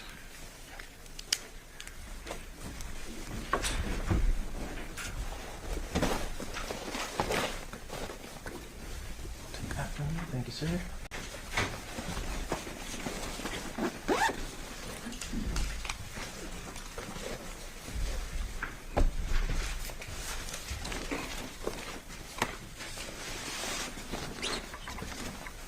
Okay, that should be it.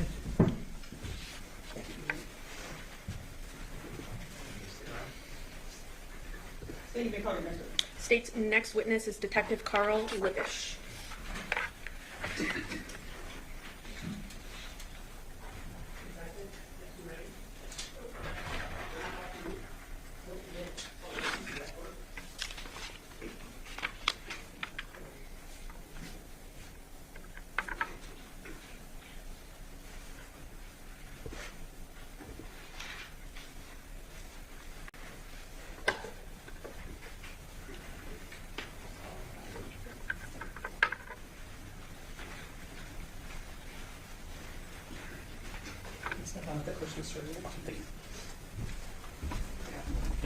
I swear or affirm that testimony you're about to give in this action shall be the truth, the whole truth, and nothing but the truth, so help you God. I do. May I see? Thank you. And if you please state your full name and then spell it for the record. Full name is Carl Lippish. First name is Karl. Last name is Lippisch. Sir, how are you employed? I work for the City of Henderson as a police officer. And specifically, what's your position there? I'm currently a detective with our Crimes Against Persons unit. How long have you worked in that capacity? I've been in this unit for just over 9 years. What are some of your duties in your unit? Our unit, Crimes Against Persons, responds to violent crimes, including like homicides, death investigations. We do any violent crimes such as shootings, stabbings. We respond to officer-involved shootings, as well as suspicious deaths, suicides, robberies, and a lot of cases like that. And so when you're investigating those types of cases, what are some of your duties? Are you collecting evidence, something else? Yes, depending on our role that we're assigned, depending on how many detectives are assisting with the investigation, you can either be the primary person with it, who's kind of overseeing everything. You can be doing interviews, collecting evidence, whether it be physical evidence on scene, tracking other evidence down, collecting video surveillance, writing search warrants, a wide range of job duties that are necessary for the investigation. Okay. So then turning your attention to August 7th of 2023, were you assigned to assist in a murder investigation on that date? Yes, I was. And did you respond to the actual murder scene, which was at 2698 Paladura Drive? Yes, I did. Who was there when you arrived that day? At that time when we arrived, as detectives were usually contacted after the fact, after the initial response. So when we arrive, our Henderson police officers have already arrived at the location, and typically they've kind of frozen location or kind of taken control of the area to make sure that it's preserved as best as possible. And is that what was happening at that Paladura Drive when you showed up? Yes, it was. Okay. Did you arrive in the morning hours of that day? Yes, I did. Okay. And who did you arrive with? At that time, I don't remember exactly who in my squad was all on duty, but I believe Detective Ozawa and I were both working that morning. I know my Sergeant Slattery, and then I believe the rest of our squad, as well as CSAs, were called to respond as well. And can you walk the ladies and gentlemen of the jury through what you did at the scene when you arrived? When we arrive on a scene, especially something of this magnitude, we will meet as a squad initially, and then we will get with whoever the on-scene ranking officer or like lieutenant or sergeant is for the patrol squad. They will typically have a brief that they can provide to us, give us as much detail or information as that they have, which would include involved parties, locations, if there's vehicles involved, any details that are pertinent that they've already learned once we arrive at the scene. And then after that has been conducted, we'll then get together as a squad and we'll determine our jobs and responsibilities. Once that's done, we could also end up doing like a walkthrough of the scene to then be able to kind of get a feel for what exactly we're looking at. So talking about this specific scene on August 7th, 2023, you arrive, you get a briefing, like how you just mentioned? Correct. Okay, so some initial details that the first responders provide to you, is that correct? That's correct. Okay. And then after getting that information, what did you physically do? On this scene, because the family was there and the family was, obviously they were dealing with the trauma of it and they're very cooperative with us, we were granted consent to initially walk in and kind of understand what we were there for, what we were responding to. We were able to see the initial scene, see the inside of the residence, and see the deceased person lying in the bed, so that we were able to kind of understand what exactly our investigation was going to entail. So essentially you do a walkthrough of the murder scene, is that right? That's correct. Okay. After going ahead and doing that walkthrough, did you assist with the execution of a search warrant? Yes, I did. And that search warrant was granted for the residence from a judge, correct? Yes, it was. And did you also, were you involved in a search warrant for a truck that was located at that Paladura address? Yes. Now, talking about the scene itself, you mentioned that you did a walkthrough and then eventually assisted in the execution of the search warrant, correct? Yes. So talking about the scene itself, if you remember, there was, and correct me if I'm wrong, a living room, makeshift bedroom, sort of past the kitchen in the residence. Is that right? Correct. Okay. And was the body found in that room? Yes, it was. Where was the body? The body was lying on the bed that was in that room, kind of lying across the bed. Okay. Were there blankets? Yes, there were. You also noticed blood at the scene? Yes. Was there anything unique or interesting about the blood that you saw at the scene? The blood at the scene was primarily limited to the space of the bed itself. The way that the body was positioned on the bed, the torso and the neck were up towards the edge of the bed, and then the severed head was not there, so the neck was exposed. And then the blood itself there was some that had like come down from the body directly straight down, but there wasn't I should say hardly any like blood spatter or anything like throughout the room that you may initially think due to the fact that the head was missing. And just to be clear, there was no blood spatter that you saw? Correct. Okay. Did you also find chemical bottles? Yes. And where were those found? There was 2 bottles that were found in the hallway that would lead from this room that was kind of the makeshift bedroom, more like a living room style, but it had the bed in it. There was a hallway that led from that room to a bathroom, laundry room, as well as out to the garage. And those were found in that hallway. And 2 bottles to be exact, correct? Yes, that's correct. Cleaning agents? Yes. And you mentioned you've been with the unit, this specific unit, for 9 years. Was this your first and only decapitation investigation? Yes. So it's quite rare. I think you mentioned that previously, right? Correct.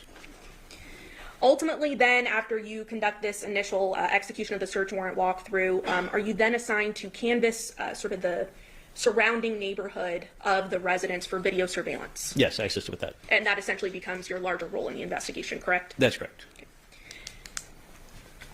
Then, after canvassing for video surveillance at that Paladura address and the neighboring community there, did you then assist with the execution of a search warrant at a 5510 Porcupine Rim? Yes, I did. And after assisting with that at the 5510 Porcupine Rim, you then begin to review all of the videos that were ultimately collected from the canvases, correct?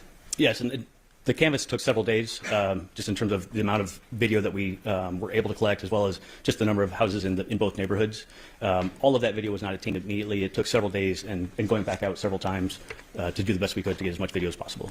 And I'm showing you what's been previously admitted as states 11A. You're under permission to publish. Permission granted.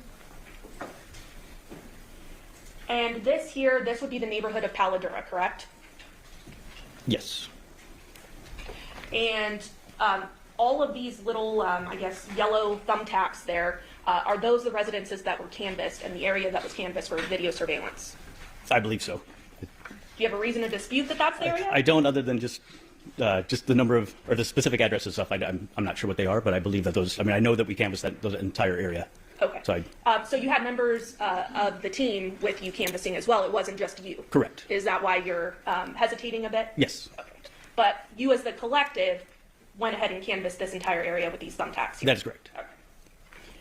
And then I also had mentioned permission to publish states 11. Permission granted. We have here another map showing the 5510 Porcupine Rim address. There was some canvassing, as we mentioned, in that location as well, correct? That is correct. So I want to start with the canvassing of the Paladura address, which was the neighborhood of the murder scene, correct? Yes. The actual neighborhood itself was searched, as well as nearby businesses, correct? That's correct.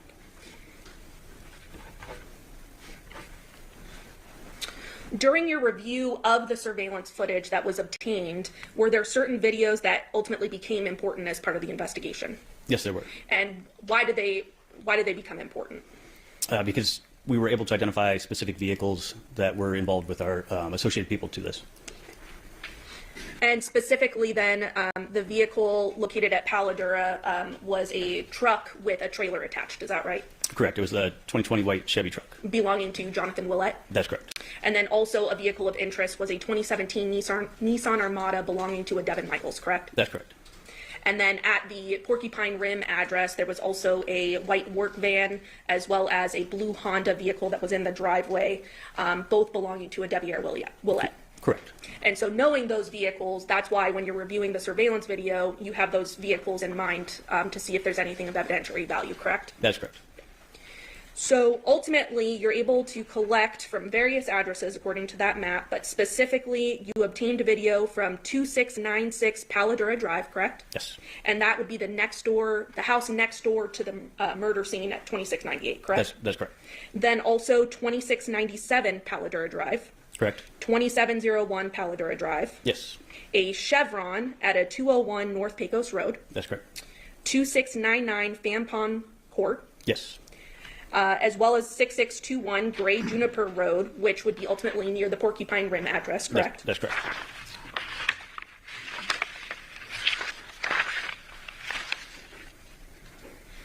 You also collected video from a 6505 Taylor Creek Avenue, which also would be near the Porcupine Rim address, correct? That was correct. Correct. And Your Honor, at this time, I believe between the parties stipulating, the state would like to move for admission of the surveillance video marked exhibits 622 through 630. We have no objection to their admission. All right, 6:22 to 6:30 will be admitted.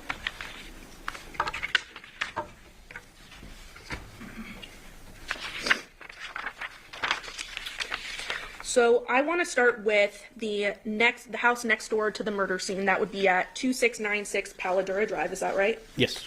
And there was a video that you had determined had some evidence or some information that was helpful to the case, correct? Yes.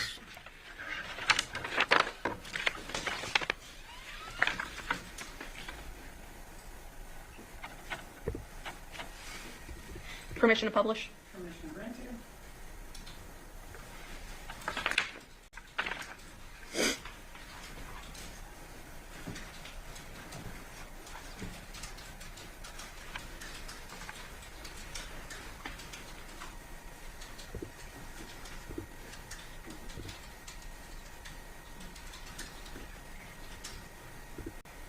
Are you able to see that on the monitor in front of you, sir? Yes. Okay. So I have published states 625, which is that 2696 Paladura Drive. Do these appear to be the files that were obtained from that address? Yes, they are. Okay.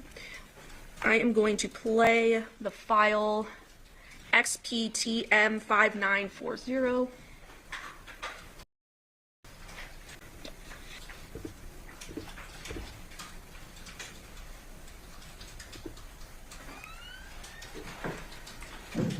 And I'm going to pause it here. Before I start playing this, I just want to talk a little bit about this video. So it looks like there is no date and timestamp on this video. Is that correct? That's correct. Okay. But you were ultimately the individual that collected this video, correct? Yes. And so when you collected the video from the homeowner or the individual that lived at the home, you were able to see on their phone what the date and timestamp was. Is that right? That's correct. Okay. So even though we don't have the date and timestamp on here, we have your testimony of what you saw on their phone, correct? Correct.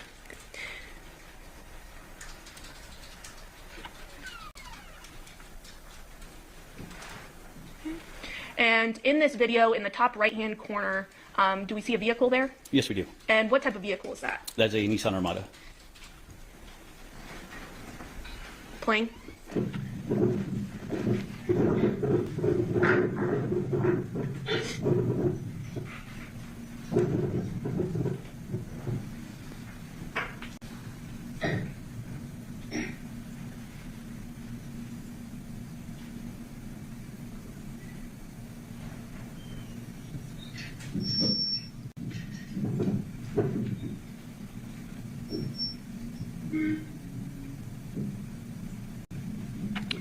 I'm going to stop it at 35 or 36 seconds. What do we see there in the top right-hand corner, sort of past the Nissan Armada? What you're seeing there is Jonathan's 2020 white Chevy 2500 truck.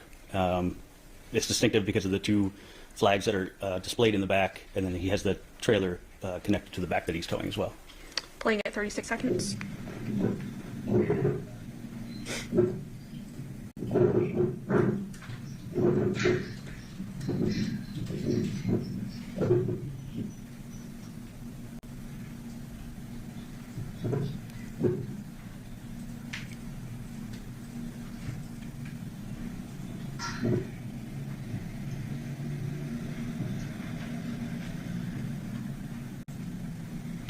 And ultimately in this video, we see that vehicle doing essentially a U-turn and now going past that 2698 Paladura Drive address, correct? That's correct. And we're able to also determine what time this occurred based off of other surveillance video, correct? That's correct. Specifically from 2697 Paladura Drive, the corresponding time would be 8:18 p.m.?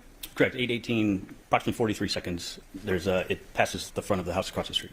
And we will get to that in a second, just so I don't have to switch the discs out. Okay. There is another file of note, UNDM 8045. I'm going to go ahead and play that.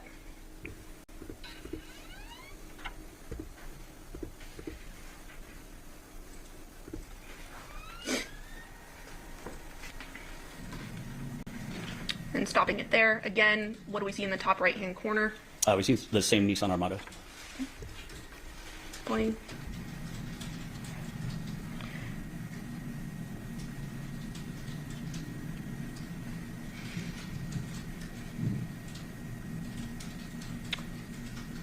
And ultimately, in that video, what is of evidentiary note?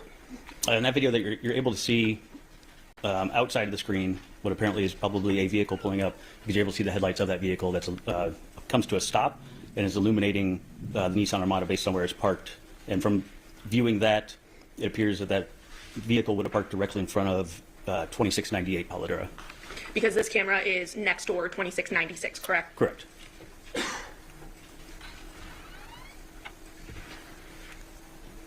Now you see UF 1169 publishing.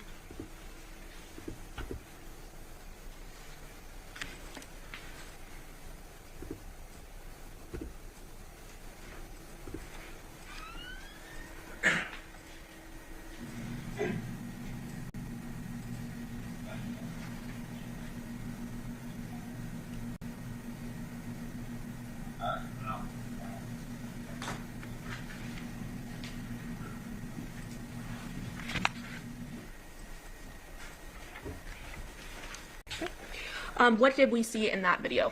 In that video, it appears to be the same headlights that are on, just because the shadows are the same as they were in the previous video that we just watched.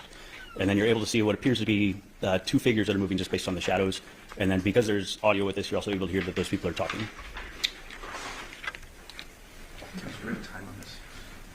Were you able to determine the time frame of this video? The determination on this time frame was based off of another camera when the truck returned to the neighborhood. So this would be at approximately 22:12. And that would be PM? Correct.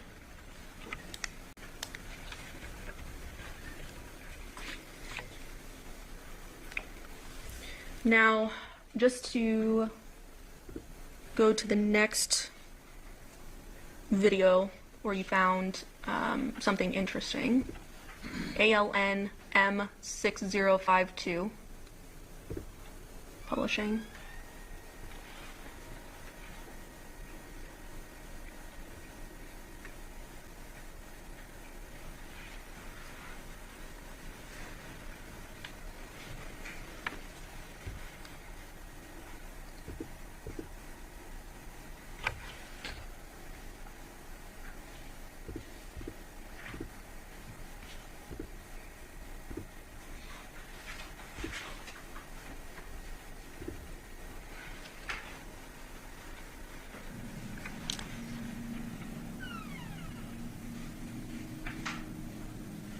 And I want to pause it there at 7 seconds. What did we see in this video?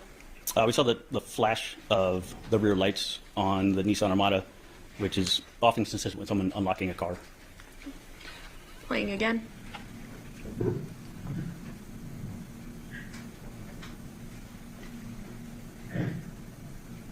And what did we see there? The driver's side door of the vehicle was opened. Playing at 18. And there? Another flash of the lights. Did we also hear something? And we did hear something. What did it appear to be?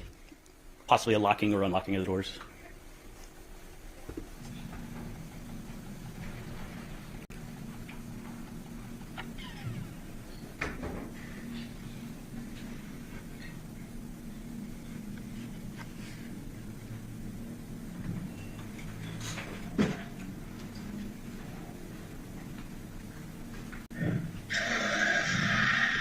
And what do we hear there? But there we hear the engine of the vehicle starting. Okay. And did it appear that someone entered the vehicle prior to the start? Correct. It appeared that somebody entered into the driver's seat.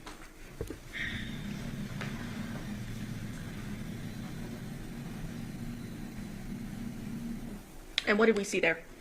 There we saw the vehicle, the Nissan Armada, slowly pull forward. The brake lights seemed to be activated, which made it appear that the vehicle was just pulling forward and was going to stop just out of the view of the camera. Okay. And what home was it going in front of? By the direction that it was going, since it was pulling straight like that, it would be directly in front of 2698 Paladera, and it would be nose to nose with the 2020 Chevy truck that had already parked along the very front of the house. And that was the home of the murder, correct? That is correct. And the time frame for that, through your investigation, you were able to look at different information, in this case to determine time frames, correct? Correct. And we know that the Nissan had been activated prior to 11 p.m. Is that right? The video we just watched. Yes. The timestamp on that one was actually 23:05:46 seconds, and that was from the resident who actually had the video. That was from her cellular device. So that would be be the timestamp on it. 11:05 p.m. for us laymen. Correct. Yes. Yes. Okay. Thank you.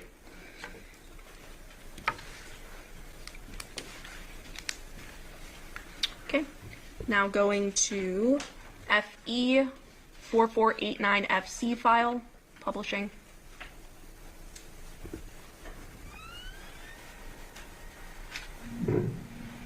Thank you.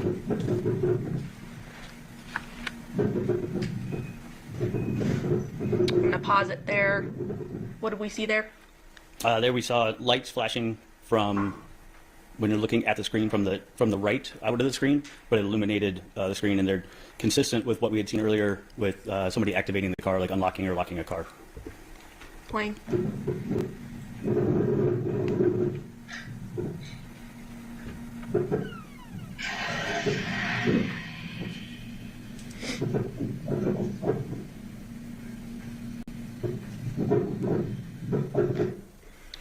And what did we see in that video?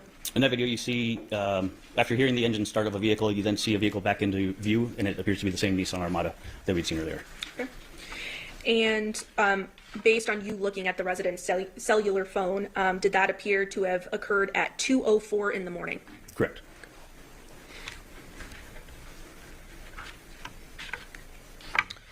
And just to orient us, publishing states 9. Are you able to use that mouse and hover over the address of that surveillance video we just watched? Yes. So the pointer of the mouse is over 2696, which is where that surveillance was from. Okay, so it would be right next door to the flag or the pin there, which would be the murder, the house of the murder, correct? Correct.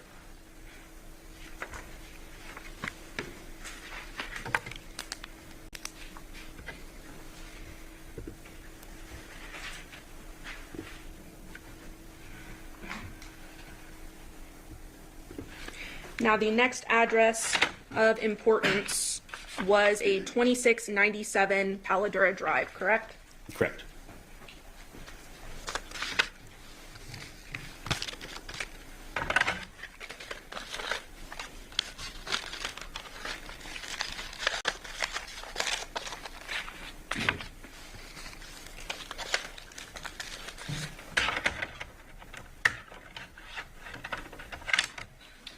Using that same map, States 9 Publishing, can you orient us where this address is with the mouse? Yes. So 2697 is going to be across the street on the corner, right here at the corner of Paladura and Caroline Laurel Street.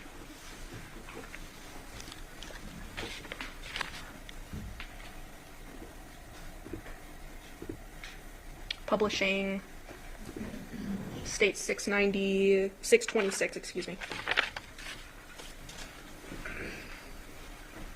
We see a video file there, correct, sir? Yes. Okay.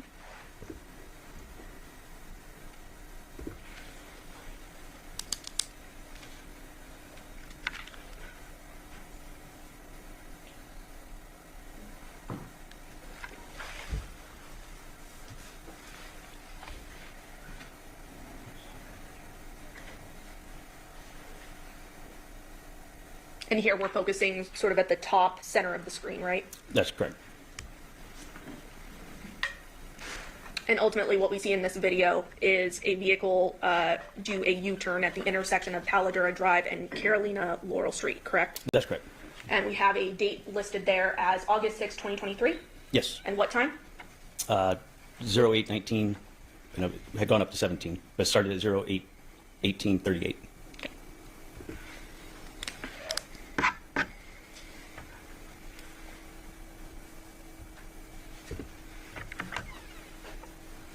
Next, turning to 2701 Paladura Drive.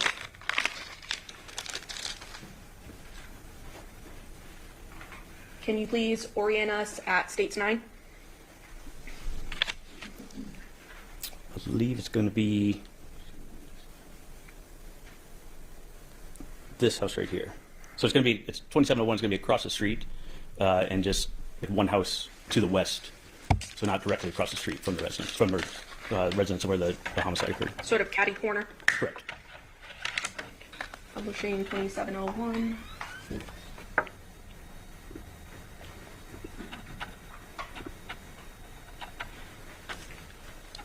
Specifically 627.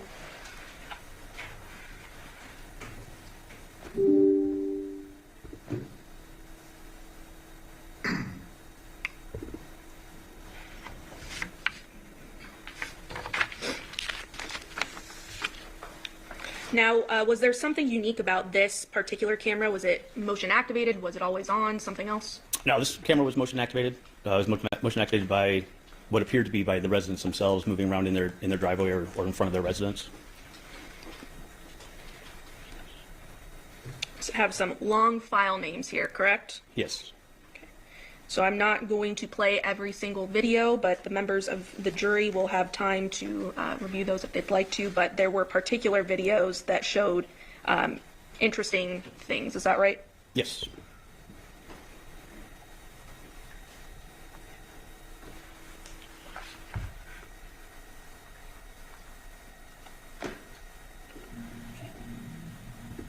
And this is specifically the file 2AA341707, BE3055, BCD0241, C3B0F77BD0.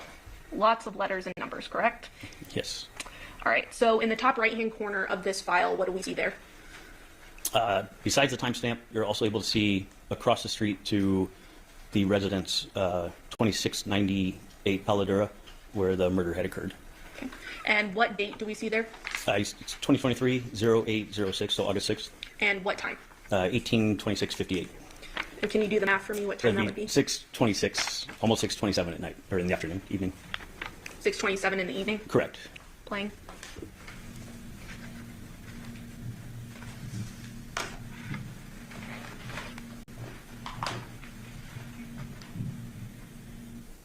And specifically with the 2698 address, what did we see the individual doing that was in the screen? It appeared that there was a male that was loading items or arranging items in the trailer that was parked in the driveway.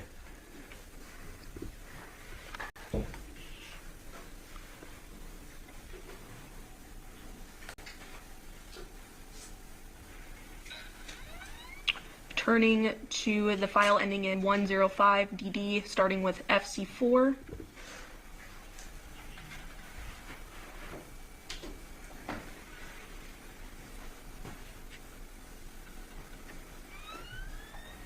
I'm going to pause it there. Do we see a date and time stamp? And can you please read it? Yes, we do. It's 2023-0806, and then the timestamp is 21/11/47, which would be 9/11/47 p.m.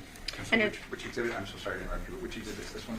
This is the same exhibit. 627 file starts with FC4, ends with 105DD.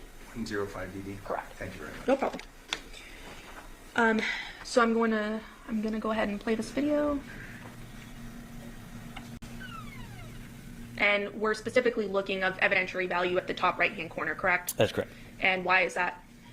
That's the home of where the murder took place, correct? It is the home of where the murder occurred. The garage door is closed, and the truck that had been backed up with the trailer in the driveway is no longer there. Okay. Now turning to file starting with FDD, ending in 79B5.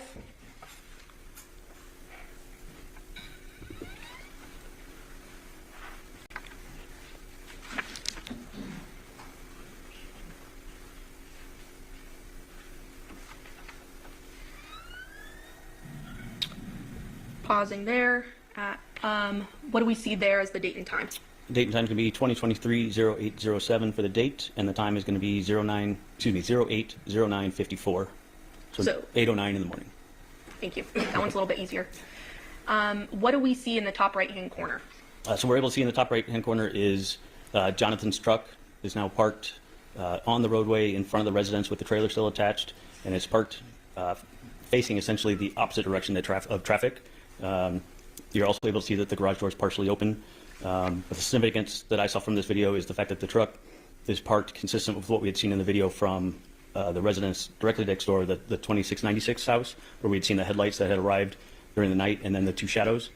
So that would kind of corroborate the fact that he had parked his truck in that manner that night when they had arrived, and that's how we also found it when we arrived. So essentially the Nissan Armada and that truck would have been nose to nose at that previous video that we saw. Correct. During the night. Correct. And it's still in that same position in the morning. Yes.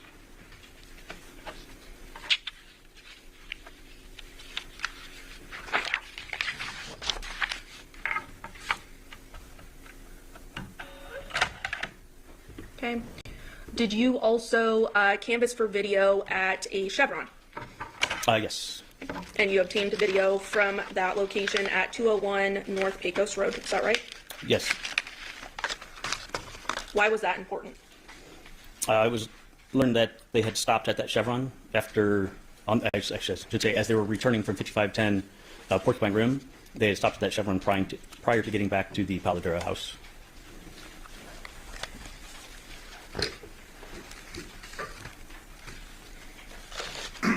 Publishing 622.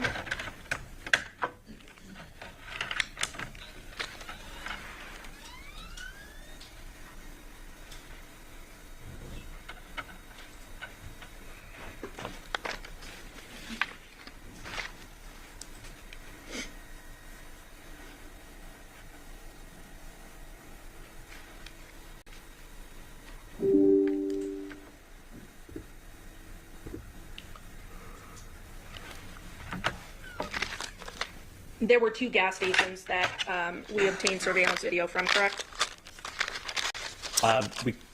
The gas station that I was aware of that we collect video was the 201 North Pecos Road, and that was the Chevron Terrible Hearse. Publishing 623.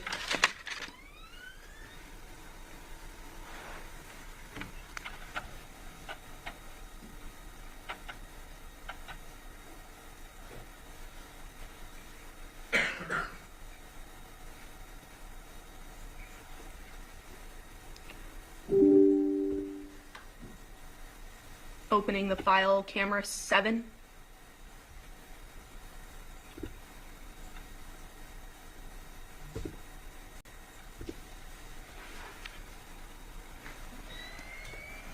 And I'm just going to pause immediately. In the bottom left-hand corner, do we see a date and time there? And if we do, please read it into the record. The date is 08/06/2023, and the time is 22/04/01, which would be 10:04 at night. Playing.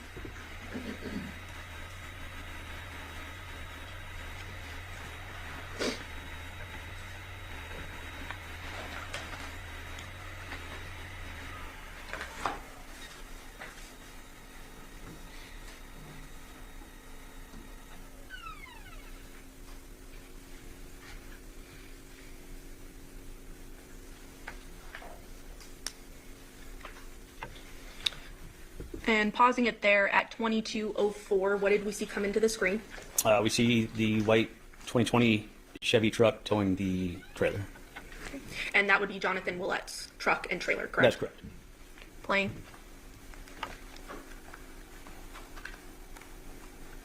And do we see anything else of evidentiary value in this camera angle? No. Now you obtained another camera angle, correct? Correct. Publishing camera 9.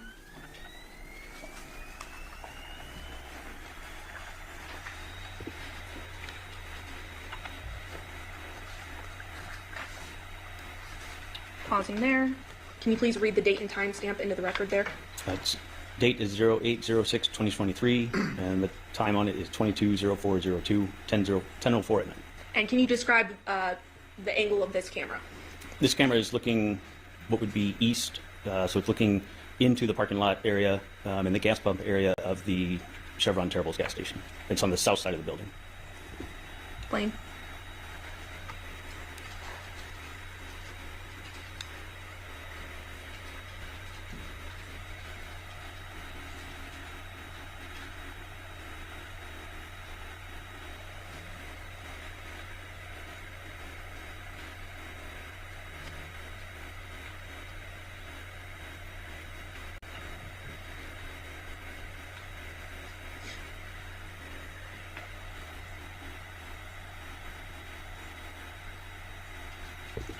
pausing there at 22:04 and 41 seconds, what do we see there?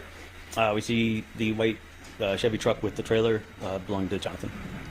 Say that again, I'm sorry. Belonging to Johnathan. And it's sort of parked in between these two sets of palm trees. Correct. It will stop and park right between those. And the actual store belonging to the Chevron, would that be to the left of the screen? Yes. Playing.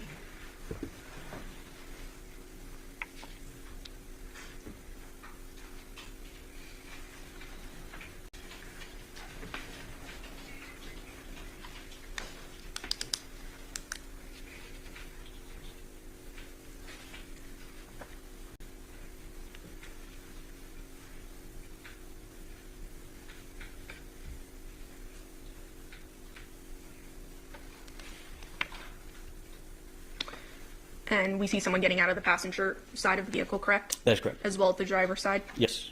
Passenger appears to be female. Correct. Driver appears to be male. That's correct. And now they are walking towards the actual Chevron store, is that right? Yes.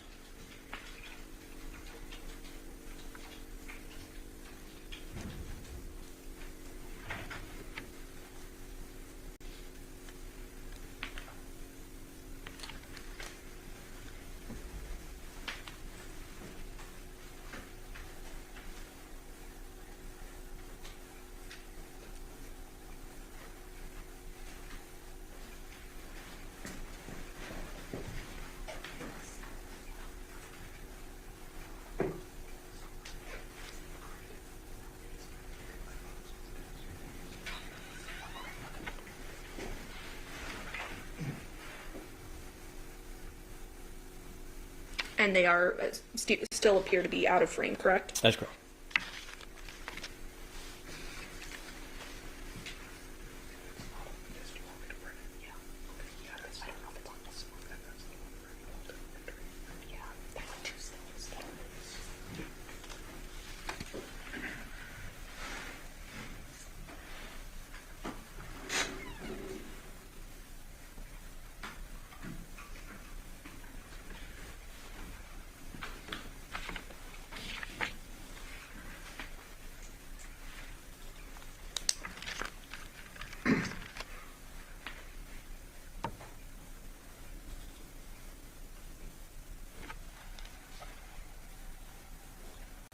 I'm going to scrub a bit into the video.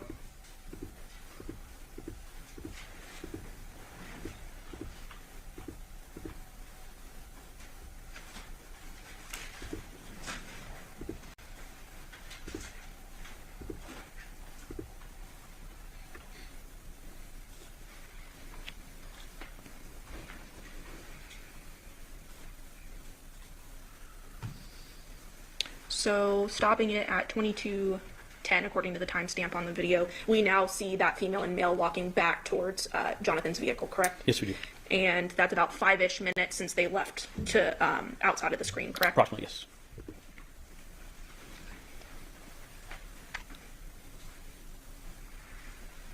Male gets in driver's side. Yes. Female gets in passenger side. Correct.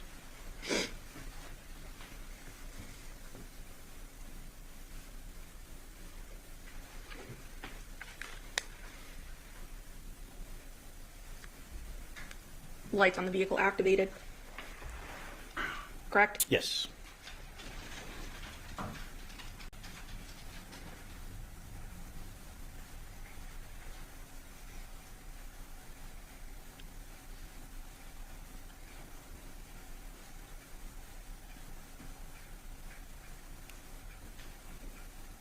And at about 22:11:06, the vehicle with the trailer then pulls away. Is that right? That's correct. It pulls And it- forward and it's going to proceed over to Windmill Parkway. It's going to turn right, which would be westbound on Windmill Parkway, which is going back towards the Paladura neighborhood.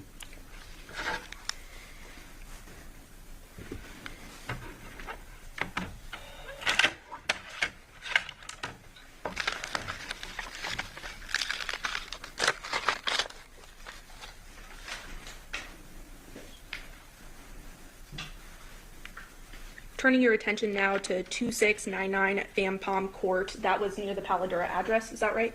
Correct. It's a house just to the south. or excuse me, not a house, a street to the south of Paladura. Are It's you on a able to cul-de-sac street. use that mouse and orient us, please? Yes. So this cul-de-sac street right here is Fan Palm Court, and 2699 is the house at the end of the cul-de-sac right there.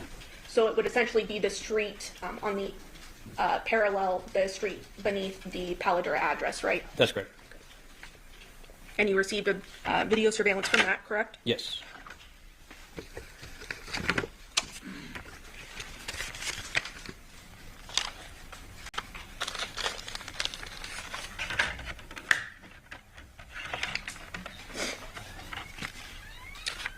Publishing 628.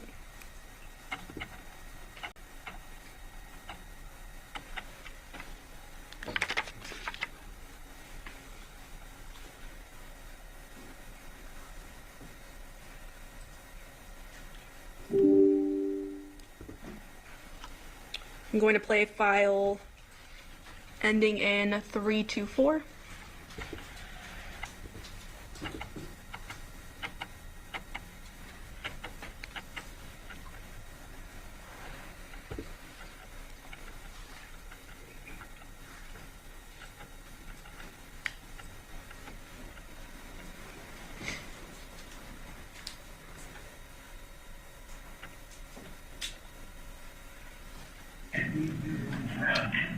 Pausing the video, can you please read the date and timestamp into the record at the beginning of the video? Yes. Date is 08/06/2023, and the timestamp is 20/13/21 or 8:13 at night. And can you orient us on this video, which street is which? Yes. So directly in front of this, where the cul-de-sac ends, this is actually Fan Palm Court, and it's looking out at Charter Oak Street, which is a street that leads from in and out of the neighborhood, but from Paladura over to Windmill. Fine.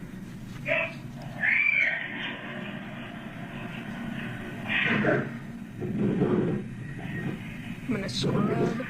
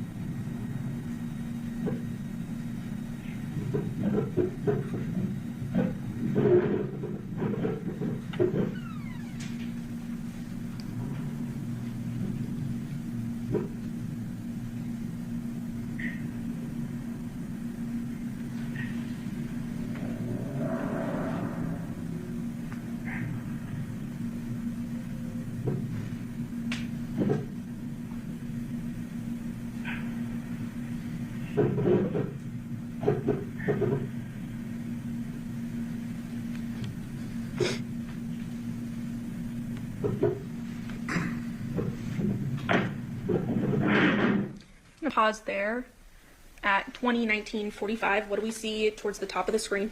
Towards the top of the screen on Charter Oaks, you're able to see Jonathan's 2020 white Chevy truck towing the trailer, and they're proceeding southbound on Charter Oaks towards Windmill.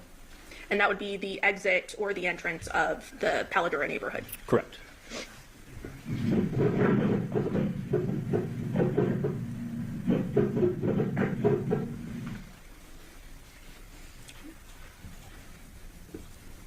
Publishing the next file ending in 441.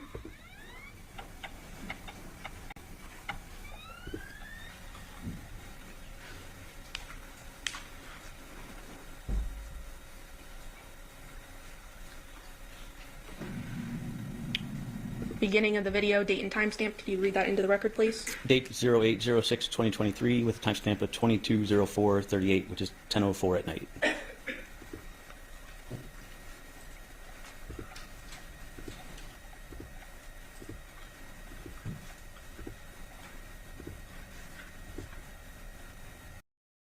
And play the video starting at 22:11 and 16 seconds.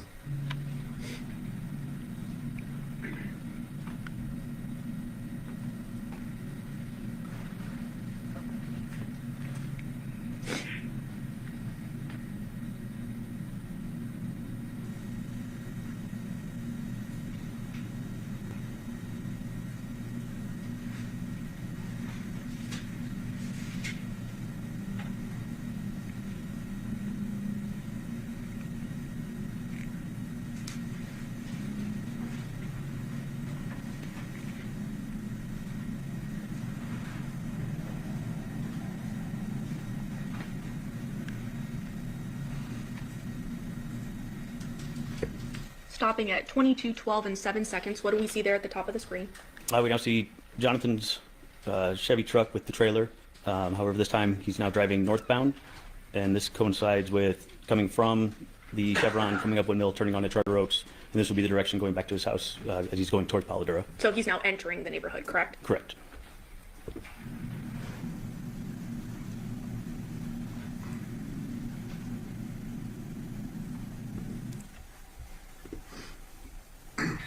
Publishing file ending in 128.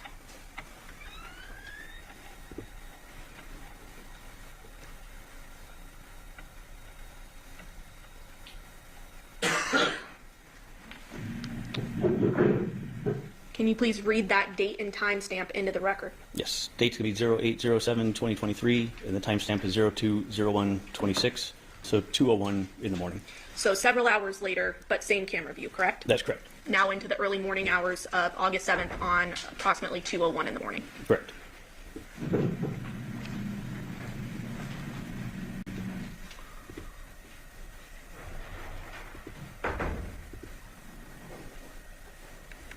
Playing at 2:04, 3 seconds.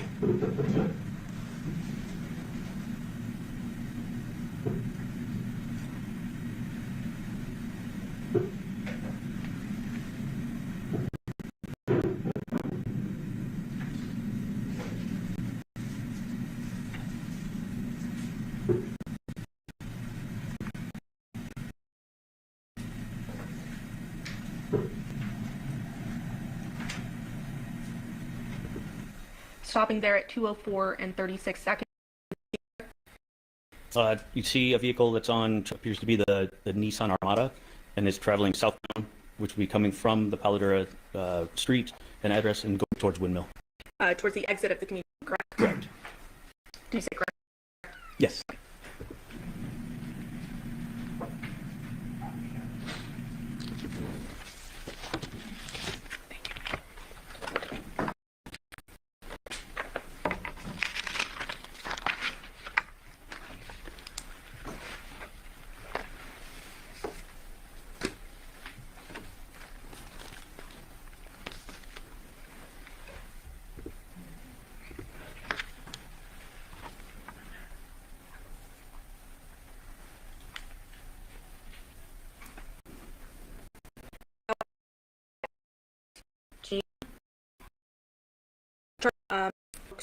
Activation as well, correct? That's correct.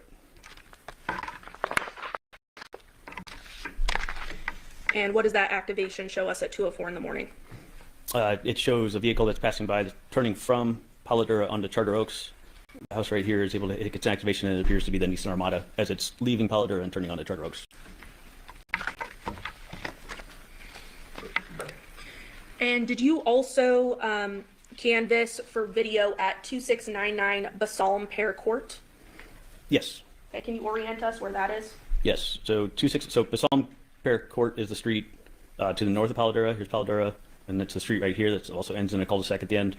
2699 was actually directly behind the house where the murder occurred. And were you able to locate any surveillance video from that? Yes, the resident there was able to provide activations from their surveillance system. What was that, sir? Yes, the resident there was able to provide activations from their surveillance system that they had. Anything of evidentiary note? Evidentiary note, no. There was activity, some of the residents coming and going, walking their dog, and a little bit of activity on the street, but nothing that was suspicious in nature. And then how about 2706 Basalm Pear, that same street? Yes. And Can you orient us, please? Yes, that would actually be up here at the very end of the cul-de-sac. So they border, their sidewall actually bordered with Charter Oaks. Anything of evidentiary value from that? No, only thing that they did provide video. The only thing that we did see on that was actually the residents themselves just at their home. So same as the other there? Correct. Nothing suspicious, no one jumping walls, anything of that nature? That's correct. No odd vehicles coming through? No. Now, did you also canvass the African Violet Street? Yes, it was canvassed. Can you please orient us on that? Okay, so African Violet is going to be the roadway up here. Has a cul-de-sac down at the east end of it, and then when you come up to the west, it actually comes up to Charter Oak Street. Anything of evidentiary value from that? No, there was not. Video was provided, but there was nothing suspicious, just homeowners and the vehicles that belong there. Now, nothing suspicious in that surveillance either, correct? That's correct. And you knew the important vehicles of this case, the Nissan Armada, the Honda, as well as the work van, and then Jonathan's truck, right? That's correct. But also, in addition, while viewing all this video surveillance, when I say nothing suspicious was observed, looking for anybody that might possibly been, essentially sneaking in the neighborhood or looking like they're not sure if they're supposed to be there, as well as vehicles that are driving erratically that may like trying to be fleeing a scene or not familiar with the neighborhood that they're in. And so after reviewing these videos related to the home murder scene itself, you're able to eliminate anyone from jumping the wall or anything of that nature in the videos, correct? That's correct. Now I want to flip back to that Chevron. There was video surveillance taken from inside that Chevron, correct? That's correct. And at this time, I believe between stipulation of the parties, the state would move to admit 623A, 623B, and 623C, showing the stills from that surveillance video. Yes, we have no objection to this. However, the entire video has been marked and admitted. The entire video has been admitted? Yes. Yes. The video from inside the store? I believe I've seen the video outside the store. Court's indulgence.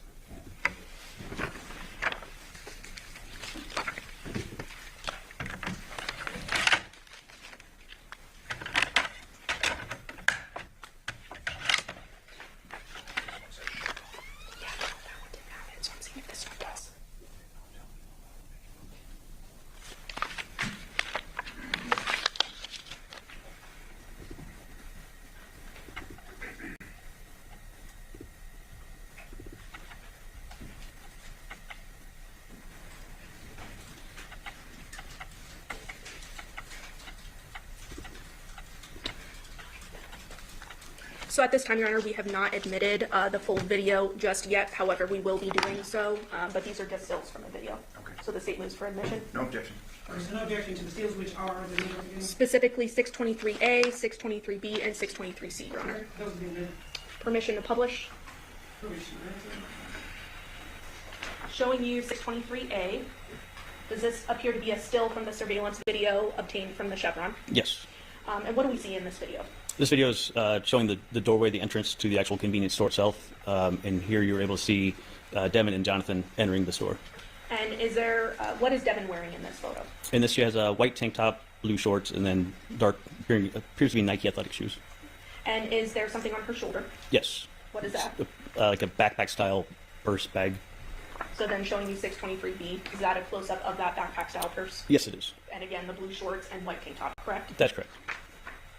623C, just another angle of them leaving the store, correct? Yes.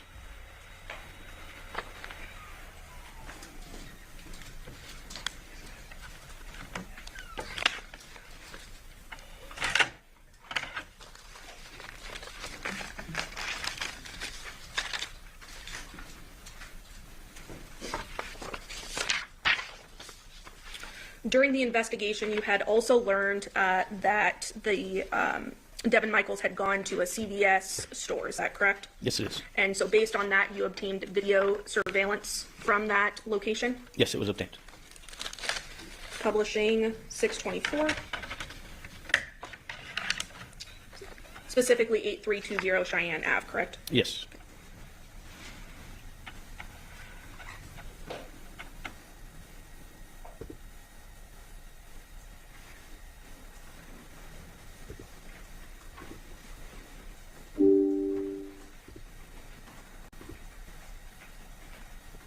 I'm going to play the file drive-through outside.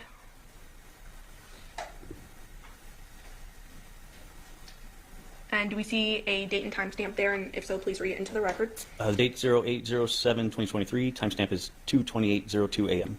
And that's when the vehicle is pulling into the drive-through. Is that correct? That is correct. And this is the drive-through to the pharmacy. Yes, it is. And what type of vehicle is that? This is a Nissan Armada. And this is the Nissan Armada belonging to Miss Michaels, correct? Yes, it is. Playing. Do we see? What do we see inside the vehicle? You see female in a white tank top in the driver's seat, and she's the only subject or person that you can see inside the vehicle. So no other individual visible inside this vehicle, correct? That's correct.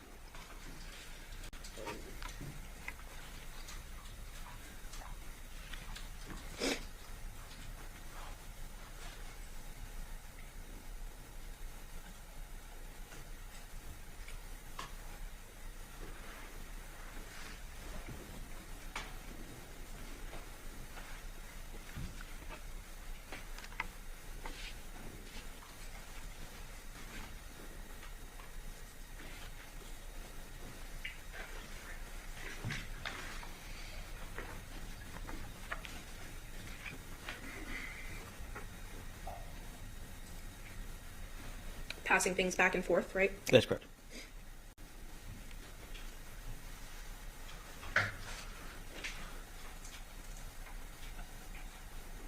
And the vehicle is now leaving that drive-through at approximately 2:30 in the morning on August 7th, correct? Yes. Now, you had mentioned that you also canvassed for video at and around the 5510 Porcupine Rim address, correct? Yes, it was canvassed. And that address had evidentiary value because that is the home of Miss Michaels, correct? That's correct. And what was the purpose of canvassing around that neighborhood? To see when her car would come and go, as well as any other vehicles associated to that address, so that we just see the activity that occurred and match it up also with the other video that we'd already collected and reviewed. Publishing, States 11.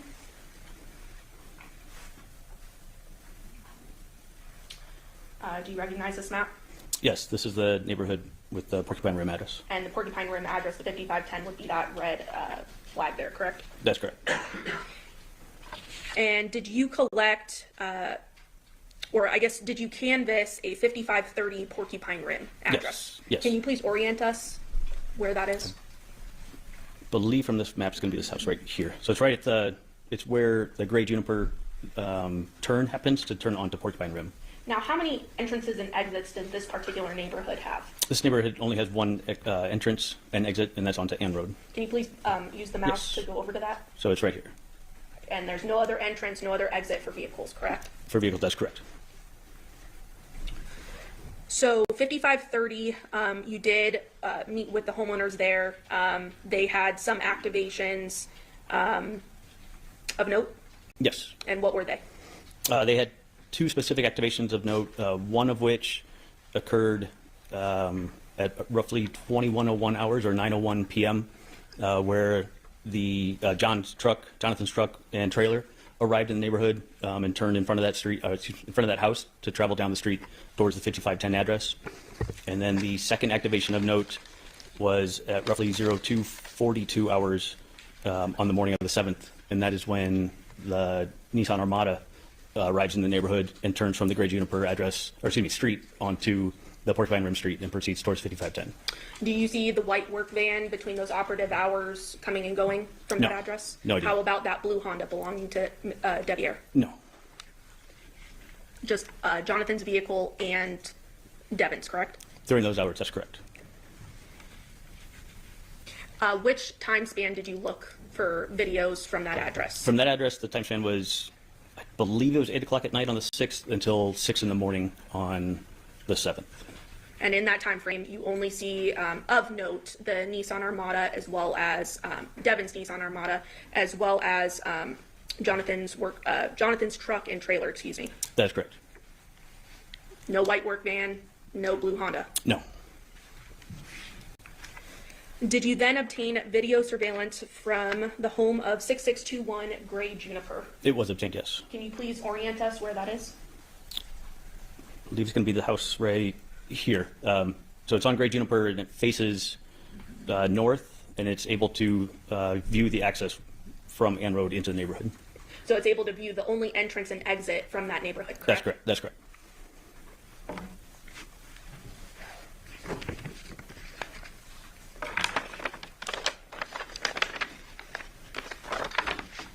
And just moving back to 5530 Porcupine Rim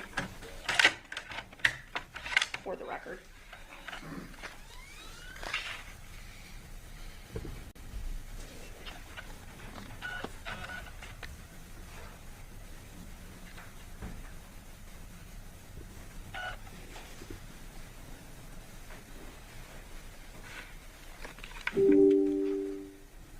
Playing file 2101.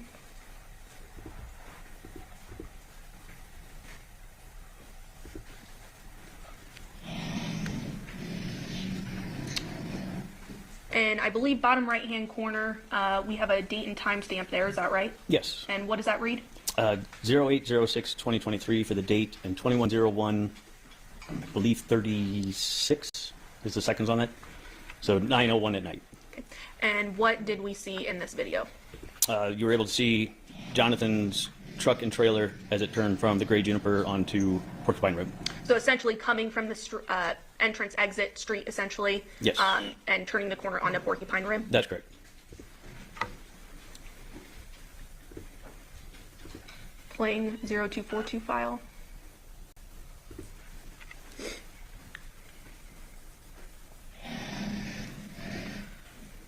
Can you tell us the date and timestamp there? Date's going to be 08/07/2023 with a time of 02/42/50, so 2:42 in the morning. And playing from the beginning, what do we see there? And there you see the Nissan Armada is traveling from the entrance, so down Gray Juniper, and then turning onto Porcupine Rim and going towards the 5510 address. And that would be Devyn's Nissan Armada, correct? That's correct.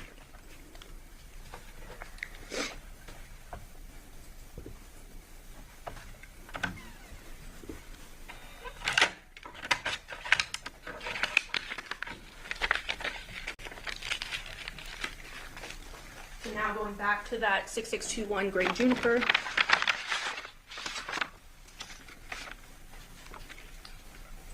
Publishing for the record 629.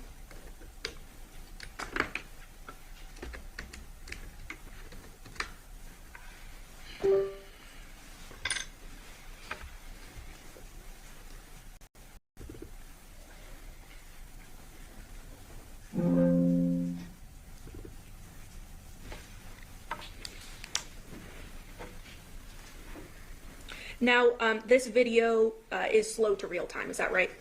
That's correct. How many, is it about 3 minutes slow? It's 3 minutes slow. So the timestamp on the video itself is 3 minutes behind actual time. Okay. Playing the first file, 512.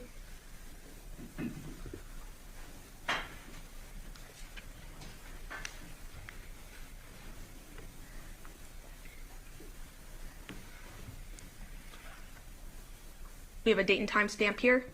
Yes, the date's going to be 08/06/2023 with a time of 08/05/19 p.m.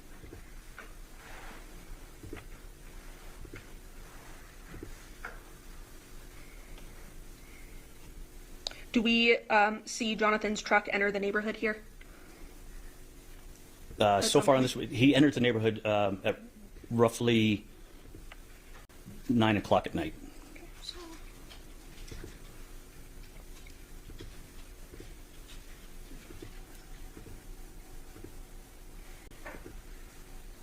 I apologize. On this one, it'll actually be, because of the 3 minute slow, it will be at 8:57 on this, based on the timestamp on this video. And that's because it's 3 minutes slow, correct? That's correct.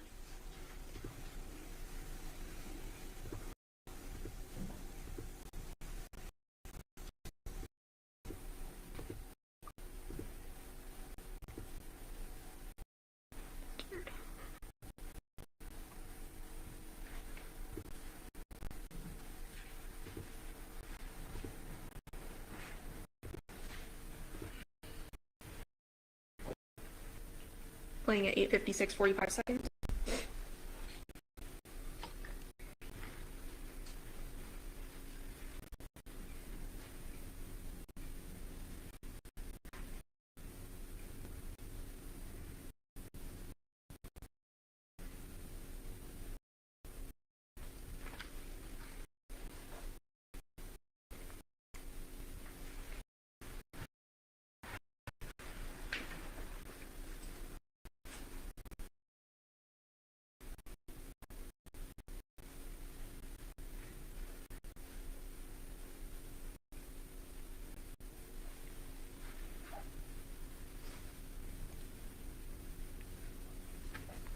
Or 8:57, 36 seconds. What do we see? We see Jonathan's white Chevy truck with the trailer entering off of Ann Road into the neighborhood, and then it proceeds to turn down Gray Juniper towards Porcupine.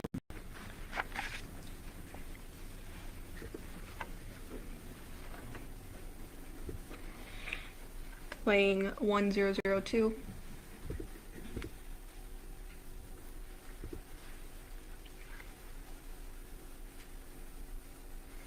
Ultimately, we see Jonathan's vehicle leaving, correct? That's correct. Do you recall about what time? On this one with the timestamp, it'll be at 09:29 on this time, because he actually exits at 09:32. Playing at 0928.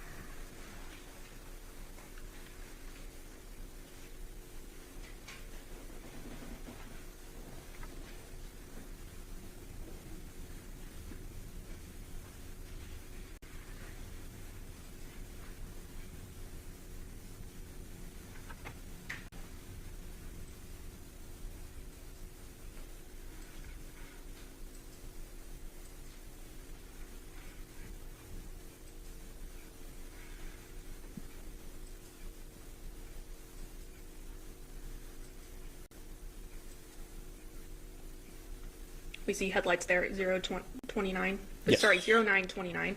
Yes.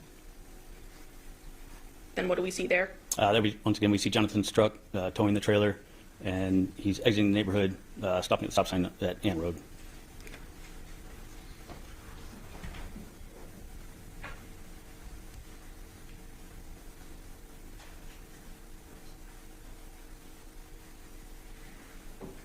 And then after waiting for traffic, he does proceed turning left on Ann Road. And goes out of screen, correct? Correct. Playing 3413.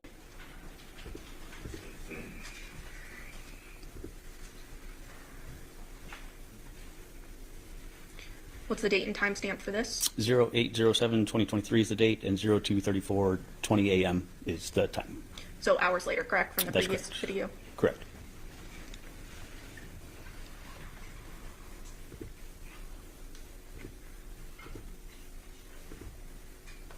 And in this video, we'll see the Nissan Armada, is that right? Yes, we will.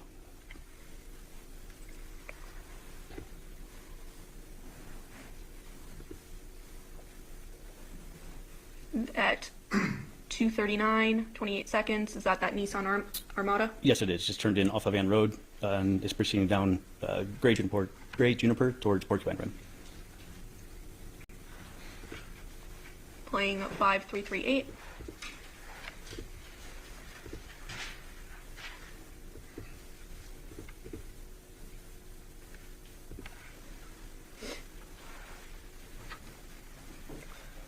Date and time stamp on this one. Date is 08/07/2023 with a time of 06:53:48 seconds. And in this video, we see Devier's white work van leaving the neighborhood, correct? Yes, we will.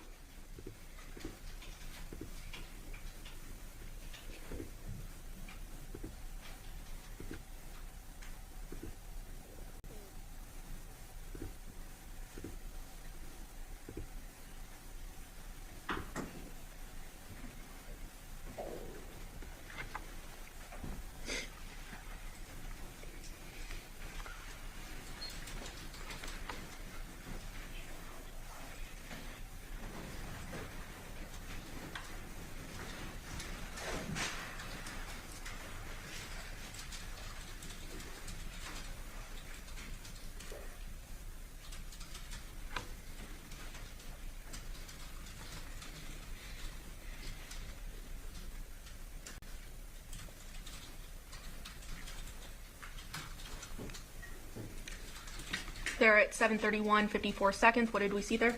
There we see the white work truck belonging to Devier. What is it doing here? It's exiting the neighborhood. It's currently at the stop sign waiting to turn onto Ann Road.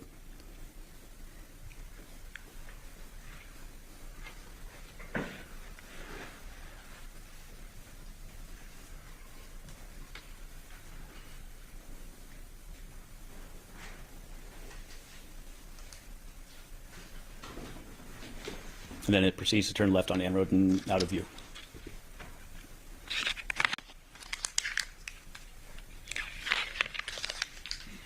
Okay. At 5829, playing that file.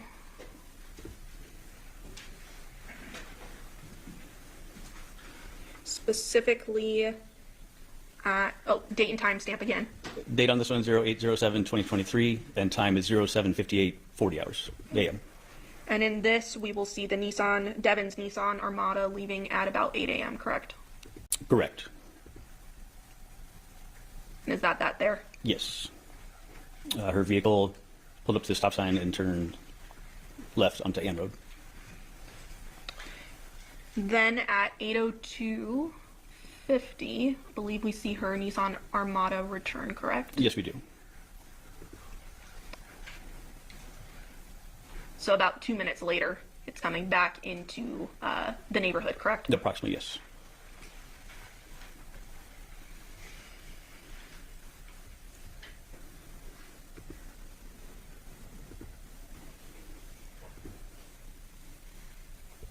(8:02:48). Correct. You see it turn from Ann Road into the neighborhood, turns left on Gray Juniper and proceeding towards Porcupine Rim.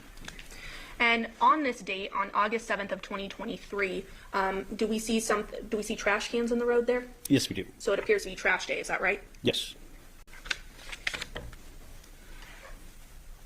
Then fast forwarding same video to about 8:08.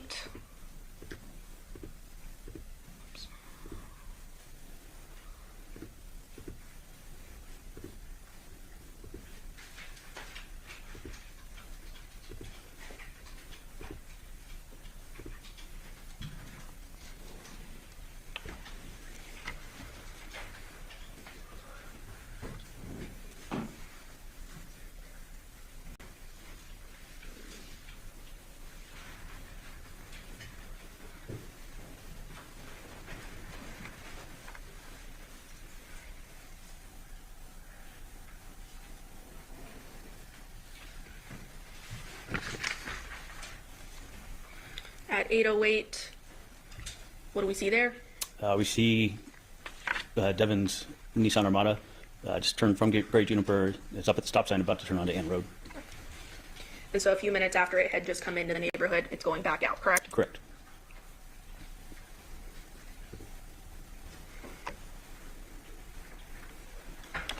Now, did you also canvass a 6505 Taylor Creek? Yes, that was also, video was obtained from there as well. And that would be related to Porcupine Rim, right? Correct. Okay. Can you orient us on there? Yes. So the house that you're talking about is this corner house right here. Again, where you can have a kind of line of sight to 5510 Porcupine Rim. And I don't know that I moved to admit this, Your Honor. The state is now moving to admit State 660. No objection. Publishing.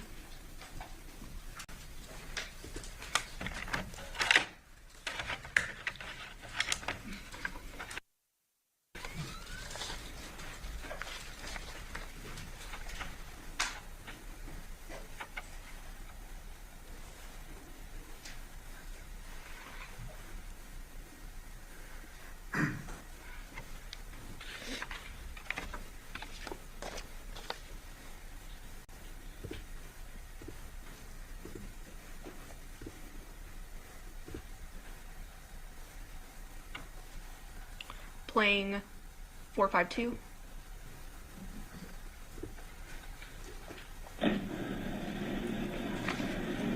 Is there something, oh, sorry, date and time stamp at the bottom right? Could you read that into the record, please? Yes, the date's going to be 08/07/2023, and the timestamp is 06/2056 in the morning. Is there something of evidentiary value that we see in this video? Yes, so from this video, you're able to see over to 5510 Porcupine Rim.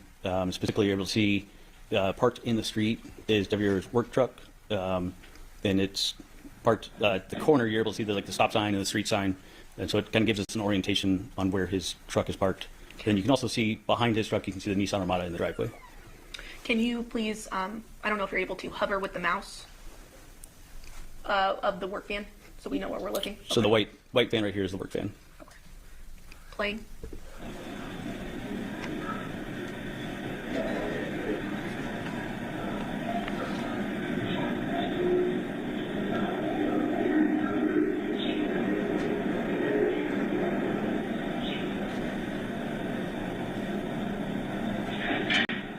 Again, trash day? Yes.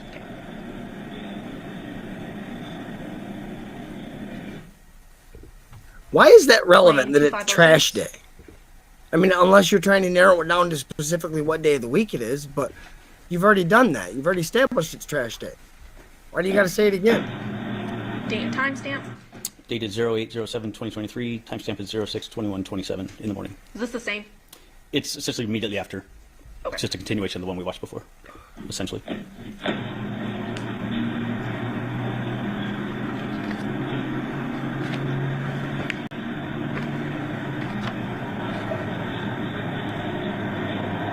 And again, seeing Devier's work van, correct? That's correct. 0738, is this a video as well? Yes, it is.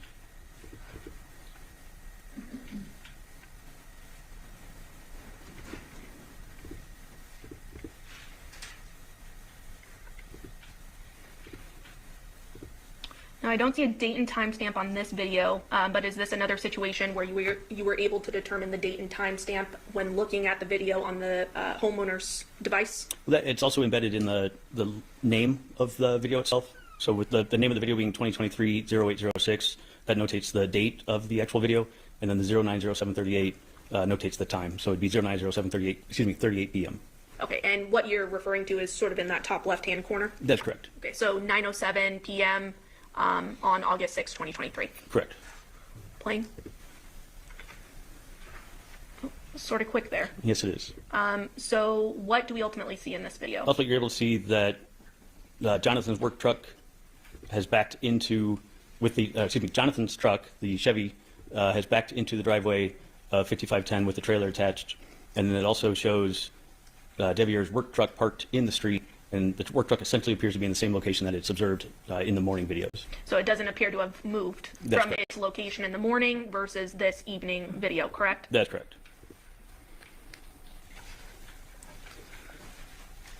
Now, as part of the overall investigation in this case, showing states 11, there's a Rebecca Road here, which would be on the backside of that 5510 Porcupine Rim residence, correct? Correct. And that street was canvassed for video, correct? Yes, it was. And no videos were obtained, nothing of evidentiary value, nothing suspicious, anything like that, correct? That's correct. I was informed that there were no cameras that were observed on those houses. Those houses are also more, essentially, if you want to call them custom lots, so they're larger lots, so there's less homes as well, so less opportunity for there to be cameras.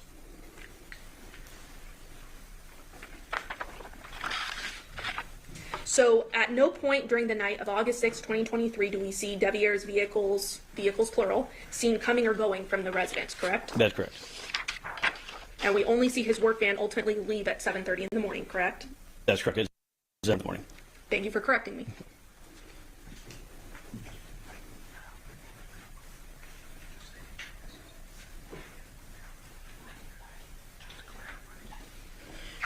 And just to states 11, hammer home, there is only one entrance and one exit, correct, to this Porcupine Rim neighborhood?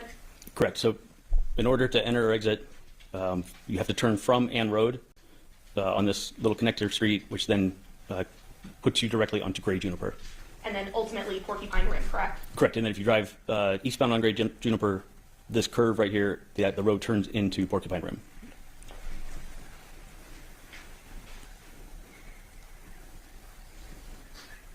And so this 6621 Gray Juniper Ave, this is a full-time video camera. It's not an activation camera, right? That's correct. Pass the witness, Your Honor.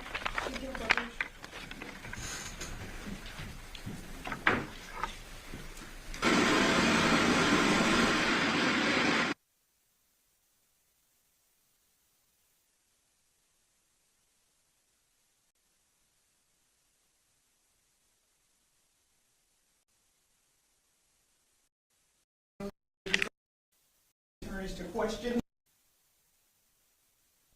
Never want to break up the ability of the attorneys to question the witness. So at this point, we are going to take our night recess and we'll do cross-examination. Everybody please remember tomorrow is a holiday, so the court is closed tomorrow. So we will not be in session tomorrow, and we'll be back on Wednesday. During this recess, you must not discuss or communicate with anyone, including fellow jurors, in any way regarding this case or its merits, either by voice, phone, email, text, internet, or the means of communication or social media. You must not read, write, post in the news or media accounts to come here about the case. You must not do any research, such as consulting dictionary, using the internet, or using representation. You must not make any investigation, test the theory of the case, recreate any aspect of the case, or in any other way investigate or learn about the case on your own. You must not form a specific opinion regarding this case or the prosecutor's duty. We will be in recess until Wednesday at 11 a.m. All rise for the jury.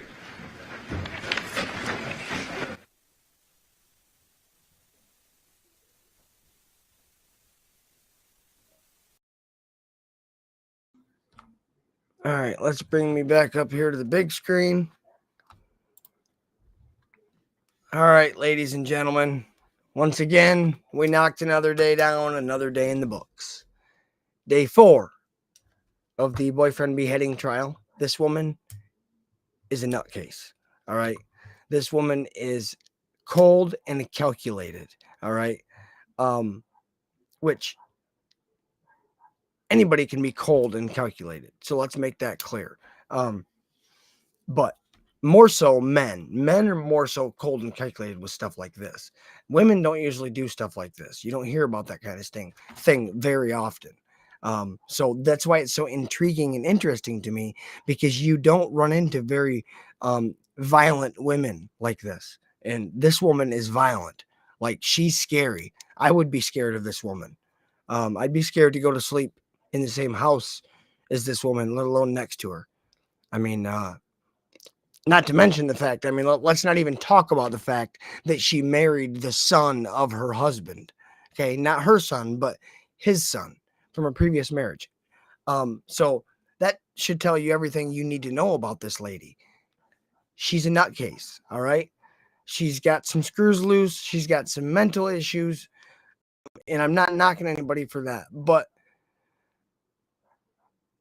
these mental issues are just taking control of her, I guess, and just doing whatever they want. But that's not okay. And that's what happened here, it seems like. And she's just out of control and did some weird stuff, man.